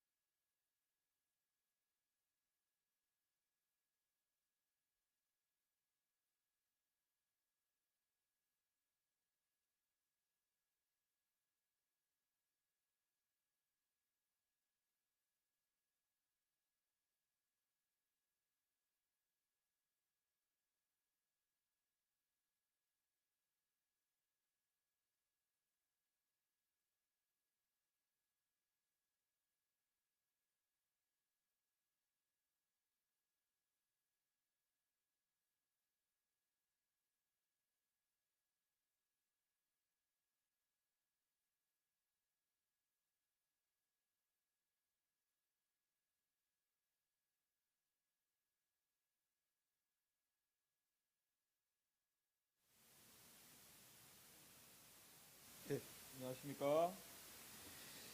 도시과학연구원 발전 방향을 위한 2020년 미추홀포럼을 개최하도록 하겠습니다. 본 포럼의 사회를 맡은 도시과학연구원 부원장 안정규입니다.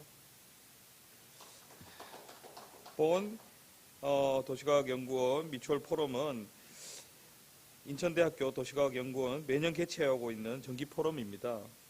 이번에는 코로나19 사태로 사회적 거리두기 2.5단계를 감안하여 올해는 제주도 스마트시티 드론 팀장님 초청하여 제주도의 스마트시티와 발전 현황, 드론 서비스 계획 및 체계 등을 논의할 수 있는 기회로 삼고자 합니다.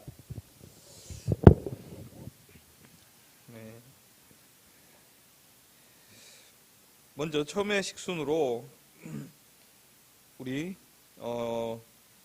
인천대학교 도시과학대학 학장님이시자 도시과학연구원 원장님이신 박주문 원장님의 개회사 및 초대 말씀 듣도록 하겠습니다. 네, 원장님.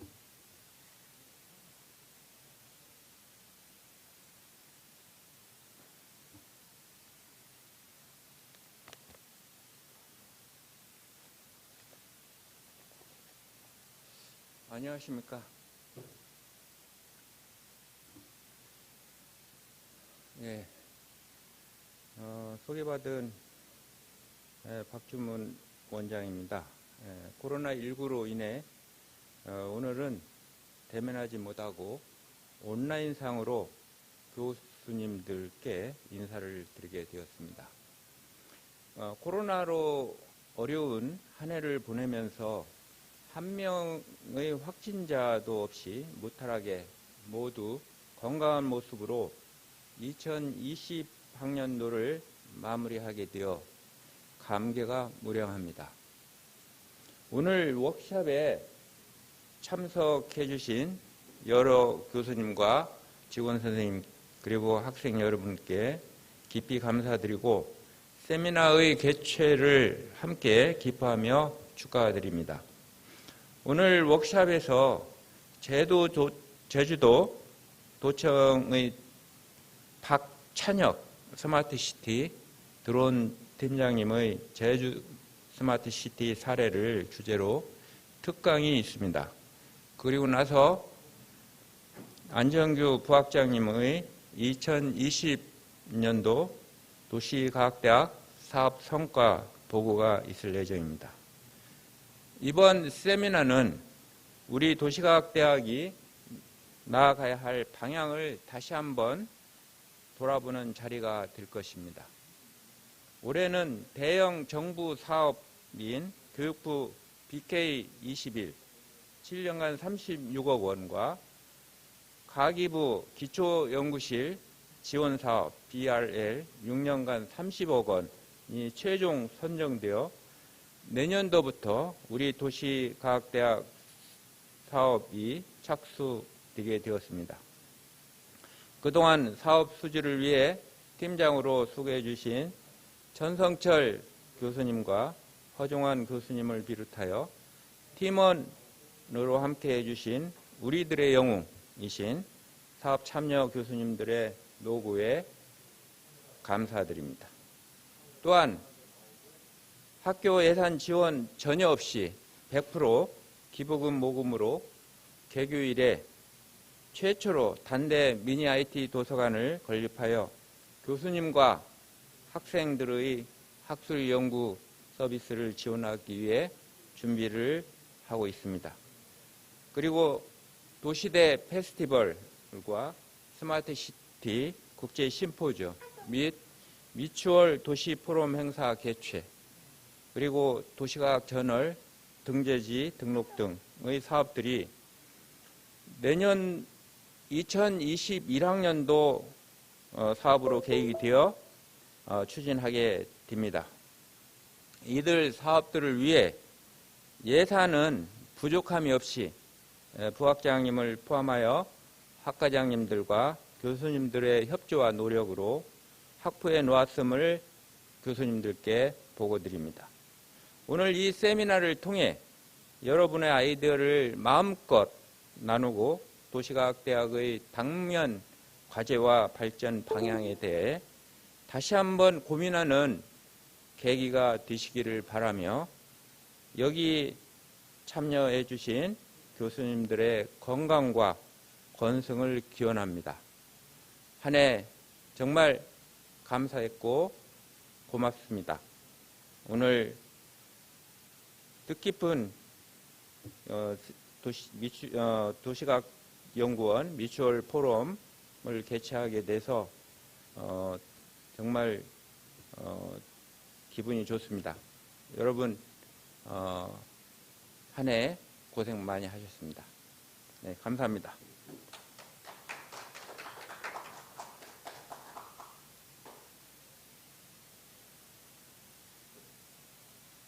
네, 학장님 감사합니다. 다음으로 제주도청 스마트시티 드론팀 박찬영 팀장님을 모시고 도시과학 중장기 발전 방안 제주도 스마트시티 사례 발표에 대해서 발표를 보도록 하겠습니다. 박찬혁 팀장님 부탁드리겠습니다. 큰 박수로 모셔주시죠. 감사합니다.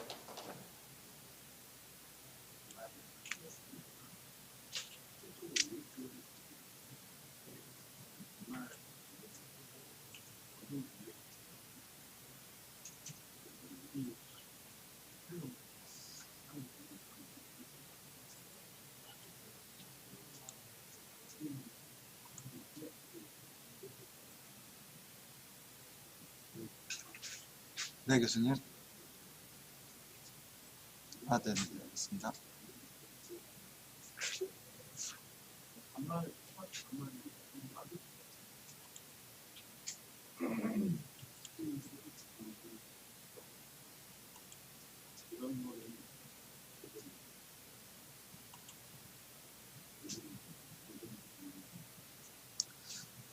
네, 안녕하십니까. 저는 제주도청 미래전략국 디지털융합과 스마트시티 드론팀장 박찬혁입니다. 그럼 바로 저희 제주 스마트시티와 드론 정책에 대해서 바로 설명을 진행하도록 하겠습니다. 오늘 이렇게 저희 미추홀포럼에 초대해 주셔서 너무 감사드리고요. 이렇게 또 저희 제주 정책을 소개하시게 돼서 매우 영광입니다. 먼저 발표에 앞서 저희 조직부터 잠깐 설명을 좀 드리겠습니다. 저희 미래전략국은 좀 신설된 지 약 2년 정도 되었는데 2008년도 8월에 신설된 조직입니다. 제주도 산업구조는 관광같이 3차 산업 비중으로 약 60% 차지하고 있고, 그리고 월동작물하고 흑돼지 이런 사업으로 약간 1차 산업 비중이 20% 정도 차지하고 있습니다. 그에 반해서 이런 2차 산업 비중이 매우 좀 약한 산업 구조를 가지고 있는데요. 그래서 이런 미래 신산업 육성을 위해서 4차 산업 육성을 위해서 저희 미래 전략국을 신설하게 되었습니다. 그리고 저희 디지털 융합과에서는 이런 데이터 기반의 디지털 기술을 이용해서 이런 과학적인 행정 정책을 추진하고 있고요. 특히 저희 팀에서는 이런 최첨단 ICT 기술과 드론을 기반으로 제주의 다양한 도시 문제를 해결하기 위해서 노력하고 있습니다. 오늘 발표는 크게 스마트시티 추진 사례하고 그다음에 드론 서비스 활용 사례를 소개해 드리도록 할 계획입니다. 그래서 설명은 2개 슬라이드를 준비했는데요. 각각 20분씩 전체 한 40분 정도 설명을 드리고 궁금하신 사항들에 대해서는 좀 답변을 해드리려고 그런 식으로 진행하도록 하겠습니다. 스마트시티는 아마 모두 다 잘 알고 계시겠지만 이런 빅데이터라든지 IoT, 그 다음에 인공지능 AI, 블록체인 기술, 디지털 트윈, 5G 이런 드론 기술들을 이용해서 이런 다양한 도시 문제를 해결하기 위해서 저희가 정책을 추진하고 있는데요. 저희 이런 스마트시티 추진 정책은 예를 들면 인천의 송도 신도시라든지 아니면 세종 신도시와 같이 어떤 신규 개발을 목적으로 이렇게 그런 방향으로 추진하지 않고요. 저희 제주 같은 경우는 이런 청정 자연 환경을 이제 보존하기 위해서 기존 이제 원도심을 이제 성장시키고 이런 노후 지역에 대한 기능을 회복시키는 것을 이런 디지털 기술을 이용해서 이제 그런 문제점을 해결하는 방향으로 추진해 나가고 있습니다. 먼저 제주의 좀 특징을 설명드리면, 제주는 이제 다 아시는 것 같이 이제 섬 지역인데요. 이제 그러다 보니까 이제 사실 이제 독립적인 거죠. 인접 다른 지자체하고 인접되어 있지도 않고, 또 이제 고속도로, 그러니까 도로 같은 경우는 전체가 다 저희 지자체에서 제주도청에서 관리하고 있습니다. 예를 들면 육지 같은 경우는 이제 고속도로는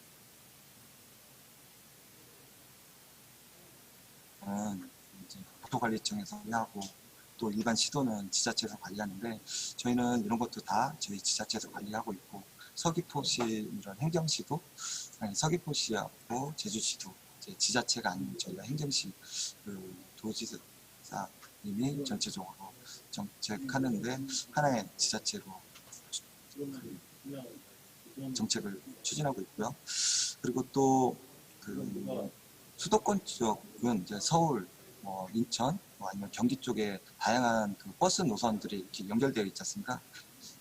저희는 이런 그렇게 다양하게 이제 좀 그렇게 인접이 아닌 이렇게 독립된 그런 이제 특성을 가지고 있다고 볼 수 있고요.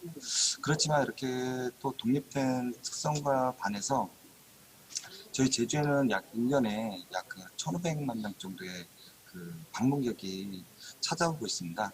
그래서 이게 단순히 그냥 독립된 것뿐만 아니라 다양하게 저희는 이제 연결되어 있는 게 저희 제주의 특성이라고 설명될 수 있는데요.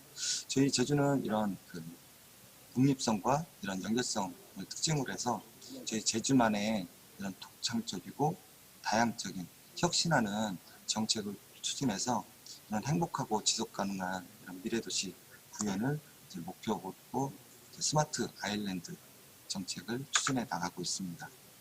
그래서 지금까지 저희는 2년 동안 이런 에너지 정책 부분과 그리고 스마트 행정 부분, 공공 서비스 부분, 민간 협업 부분, 규제 혁신 부분, 공유 경제, 시민 참여 이런 카테고리별로 이제 정책을 추진해 왔습니다. 이러한 사례별로 지금까지 저희가 추진했던 제주 스마트 아일랜드 추진 사례에 대해서 소개해 드리도록 하겠습니다. 먼저 에너지 정책부터 설명드리면, 저희는 CFI 2030, 다시 말씀드리면 카본 프리 아일랜드 2030 정책을 추진해 있습니다. 이 CFI 2030 정책은 청정과 안정, 성장을 목표로 추진하고 있는데요. 제주도 같은 경우는 지금 청정 자연 환경을 보존하기 위해서 신재생 에너지를 계속적으로 확대하고 있고, 또 전기차를 육성해서 이런 공존의 제주를 계속 지켜나가도록 노력하고 있습니다. 그래서 이런 기후 변화에 선제적으로 좀 대응하고 또 에너지 자립도를 높이기 위해서 정책을 추진하고 있는데, 이런 온실가스 저감 효과가 지금 약 한 34% 저감되는 것을 지금 저희 성과로 말씀드릴 수 있습니다. 그리고 다음은 스마트 행정 구현 부분인데요. 먼저 이런 저희가 스마트 행정 구현을 위해서 먼저 이제 물리적 인프라를 구축했습니다. 이런 물리적 인프라는 이제 보시는 것 같이 이제 저희가 한 4년 전부터 공공 와이파이를 제공하였습니다. 주로 이제 관광지라든지 아니면 버스 정류장 아니면 대중교통 버스에 공공 와이파이를 전면적으로 저희가 확대해서 서비스를 하고 있고요. 이 공공 와이파이 서비스를 하기 위해서는 이제 보시는 화면과 같이 먼저 이제 처음에 이제 개인정보 동의를 위한 사용자 등록을 하게 되어 있습니다. 그래서 이제 국가라든지 연령대, 성별, 방문 목적 등에 대해서 이제 간단하게 개인정보를 입력하고 이제 공공 와이파이를 이제 사용하게 되는데, 이제 보시는 화면같이 저희는 이렇게 공공 와이파이로 접속된 정보로 기반으로 다양한 스마트 행정 관련 서비스가 있는 이런 수집 데이터 구조 체계를 만들었습니다. 이러한 저희 정책은 2017년도에 열린혁신 우수 기관상 그리고 국민평가단 평가 1위에 선정된 성과도 가지고 있습니다. 이렇게 이제 저희가 와이파이 수집 정보로 예를 들면 보시는 화면과 같이 다양한 이동 경로를 분석해서 여러 가지 정책들을 추진하고 있는데요. 예를 들면 이제 중국인 같은 경우는 왼쪽 화면처럼 주로 이제 제주 시내라든지 아니면 골프태 그리고 이제 중문, 성산 일중 등을 주로 이제 방문하는 걸로 알고 있습니다. 그리고 또 이러한 이동 경로는 저희가 이제 BC카드 같은 그런 카드 정보랑 서로 매시업해서 분석해 보았을 때, 제주 이런 중국인들의 소비는 주로 이제 제주의 이런 면세점 소비와 그다음에 골프 호텔에서 많이 이루어지는 것을 확인할 수 있었고요. 이제 이런 거로 이제 저희는 다양한 이제 관광 정책이라든지 이런 부분을 추진해 나가고 있습니다. 또 내국인 같은 경우 좀 이동 경로를 살펴보면, 물론 이제 주요 이제 제주나 중문, 성산 일중 등도 많이 방문하고 있지만, 주로 이제 해안가나 좀 별로 알려지지 않은 그런 마을 단위로 많이 방문해서 이제 관광하는 것을 저희가 이제 확인하고 있고, 이런 경로를 분석해서 또 다른 이런 관광 정책을 만들어 나가고 있습니다. 이러한 데이터들은 이제 저희가 빅데이터 업무 포털에서 이제 교통과 관광, 쓰레기, 물관리, 감귤 같은 다양한 분야에서 저희가 이제 빅데이터 업무 정책을 추진하고 있고요. 이 정책 같은 경우는 저희가 이제 2018년도에 전국에서 유일하게 대부분은 이런 전문센터가 대학교라든지 연구기관에서 이제 지정되었는데, 행정기관 중에 유일하게 지정돼서 지금 운영해 나가고 있습니다. 그리고 이제 이번에 이제 또 설명드릴 거는 이제 공공 서비스 모델로 이제 이동형 IoT 통합 플랫폼에 대한 설명을 드리려고 합니다. 제가 이제 앞에서 설명드렸을 때 공공 와이파이를 이제 주요 관광지하고 버스 정류장 그리고 이제 대중교통 버스에도 모두 설치했다고 말씀드렸는데요. 이렇게 이제 저희가 이제 통신망을 구축한 다음에 이 버스에다가 또 저희가 정확하게 버스의 이동 경로를 실시간으로 관찰할 수 있도록 GNSS 센서를 설치했습니다. 여기서 이제 GNSS라는 용어는 이제 쉽게 말씀드리면은 이제 GPS 위성 정보하고 이제 비슷한데, 이제 GPS는 이제 미국의 위성 정보 시스템이라고 이해하시면, GNSS는 러시아의 글로라스라든지 유럽의 갈릴레오 위성, 그다음에 중국의 컴파스 위성들을 모두 포함하는 위성 항법 시스템이라고 이해해 주시면 될 것 같습니다. 이렇게 저희는 이제 미국 GPS 위성뿐만 아니라 전설적인 위성을 모두 활용해서 좀 더 정밀도 있는 대중교통 이동 경로에 대한 서비스를 추진했는데요. 이제 요거 같은 경우도 저희가 이제 2018년도에는 지역정보와 연구과제에서 대통령상을 수상하였습니다. 보통 일반적으로 GPS 위치 정보 서비스는 아마 대부분 내비게이션에서도 아마 이제 서비스 이용해 보셨겠지만, 정확도가 대부분 5m에서 한 25m 정도 수준이 됩니다. 근데 저희가 이 고정밀 GNS 네트워크 서비스 이동망 플랫폼은 정확도가 한 실시간으로 한 25cm급이라고 이해하시면 될 것 같습니다. 그럼 어떻게 이렇게 정확하게 이제 서비스가 되냐면, 보통 일반적으로 GPS 위치 결정은 위성에서부터 수신기 센서까지 전파의 도달 시간으로 이제 위치를 결정을 하는데, 그 전파의 도달 시간은 사실 어떤 뭐 대기층이라든지 뭐 구름, 기후, 습도 이런 것 때문에 그 전파가 제 센서까지 오는데 지연 시간이 발생되고 있습니다. 이런 지연 시간이라는 게 결국 오차가 발생되고 있고, 이 오차 때문에 5m 내지 25m 오차가 발생되고 있는데, 저희 같은 경우는 그 왼쪽에 보면 그 하늘색 박스처럼 10km 반경으로 10개의 위성 기준국을 설치했습니다. 이 위성 기준국에서는 저희가 이제 정밀하게 이제 사전에 측량 방법으로 이제 좌표를 결정하였고, 그 결정된 좌표에서 아까 말씀드린 것처럼 실시간으로 그 다양한 그 지연 오차로 인해서 발생된 그 차이량을 계산하고 있습니다.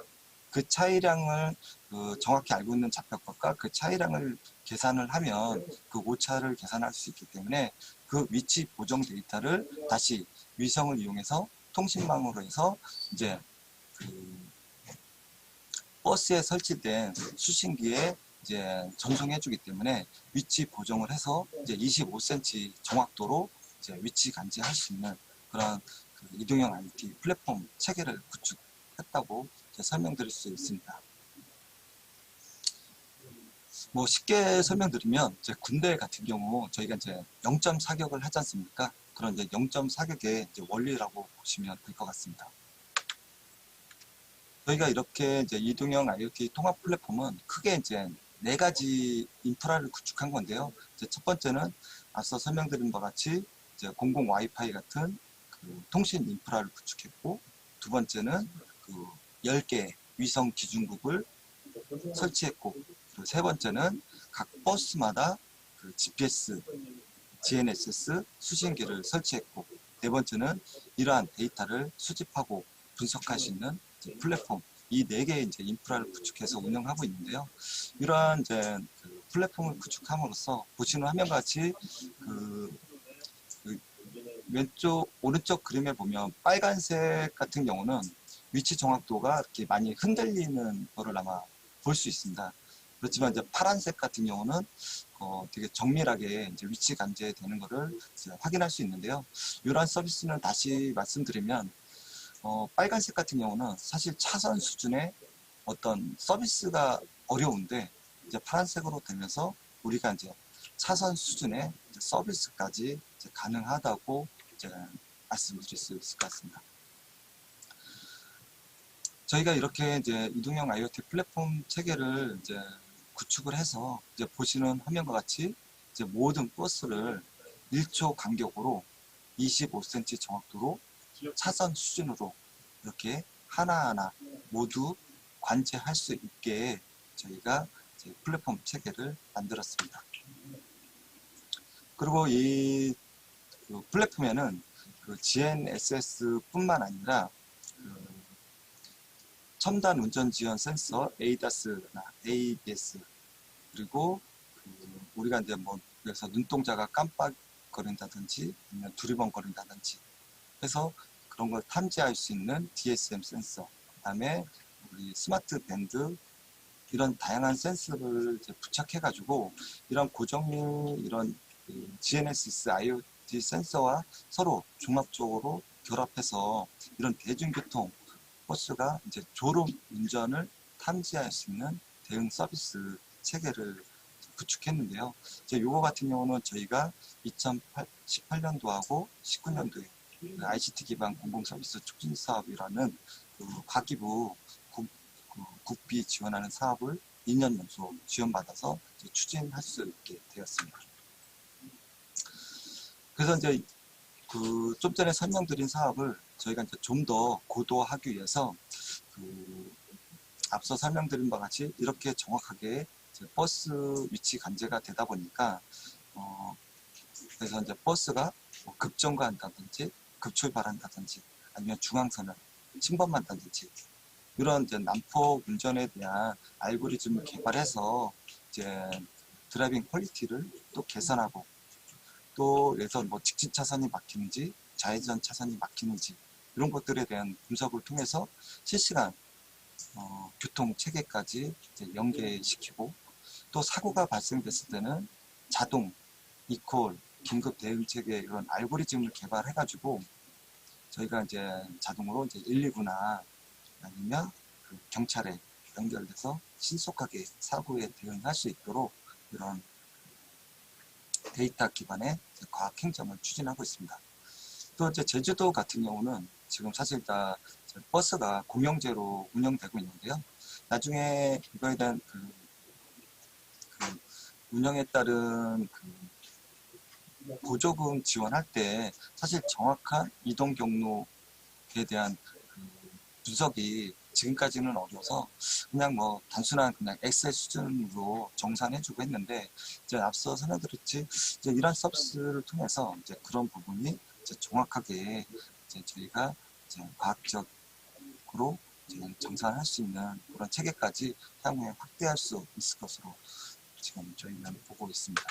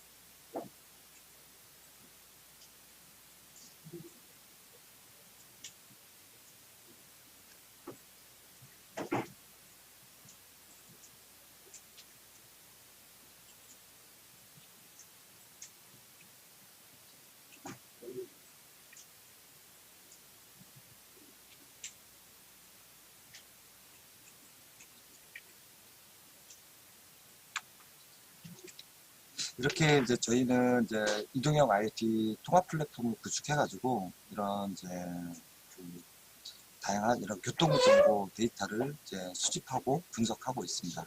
근데 이런 저희 공공기관의 데이터는 뭐 저희만 활용하는 게 목적은 아니고요.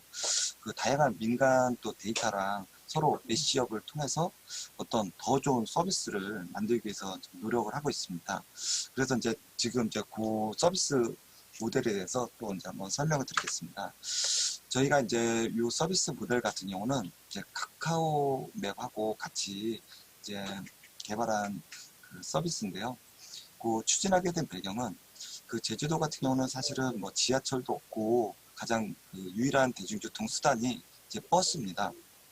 하지만 이런 제주도 버스는 좀 뭐 노선도 복잡하기도 하고 또 배차 간격이 뭐 서울이나 인천처럼 뭐 한 번 놓치면 5분, 10분 간격으로 올 게 아니라 또 뭐 한 번 놓치면 30분 넘게 다시 기다려야 되는 그런 좀 불편한 상황을 겪고 있습니다.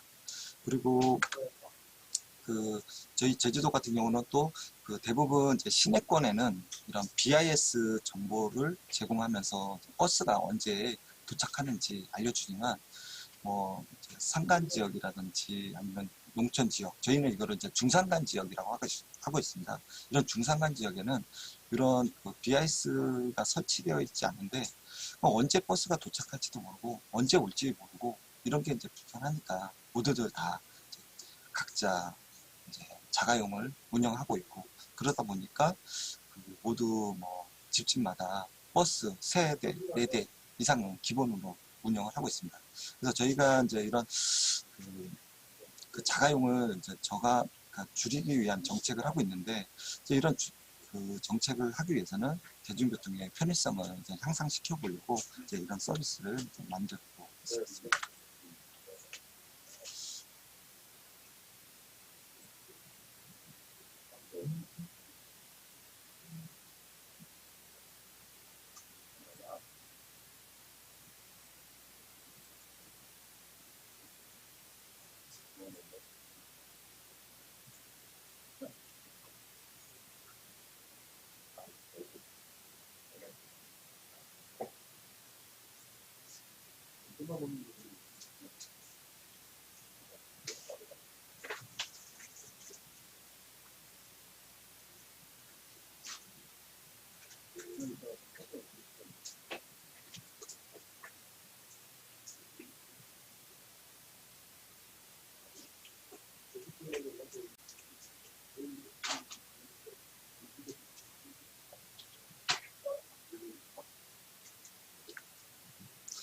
사실 이제 이런 서비스는 그 카카오맵에서 보시면 이제 뭐 제주만 제공되고 있고요.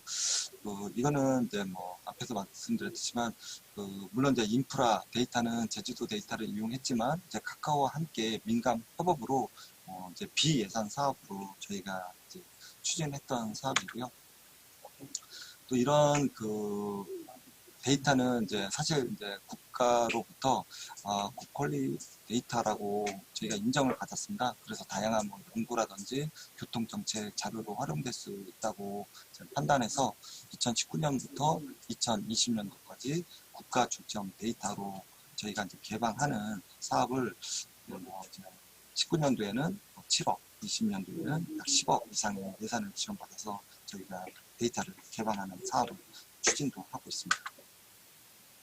그리고 지금 제가 설명드렸던 모델들은 모두 저희가 이제 특허 3건을 지금 출원하고 있는데요. 이미 이제 특허 2건에 대해서는 특허가 나왔고, 이제 1건은 이제 계속 진행 중에 있습니다. 첫 번째 특허는 그 이동형 IoT 플랫폼 체계에 대해서 저희가 특허를 받았고, 또 두 번째는 그 자동 이콜과 운전자 패턴 분석하는 드라이빙 퀄리티를 향상시키는 그런 부분에서 이제 특허를 받았습니다. 그리고 세 번째는 이제 카카오 모델 같이 이제 서비스하는 그런 내용으로 지금 현재 특허를 출원 중에 있습니다. 사실 저희가 이제 많이 홍보를 하고 있는데, 물론 이제 저희 자체적으로도 홍보는 하고 있지만, 이제 유튜브나 네이버 통해서 이제 자발적인 그런 홍보도 많이 되고 있고, 또 향후에는 저희가 그 카카오뿐만 아니라 다양한 또 다른 서비스 모델로 티맵과 네이버 등등과 이런 다양한 민간 협업 모델을 만들려고 하고 있습니다. 이러한 성과는 저희가 이제 스페인 바르셀로나에서도 그 SCWEC에서도 저희가 이제 전시를 진행하였고, 이제 국내적으로는 저희가 이제 행정 안전부에서 진행했던 정부혁신 박람회에서 왕중왕전에서 이제 국무총리상도 수상했고, 해외에서는 아소시오라는 스마트시티 어워즈에서 국제 디지털 부분 정부 기관상을 수상했고, 또 위고 어워즈 부분에서는 신기술 분야에서도 이제 수상했었습니다. 그리고 이제 이번에 이제 설명드리려고 하는 거는 정밀기상 네트워크 서비스 모델입니다. 아마 다들 아시겠지만 이제 제주에 방문했을 때 제주는 아마 이제 국지적으로도 이제 기상이 이제 변화무쌍하게 바뀌고 있고, 또 수시로 변화되고 있는데요. 그래서 이거를 좀 더 이제 저희가 정밀하게 이제 내부 행정이라든지 아니면 관광객에 대한 편의를 향상시키기 위해서 보시는 바와 같이 정밀기상 네트워크망 서비스를 지금 추진하고 있습니다. 그래서 이제 저희가 소형 웨더 스테이션을 구축해가지고 그 서귀포에는 일단 우선적으로 35개 지점, 그다음에 제주시에는 35개 지점, 그리고 서귀포에는 15개 지점의 웨더 스테이션을 설치해서 이제 저희가 시범 사업을 했고요. 이제 오른쪽 화면처럼 이제 전체 이제 그리드망을 구성해서 저희가 이제 정밀한 기상 서비스를 추진하려고 지금 시범 사업을 현재 진행 중에 있습니다. 그래서 이제 처음에는 이렇게 이제 고정형 기상 관측망으로 제주를 전체 커버해서 저희가 이제 인프라를 구축하려고 했는데, 사실 이렇게 하려다 보니까 이런 센서가 최소 500곳, 700곳 이상 설치해야 돼서 사실 비용이 예산 부담이 좀 크더라고요. 그래서 저희가 이제 이거를 서귀포하고 제주에 순환 버스들에다가 이동형 기상 센서를 개발해서 거기서 데이터 수집 체계를 만들어 가지고 제주 전체를 이제 커버하게 이제 플랫폼을 구축해서 좀 예산도 절감시키고 또 정밀한 기상 서비스도 할 수 있도록 저희가 이렇게 지금 이제 1년차 사업을 진행하고 있고, 향후 이제 이 인프라 구축 사업은 한 이제 2년 정도 더 진행해서 제주 전역에 이제 인프라를 구축하고, 그리고 향후에는 또 민간 기업과 저희가 협업해가지고 앞서 카카오 초정문 대중교통 서비스와 같이 보시는 화면 예시와 같이 이런 민간 협업 기상 부분에 대해서 서비스 모델을 구축해 나가려고 현재 진행 중에 있습니다. 그리고 이제 이번에 또 이제 설명드릴 거는 저희가 이제 디지털 기반의 하천 통합 플랫폼을 구축하고 있는데요. 제주의 이제 하천 같은 경우는 사실 어느 하천 지역이나 다 아마 풍수 피해가 발생되고 있을 겁니다. 그렇지만 이제 제주는 좀 육지 쪽하고 또 하천 특성이 틀린데, 예를 들면 제주 같은 경우는 한라산에서부터 해안까지의 전체 하천 길이가 상대적으로 매우 짧고요. 그리고 또 그거에 대한 경사도가 또 크고, 그리고 또 하천 폭도 좁다 보니까 집중호우가 발생됐을 때 사실 하천 지역에 대해서 피해가 너무 심각한 거예요. 그래서 이런 피해를 저희가 최소화하기 위해서 먼저 하천 지형에 대해서 정확한 3차원 모델링을 구축해보자. 이때 보통 일반적으로 이제 10년 전부터 이제 항공 라이다 측량을 통해서 정확한 이제 지형 모델을 구축하고 있는데요. 보통 이제 이런 라이다 측량 같은 경우는 수심 지역까지 관측이 좀 어려운 문제점을 갖고 있습니다. 그래서 저희는 이제 우리나라에서 또 최초로 이런 수심 레이저 측량 장비를 도입해가지고 수심 지역까지 정확하게 3차 모델링으로 디지털 환경으로 구축하고, 또 여기에다가 다양한 수위라든지 유량 정보, 유속 정보까지 관측할 수 있는 그런 센서들을 구축해서 실시간 기상 정보랑 서로 결합해가지고 이런 하천에 대한 재난 대응할 수 있는 그런 플랫폼 체계를 현재 구축하고 있습니다. 물론 이 사업도 과기부에서 3년 동안 지원하는 사업으로 지금 현재 국비를 통해서 진행하고 있습니다. 다음은 저희가 이제 공유경제 서비스 모델인데요. 사실 저희가 이제 모빌리티 분야에서 대부분 이제 공유경제로 이제 서비스 모델을 만들고 있는데, 사실 대부분 이제 규제 때문에 여러 가지 이제 어려움은 가지고 있습니다. 저희가 이제 2018년도에는 처음으로 국토교통부 과제로 스마트 모빌리티 서비스를 블록체인 기반에서 저희가 처음 이제 실증을 추진했습니다. 그때 이제 실증된 결과로 저희가 지금은 모든 교통수단을 통합하고 그거에 대해서 이제 블록체인 기반에서 이제 한 번에 예약하고 결제하고 또한 최적 경로까지 마련해 줄 수 있는 그런 상용화 서비스를 만들기 위해서 현재 진행하고 있습니다. 그래서 이제 제주에 예를 들면 뭐 버스라든지 렌트카라든지 택시, 그리고 또 전기 자전거라든지 전동 킥보드 같은 그런 라스트 마일 모빌리티까지 모두 통합할 수 있는 상용화 서비스를 만들고 있는데, 향후에는 이런 모빌리티 서비스뿐만 아니라 저희가 이제 음식점이라든지 숙박점까지 다 연결할 수 있는 투어리즘까지 연결된 타스 시스템까지 저희가 구현하려고 현재 목표로 추진해 나가고 있습니다. 그래서 지금 또 저희가 이제 국토교통부에서 또 국비를 지원받아서 현재 스마트시티 챌린지 사업을 추진해 나가고 있습니다. 이 사업은 저희가 이제 문제점을 3가지로 정의했는데요. 먼저 첫 번째 이제 에너지로는 저희가 앞서 설명드렸듯이 신재생 에너지를 확대한다고 했는데, 사실 이 신재생 에너지를 저희가 확대하고 있는데 이게 잉여 전력이 발생되는 그런 문제를 갖고 있는 거죠.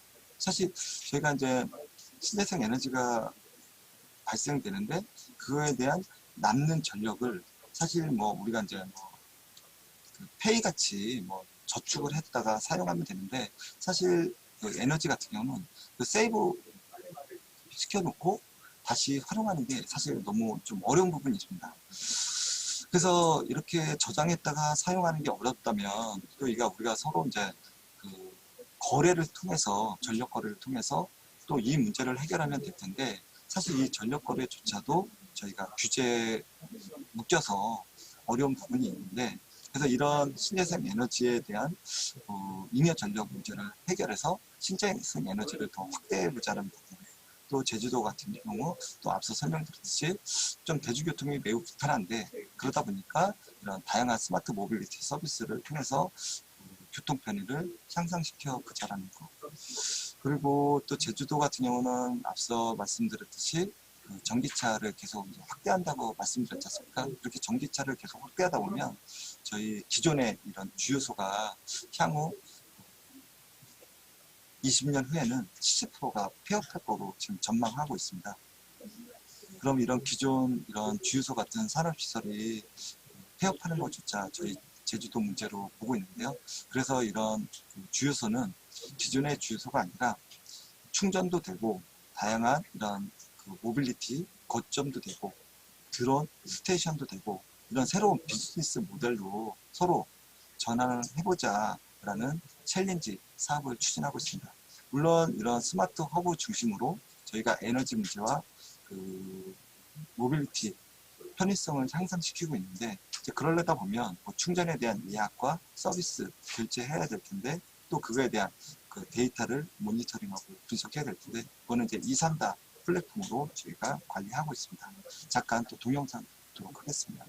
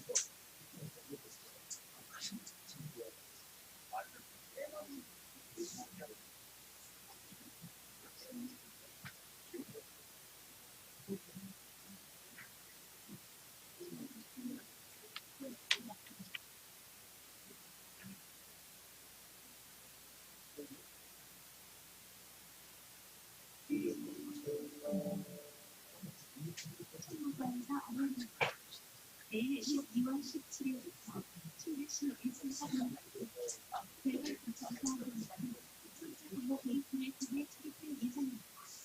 직원 여러분께서는 본인의 공무원증 근무지 신분증 임시 출입증을 선거에 출입하여 다음은 종일 표기 시에 본인 공무원증 근무지 신분증 임시 출입증을 반드시 수집 후 퇴근해 주시길 바랍니다. 다시 한번 참고과가 알려드립니다. 내일 12월 17일부터 충분시 134번과 방금 234번과는 상사방어 게이트를 통해 출입할 예정입니다. 직원 여러분께서는 본인의 근무원증 근무지 신분증 임시 주립증을 있는 그 동영상으로 대충 저희가 이제 그 스마트시티 챌린지 사업 추진된 내용을 확인할 수 있었을 것 같고요. 또 저희가 이제 뭐 앞서 동영상에도 봤지만 이제 저희가 이제 리빙넷 개념의 시민 참여 모델로 저희가 그 DSI라는 그 디지털 사회 혁신 가치 더함이라는 플랫폼을 또 운영하고 있습니다. 여기서는 저희가 직접 그 주민들이 그 사회 문제를 발굴하고 그 발굴된 과제를 갖고 저희가 이제 데이터 기반의 이런 디지털 기술을 적용해서 민간 기업과 서로 협업해서 공공 그 서비스 모델을 만들어 가지고 이제 도시 문제를 해결하는 과제를 추진하고 있는데요. 지금같이 이런 가치 더한 플랫폼을 통해서 저희가 이제 대표적으로 추진했던 거는 주로 이제 제주 관광지 같은 경우 그 사회 약자분들이 이제 관광하기에 어려움을 겪고 있는데 저희가 이제 무장애 여행이라는 그런 서비스를 만들어 가지고 그래서 이제 그런 그 휠체어를 타고 갔을 때 턱이 있거나 그 계단이 있을 때 아니면 화장실 같은 경우 장애인 화장실이 있는지 없는지 화장실이 있더라도 뭐 잠겨 있거나 아니면 청소도구로 가득 차서 활용이 어려운 게 있는데 그런 정보를 저희가 다 디지털 기술로 구축해가지고 그런 서비스를 추진해 오고 있습니다. 이렇게 저희는 지금 설명드린 바와 같이 다양한 이제 뭐 고정 및 위치 데이터라든지 행정 데이터, 기후 데이터, 모빌리티 데이터를 기반으로 해서 이제 이런 공공 데이터와 민간 기업의 데이터를 통해서 다양한 이런 서비스 모델을 만들어가지고 그 지속 가능한 도시 혁신과 신성장 동력 창출할 수 있는 글로벌 스마트 아일랜드 구현을 위해서 노력하고 있습니다.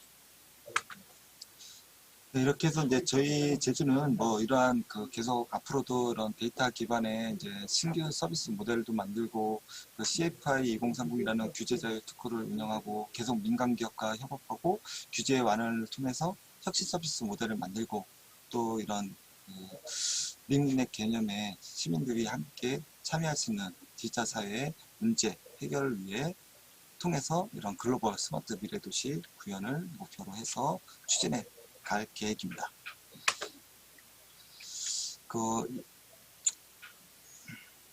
지금까지 이렇게 이제 스마트시티 추진 사례에 대해서 이제 설명드렸고요. 다음은 이제 드론 관련돼서 저희가 또 설명을 드리겠습니다. 좀 시간이 생각보다 많이 지난 것 같은데 좀 빠르게 진행하도록 하겠습니다.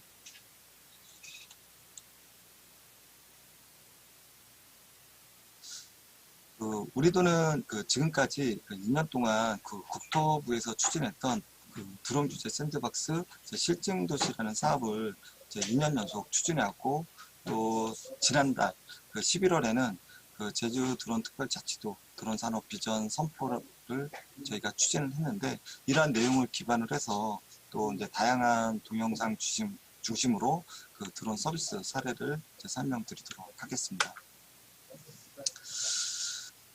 주로 이제 설명은 실증 도시 내용과 뭐 이런 저희 드론 비전 선포 내용들을 주로 설명드리겠습니다.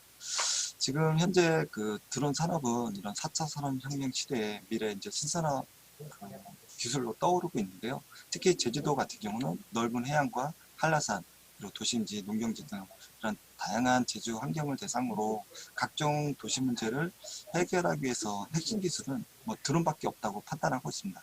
그러나 이런 드론 상용화 서비스는 이런 드론 성능하고 규제에 많은 어려움 때문에 사실 어려움을 갖고 있습니다. 지금 이제 그 제주도 같은 경우는 이제 국토교통부와 함께 2019년도부터 그 드론 규제 개혁과 상용화 서비스를 추진하고 위해서 이런 실증도시 사업을 추진해 왔는데, 그 저희가 추진했던 내용은 그 제주도 같은 경우는 해양 쓰레기 문제가 계속적으로 발생돼서 그 아름다운 제주 해양이 심각하게 오염되고 있고, 또 제주도 같은 경우는 이제 아무래도 관광 지역이다 보니까 음식 문화가 발달돼서 그 강력 범죄가 그 전국 최다 1위라는 그런 불명예도 가지고 있습니다. 또한 그 제주도는 이런 농업 비중이 매우 높은데 그 월동작물 이런 생산량 실패로 그 농민들이 이제 어려움을 겪고 있습니다. 그래서 저희는 이런 드론을 기반으로 해서 이런 문제를 해결하기 위해서 이제 그 과제를 추진해 왔습니다. 그 드론 규제 샌드박스 이 실증도시 사업의 주요 목적은 다음과 같습니다. 먼저 첫 번째로는 그 지방자치단체의 이런 지역 문제를 해결하기 위해서 드론 서비스 모델을 발굴하는 거고, 두 번째로는 이런 드론이 이런 기후와 임무에 맞게 드론 기체의 성능을 향상시켜서 그 안전성 검증하는 겁니다. 그리고 세 번째로는 이런 상용화 서비스를 위해서 안전성 검증을 통해서 비과시권 비행이라든지 고고도 비행이라든지 이런 야간 비행 같은 이런 주요 규제를 해소하는 테스트, 실증을 하는 과제라고 설명드릴 수 있습니다. 저희가 이렇게 이제 19년도에 성공적으로 실증을 추진하긴 했지만, 솔직히 말씀드려서 이걸 직접 상용화 서비스하기는 좀 일부 한계도 있었습니다.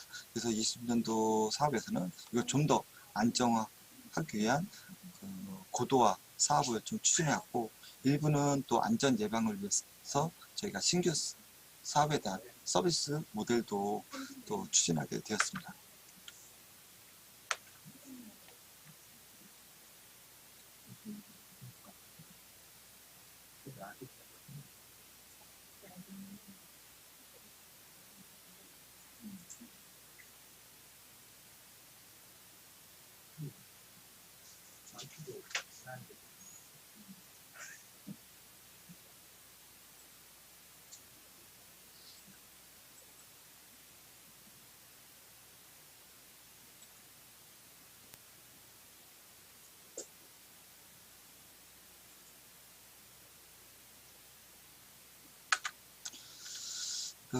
저희가 이제 20년도에는 크게 이제 세 가지 과제를 추진했는데요. 보시는 바와 같이 이제 스마트 도시 안집 서비스, 그 다음에 태양광 AI 드론을 이용한 해안 도시 모니터링, 그 다음에 수소 드론을 이용한 안전행정 활용 서비스를 이제 추진했습니다.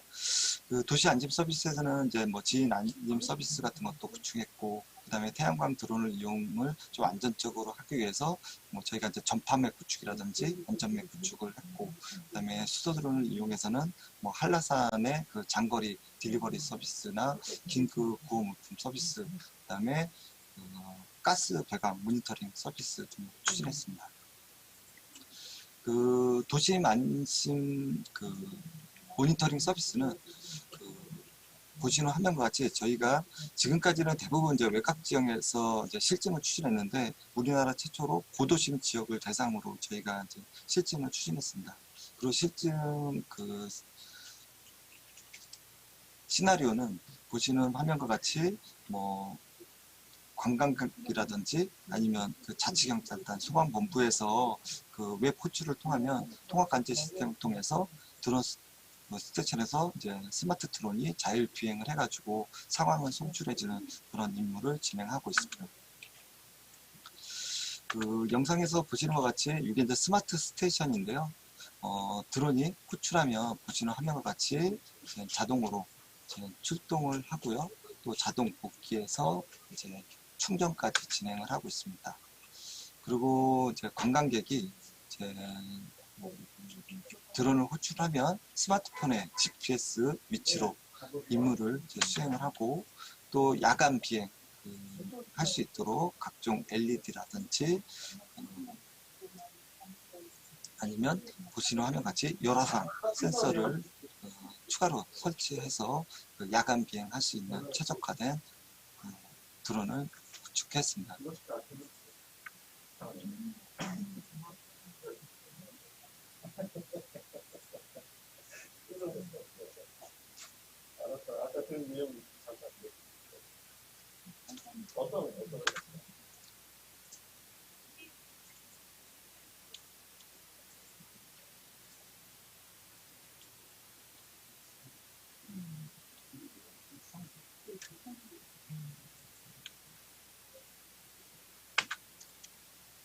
시간이 없어서 동영상을 좀 빨리 좀 넘어가겠습니다. 그리고 이제 그 이세부에서는 저희가 이제 태양광 드론을 이용해서 제주 연안 전체 258km를 한 번에 그 모니터링하는 서비스를 추진하고 있는데요. 보통 그 일반적인 드론은 그 회전익 같은 경우 한 뭐 2~30분 비행하고 고정익 같은 경우는 약 1시간 정도 비행하는데, 이 태양광 드론 같은 경우는 저희가 그 연속 32시간 비행하는데 성공했고요. 또 제주 연안 그 공항 밴 전체를 한 번에 일주하는데 저희가 성공적으로 추진했습니다.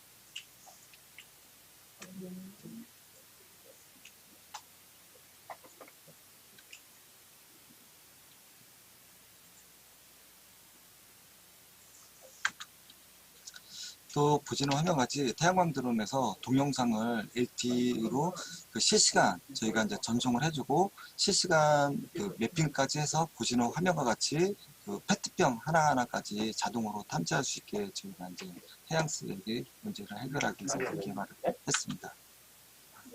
다음은 그 장시간 드론이 가능한 그 수소 드론을 이용한 행정 서비스 모델인데요. 저희가 이제 이 서비스는 이제 그 보통 일반 코트형 드론에서도 한 2~30분 비행이 가능하다고 했는데, 이 수소 드론 같은 경우는 약 2시간까지 비행이 가능합니다. 그래서 한라산에 응급 구호 물품 배송을 진행하고 있고, 월동작물 그 드론 영상을 이용해서 그 AI 기반의 생산량을 예측하기 위한 모니터링을 하고 있고, 또 가스배관망을 모니터링하면서 이제 예산을 절감하기 위한 다양한 서비스 모델로 지금 현재 추진하고 있습니다. 그 지금 영상은 이제 한라산에 이제 등산객이 심장마비 발생됐을 때에 그 응급 구호물품을 긴급하게 배송해주는 이제 영상입니다.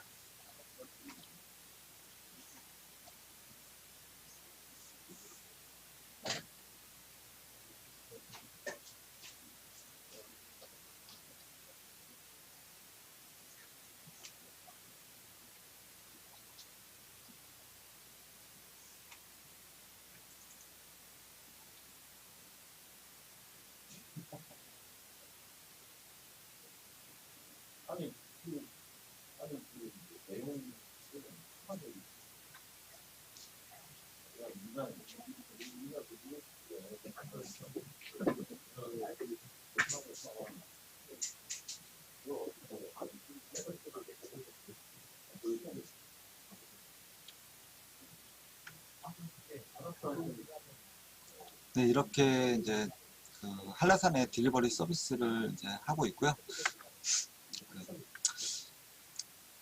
이제는 좀 저희가 또 이제 좀 사실 이제 저희가 이런 서비스를 하면서 사실 상용화하기 위해서는 좀 홍보를 해야 되는데, 그 홍보를 위해서 좀 사실은 관심을 끌기 위해서 좀 저희가 이제 여러 가지 이벤트도 진행했습니다. 그래서 그 이벤트 했던 내용들을 한번 좀 설명드리도록 하겠습니다.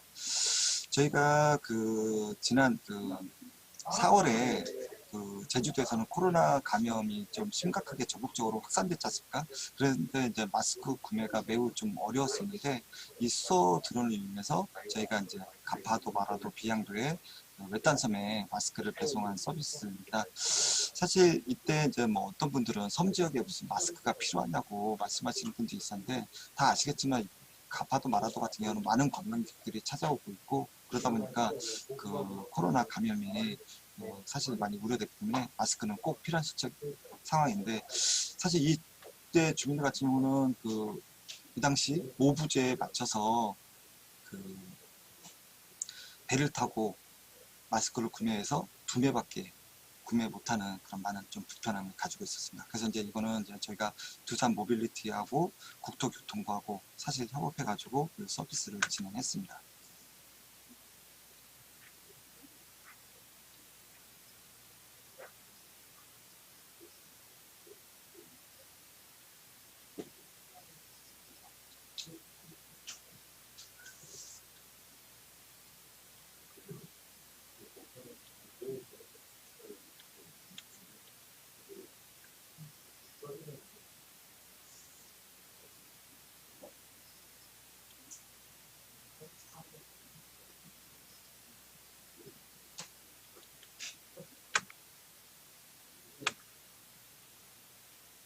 그리고 저희가 또 이제 GS 칼텍스하고 앞에서 설명드렸듯이 이런 주유소가 새로운 비즈니스 모델을 전환하기 위해서 뭐 충전소라든지 모빌리티 거점이라든지 그다음에 드론 스테이션도 운영할 계획이라고 했는데요. 그래서 이제 주유소 기반으로 이제 중산간 지역에 또 이렇게 또 저희가 딜리버리 서비스를 추진했습니다.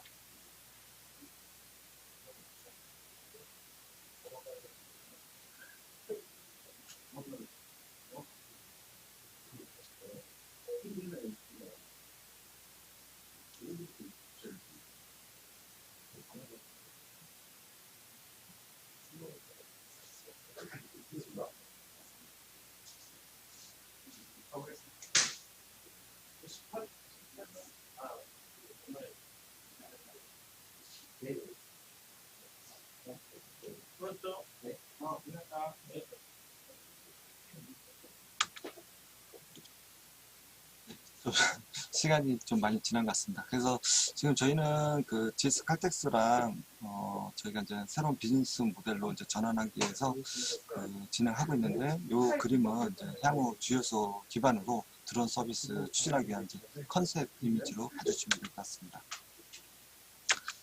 네, 이렇게 저희는 다양한 지금 드론 실증을 추진했고요. 지금은 이제 실증 추진을 했다면 이제 내년부터는 이제 상용화 서비스를 추진해야 될 텐데, 이제 올해 이제 드론법이 전면 개정돼서 이제 드론 특별 자유화 구역을 현재 공모하고 있습니다. 그래서 내년에는 이런 드론 특별 자유화 구역을 통해서 이제 상용화 서비스를 추진하려고 했는데, 저희 제주특별자치도에서도 보시는 화면과 같이 전체 11개 서비스 모델로 약 170억 원의 예산을 투입해가지고 제주 전 지역을 서비스할 수 있도록 저희가 현재 준비하고 있습니다.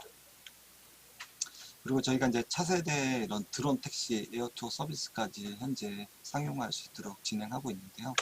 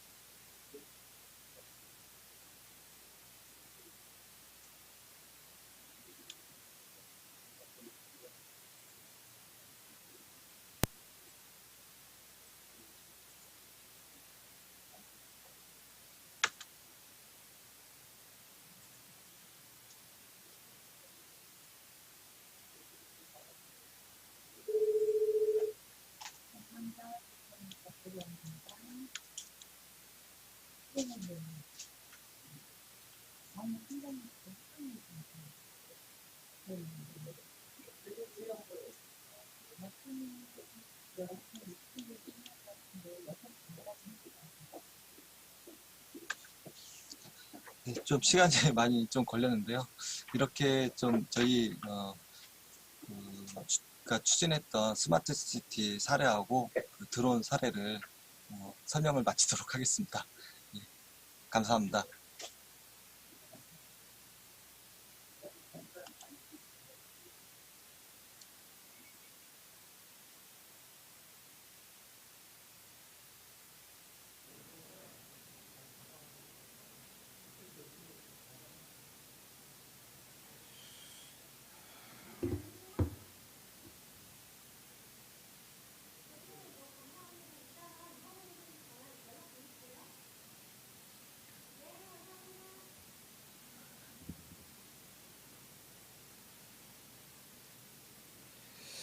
네, 감사합니다. 자, 다음으로 도시과학연구원 사업 경과 보고 드리겠습니다. 2020년 올해 운영위원회 3회 개최했습니다. 그 3회 제1회 운영위원회 3월 30일 날 했고요. 그 다음에 2회 5월 28일, 3회 10월 27일에 했습니다. 운영위원회 우리 도시과학 저널을 이제 등재지로 만드는데 어떻게 할까 방안에 대해서 주로 논의를 했고요. 그 다음에 편집위원회도 2회 개최했습니다. 5월 22일 그리고 11월 20일 2회 개최했습니다. 그래서 구체적으로 우리 도시과학 저널 학술지 관리 체계 그 다음에 질적 수준을 향상시키기 위한 방안에 대해서 심도 있는 논의를 했었습니다. 그리고 도시과학 저널 발간 제9권 1호, 2호 지금 1호는 올해 상반기에 발간을 했고요. 지금 2호가 곧 발간이 될 예정입니다. 총 논문은 20여 편 정도 논문을 발간을 하고 있습니다. 앞으로 우리 도시과학 저널이 등재지 또는 등재 후보지에 잘 올라가서 우리 도시과학 연구원도 발전을 할 수 있는 계기가 되는 디딤돌을 놓을 수 있는 2020년이 되었으면 좋겠습니다. 이것으로 도시과학연구원 사업경과 보고를 마치도록 하겠습니다. 오늘